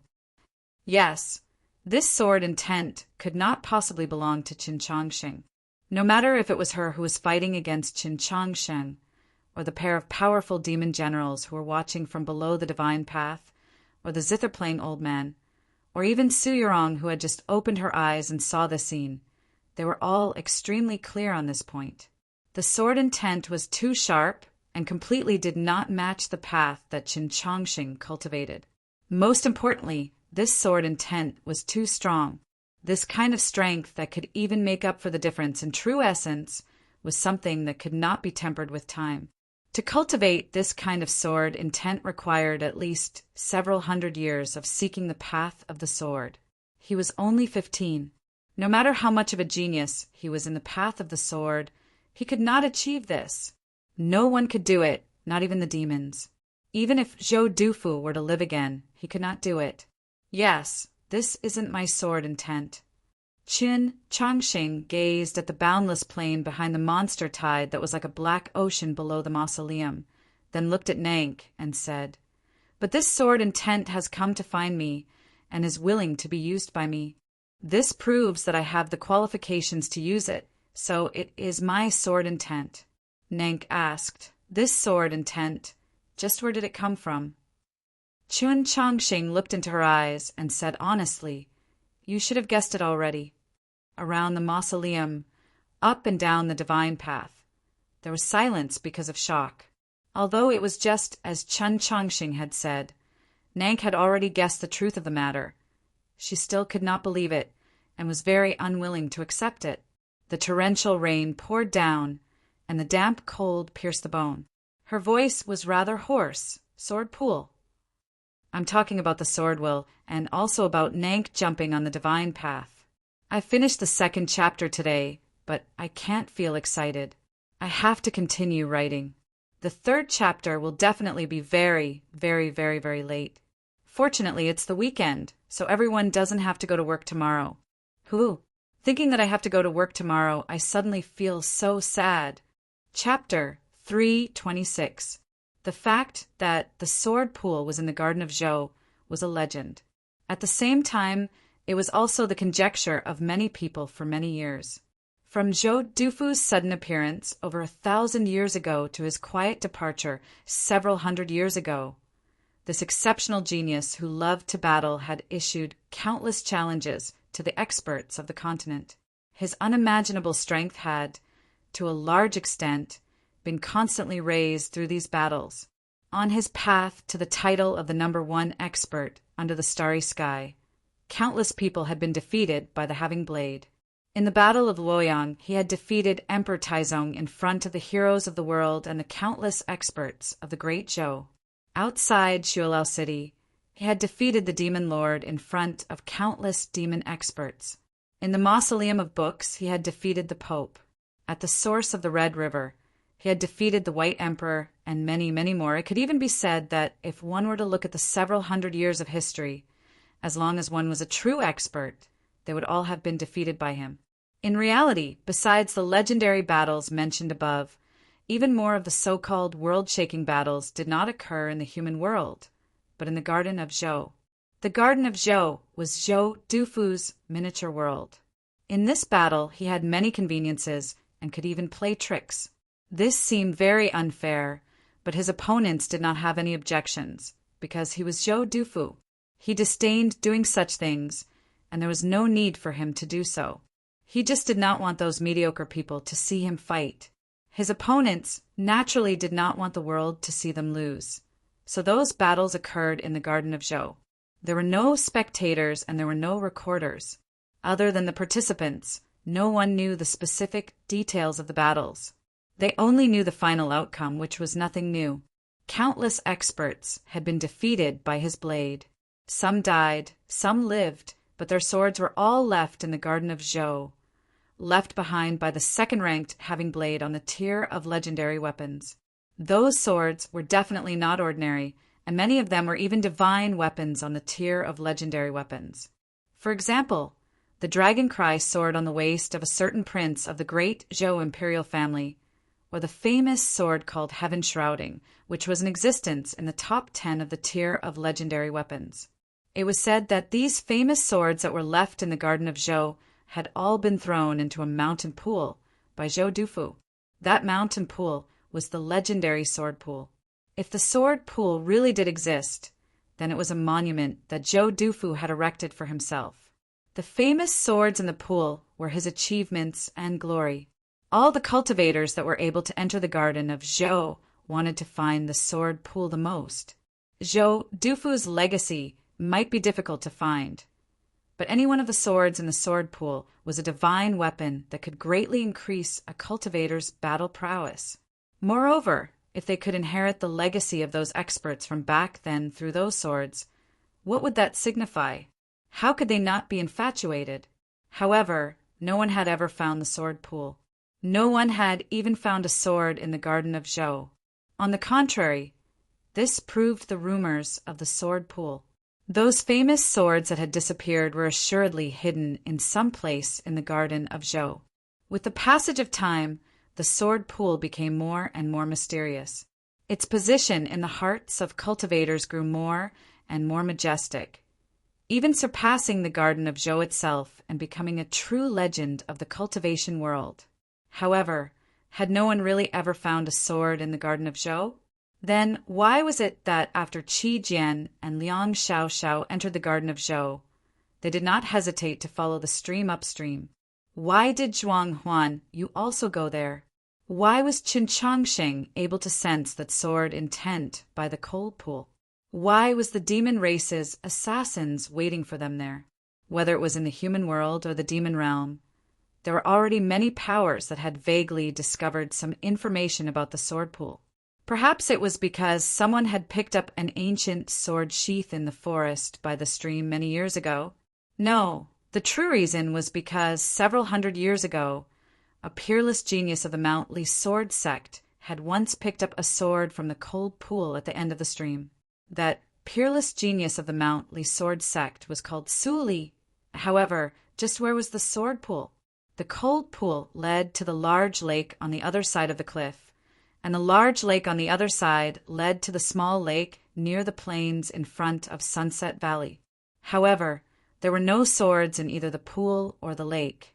If one simply and crudely linked all these clues together, connecting these dots into a line, one could see that this line pointed to the depths of the plains. Then did this not mean that the legendary sword pool was in the plains? In reality, this had always been the conclusion of the vast majority of cultivators. The footprints of the human cultivators and the demons had already covered the entire garden of Zhou. After several hundred years, they still had not found the sword pool. Then the greatest possibility was that the sword pool was hidden in the plains, because only the plains had not been explored. It was a pity that this conclusion could never be verified. All the people that entered the plains of the unsetting sun were unable to return. So those that had not entered the plains of the unsetting sun would never be able to see the true scene of the plains. Fortunately, or perhaps unluckily, Chen Changxing and Su Yurong had entered the plains. They could see the truth, although they could not necessarily send the true information back to the human world outside the Garden of Zhou. The sword intent continued to guide them deeper into the plains, as if it wanted to bring them to see the truth. However, they saw Zhou Dufu's mausoleum, but they still did not see any traces of the sword pool. Right now, the sword intent was in his body. He was sure that the sword intent definitely came from the sword pool. However, he did not know which famed sword this sword intent belonged to several hundred years ago, which famous person it belonged to. The rain grew heavier and heavier, and as a result, the wind passing through the mausoleum gradually grew more violent. The few green leaves that had fallen from Su Yorong's wudong tree, which had previously been shaken to the bottom of the huge boulder by the qi and stuck to the rain and snow, were now actually swept up by the wind. The green leaves were swept up by the wind and rolled along the ground, arriving at Qin Changxing's feet. Then they floated up and touched a corner of his clothes. Swish, swish, a sharp sound rang out. In that instant, it actually drowned out the sound of the wind and rain. The green leaf was cut into countless threads by the invisible sword intent. Just as it was about to fly, it was blown away by the wind and rain. On the Divine Avenue, several hundred zhang away, Nang's rain-drenched face seemed to become even paler. This scene made her even more vigilant and uneasy, because she had never seen such a powerful sword intent. Yes, at this moment, she silently thought of the word never. Her teacher Blackrobe did not use the sword, her father the Demon Lord did not use the sword, and the Demon Commander did not use the sword either. However, there were still countless demon experts that used the sword, yet she still had never seen such a powerful sword intent. This was only a strand of sword intent, yet it was already so sharp. If the body of the sword was still here, just how terrifying would it be? Several hundred years ago, just which peerless expert was the master of this sword intent, to actually cultivate the way of the sword to such a level? The rainwater fell on the blade of the dagger, emitting a pitter-patter, washing away the bloodstains on it. It was bright like a mirror. Qin Changxing looked at this dagger, his eyes also bright like a mirror. In the 3,000 scriptures there were countless explanations for sword intent, but only one explanation was accepted by the orthodoxy. Sword intent was sword sense. Sword sense was not the sword's divine sense, nor was it the sword's intelligence, nor was it a living spiritual object. It was the remnant of information left on the sword by the user's battle awareness and experience after a long period of accumulation. To use a more understandable but inaccurate explanation, sword sense was the knowledge of the sword. Sword sense was the remnant of information, or the essence of information, the crystallization of battle awareness, but it was not a concrete and objective existence. It could not be calculated, nor could it be simulated. When it entered the human mind, it was only a feeling. At this moment, he was feeling this feeling. From this sword intent, he felt absolute confidence, supreme sharpness, disdain towards the heaven and earth. He felt this sword intense conflict and even hatred towards this grassland. and he felt a strong desire for freedom. Of course, the strongest feeling was joy, a joyful joy. At the beginning, the user of the sword was no longer here, but the sword was still here. But later on, the sword was also gone, and only the sword intent remained. This sword intent could not leave this grassland. It was trapped here, or perhaps imprisoned here for a long time.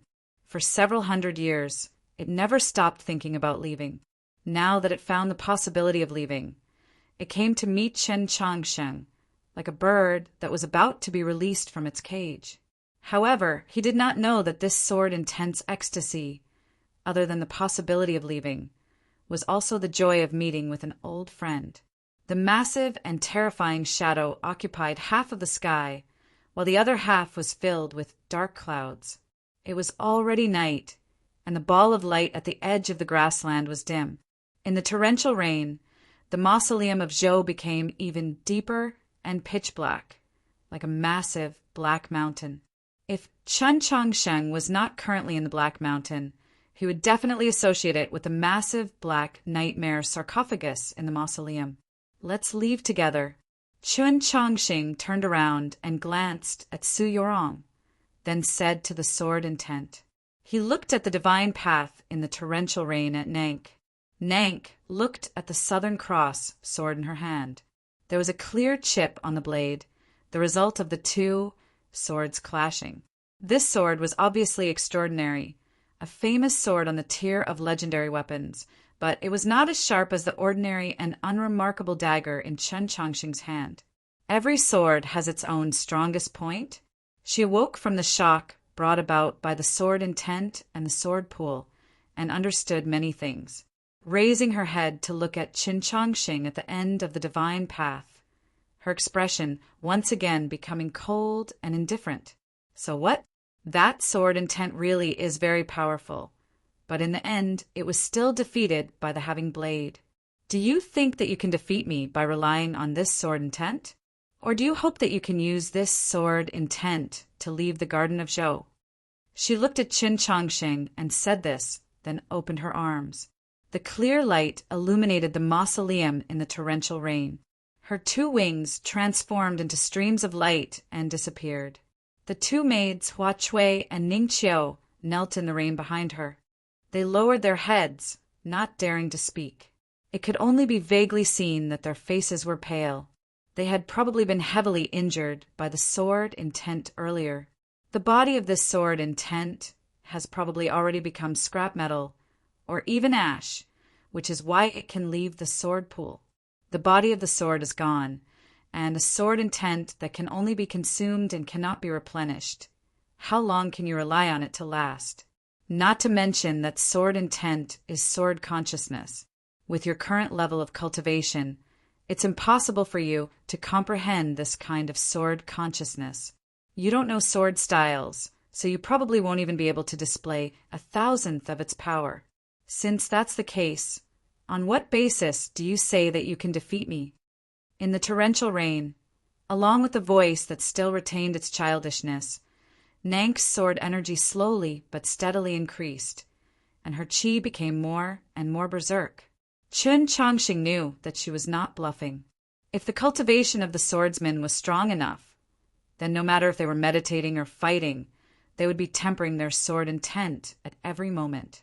However, if the level of the sword intent was even higher than the swordsman's, then the sword intent would be constantly consumed in battle and could not be replenished. Most importantly, my sword intent is inferior to yours, so why should I compete with you in terms of sword intent? With that, Nank raised the Southern Cross sword. She still stood 300 meters away, a very large distance away from Chen Changsheng. She had already retracted her wings, and it did not seem like she was trying to close the distance between them. The most important change was that this time she was using two hands to raise the sword. Her body was very petite, even thin. The Southern Cross sword was very wide, long, and straight. She was using her two small hands to raise it into the air. The scene was rather strange, just like a child preparing to play with a large metal hammer. The contrast was extremely clear. Seeing this scene, Qin Changsheng instantly guessed how she would attack, and understood that he had made a huge mistake. Since his greatest support was this powerful sword intent, then he should not let her be too far away from him. Different swords had different strengths, and each sword had many different aspects. Sword intent was only a part of the sword. Other than that, there was also the sword energy and the amount of true essence attached to the sword. These were all important components that were no less important than sword intent. Nang's attack relied on the influence of distance on sword intent, forcing him to use sword energy and strength to fight. A sword glow illuminated the dusky sky and the mausoleum in the torrential rain. A dark blue sword glow separated from the blade of the Southern Cross sword. Like a meteor with a fiery tail, it slashed towards Qin Changsheng at the end of the divine path. Qin Changsheng's fingers that gripped the sword hilt were slightly white, and his lips were also slightly white. He did not know if it was because of his injuries or because the rain was too cold. A weak, but abnormally certain voice rang out from behind him. "Use the umbrella!" The one who thought of the method was not that sword intent. Sword intent could not speak. The one who spoke was Su Yorong. Qin Changsheng did not understand why she would say such a thing, but along the way, he knew that her cultivation and strength, especially her insight, far surpassed his. Most importantly, he trusted her very much. So without any hesitation, without any thought, he raised the yellow paper umbrella.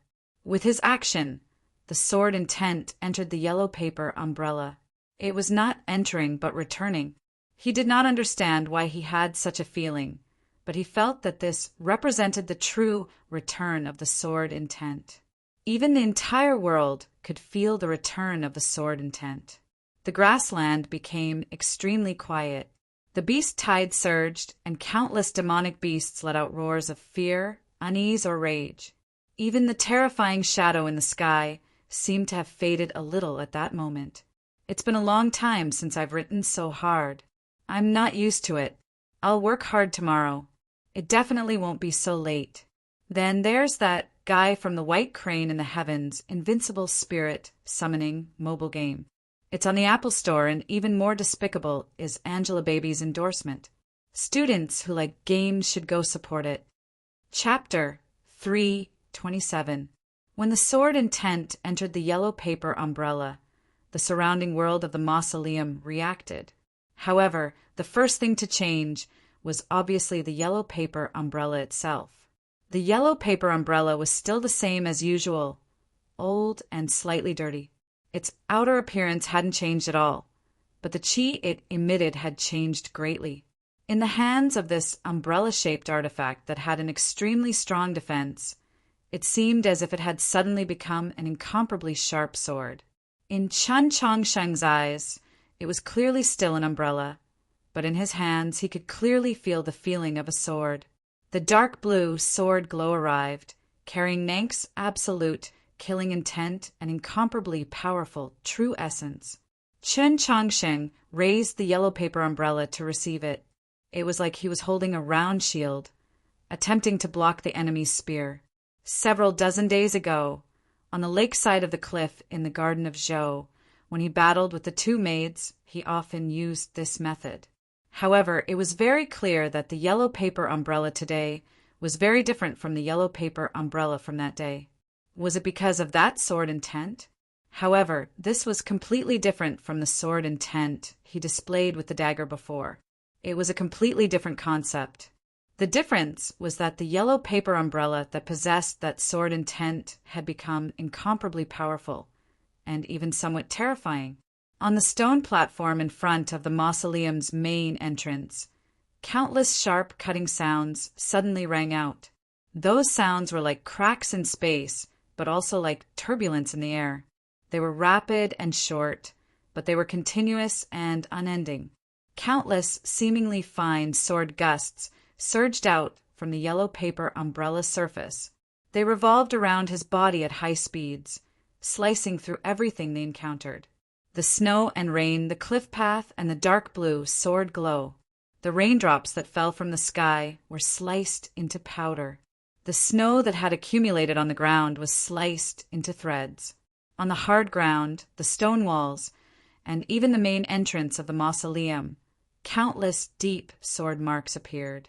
As for the dark blue sword glow that came through the air, before it could even illuminate the 2 stars of the Southern Cross, it was sliced into 10,000 streaks of starlight, dispersing along with the shattered threads of wind. The sharp cutting sounds gradually became lower, then disappeared. Those fine sword gusts gradually returned to the stone cliffs of the mausoleum, never to appear again.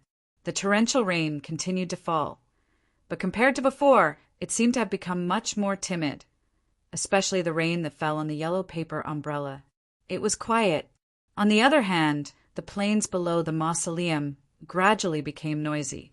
The monster tide that was like a black sea vaguely stirred up waves, showing signs of unrest.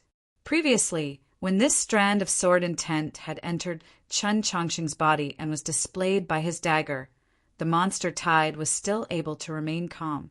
However, when this strand of sword intent had entered the yellow paper umbrella and then easily shattered Nank's sword energy, thus proving a few things, the tens of thousands of monsters in the plains could no longer control their emotions.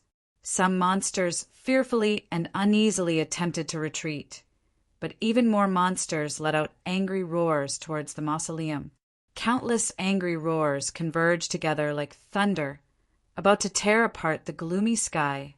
If Nank had not used the soul wood to forcefully suppress it, the black ocean formed by the monster tide would have already surged towards the mausoleum of Zhou. Nank did not know why the demonic beasts were reacting so strongly. Was it because the appearance of that sword intent indicated that the sword pool was about to appear? Then why was the beast tide not as turbulent as it was now when the sword intent appeared? She was puzzled. Her gaze passed through the rain and landed on Su Yurong. Previously, it was precisely her that made Chun Chongsheng abandon the sword and use the umbrella. Today, everyone present was an expert. Su Yurong had not recovered from her heavy injuries and was extremely weak. She spent the majority of the time with her eyes closed, not watching the battle. However, she had actually understood something. This made Nank somewhat angry and unwilling. It was just like how she felt when Chun Chongsheng used that strand of sword intent. Here, she still had to quote Tang 36's famous judgment. Su Yurong and Chun Chongsheng were really 2 fellows that were very good at making people speechless. Su Yurong braced herself and looked at the restless monster tied below the mausoleum. She said weakly, "Close the umbrella." Chun Chongsheng listened to her and closed the yellow paper umbrella. After the umbrella was closed, it was very much like a sword. Many people had similar experiences. After the rain stopped, they would use the tip of the umbrella to stab at the mud and walls for fun. Why? Because after the umbrella was closed, it was very much like a sword. At this moment, the yellow paper umbrella that Chun Chongsheng held in his left hand was very much like a sword. The monster tied around the mausoleum instantly became silent. Those angry roars disappeared just like that. The monsters that were in an uproar and attempting to head towards the mausoleum became somewhat fearful and uneasy, as if something big was about to happen. In the depths of the monster tide, the powerful star condensation monsters that were like mountains and rivers began to emit a ruthless and bloody chi. The huge shadow in the sky became even lower than before. The sword pool was the greatest secret of the Garden of Zhou. The sword was the greatest taboo of the plains. Just what was the connection between this sword intent and the sword pool that it represented and the countless monsters that ran amok in the plains of the unsetting sun? Su Yurong silently deduced and calculated. Her mental energy was quickly consumed, and her face became paler and paler. Finally, her gaze fell on the umbrella in Chun Chongsheng's left hand. She thought to herself, "It seems like this really is the legendary yellow paper umbrella." In the world outside the Garden of Zhou, the wind and snow remained the same. The huge shadow in the sky became even lower than before. In the distance of the snowy plains, the figures of over 10 demon generals towered like mountains and rivers, emitting a bloody and powerful chi. So far, 1 demon general had already died in battle, 7 demon generals were injured, and 3 of them had their limbs severed. The demons had already paid a heavy enough price. The snowflakes landed on Su Li's shoulders and were instantly cut into countless pieces. There was blood on his sword, but there was no blood on his body. He seemed uninjured, but in reality he had already consumed a great deal of energy. He could no longer perfectly condense his sword intent in his body, and it began to leak out. Black Robe sat cross-legged on a snowy hill and calmly said to him, "Although you are called Su Li, you cannot leave today." Su Li looked at the shadow in the sky and said nothing. "What do you like to eat the most? What do you dislike to eat the most? Where have you been these past few years? How many people have you killed in the great western continent? Do you like mountains or the sea? How often do you write a letter to your daughter? How long did you take to master the first sword move after you entered the Mount Li sword sect? How many times did you quarrel with your master? How many days did you cry after your master died in the garden of Zhou?" Black Robe used his slender fingers to lightly stroke the square plate in front of his knees and said, "All the information I could gather related to you was used in this situation. How could you possibly leave?" Su Li withdrew his gaze and looked at him mockingly. "The people I dislike the most are people like you. You clearly still have to rely on strength to fight to the death in the end, but you always like to talk about reason and probability. Even when you're about to die and on your last breath, you still don't forget to put on an appearance of having the pearl of wisdom in your hands. Who are you acting for?" A low laugh came from Black Robe. "Naturally, it's for people like you who have been calculated to death by me." Su Li sneered. "Do you really think that everything can be calculated?" Black Robe asked, "Why not?" "Of course you know that the stars can move. Since the stars can move, how can there be an unchanging fate? If it is not predestined, how can it be calculated?" Su Li gazed at the night sky. He did not see the river formed by the 2 stars in the south, only the snowflakes that constantly fell in front of that shadow. He said in a clear voice, "Everything in the world is changing at every moment. The longer the snow falls, the thicker it becomes. Perhaps there will be a moment when an avalanche will occur. How can you calculate that? The path of the sword is not snow, and cultivation is not falling snow. Quantitative changes do not necessarily lead to qualitative changes, and desperate situations cannot help you break through." Black Robe knew what his words of snow implied. He calmly said, "Because you are an unparalleled genius of the path of the sword." These words were praise, coming from the mouth of the continent's most mysterious demon military advisor. Even Su Li should feel proud. But these words were even more offensive. If an unparalleled genius of the path of the sword could break through, he would have broken through long ago, whether it was through the great terror between life and death or some other method. Black Robe continued, "You are unable to make the path of the sword reach perfection not because of any other reason. Talent, comprehension, willpower, and even the most crucial of luck, you have never lacked any of these. The reason it is like this is because you lack the most important thing. That thing is of the utmost importance to the path of the sword." Su Li naturally understood what he was talking about. The path of the sword is the cultivation of the sword. Black Robe's voice did not fluctuate in the slightest as he coldly concluded, "Without a sword that is worthy of you, your path of the sword will never be complete." The next chapter will be a little later, but it should be out before 11.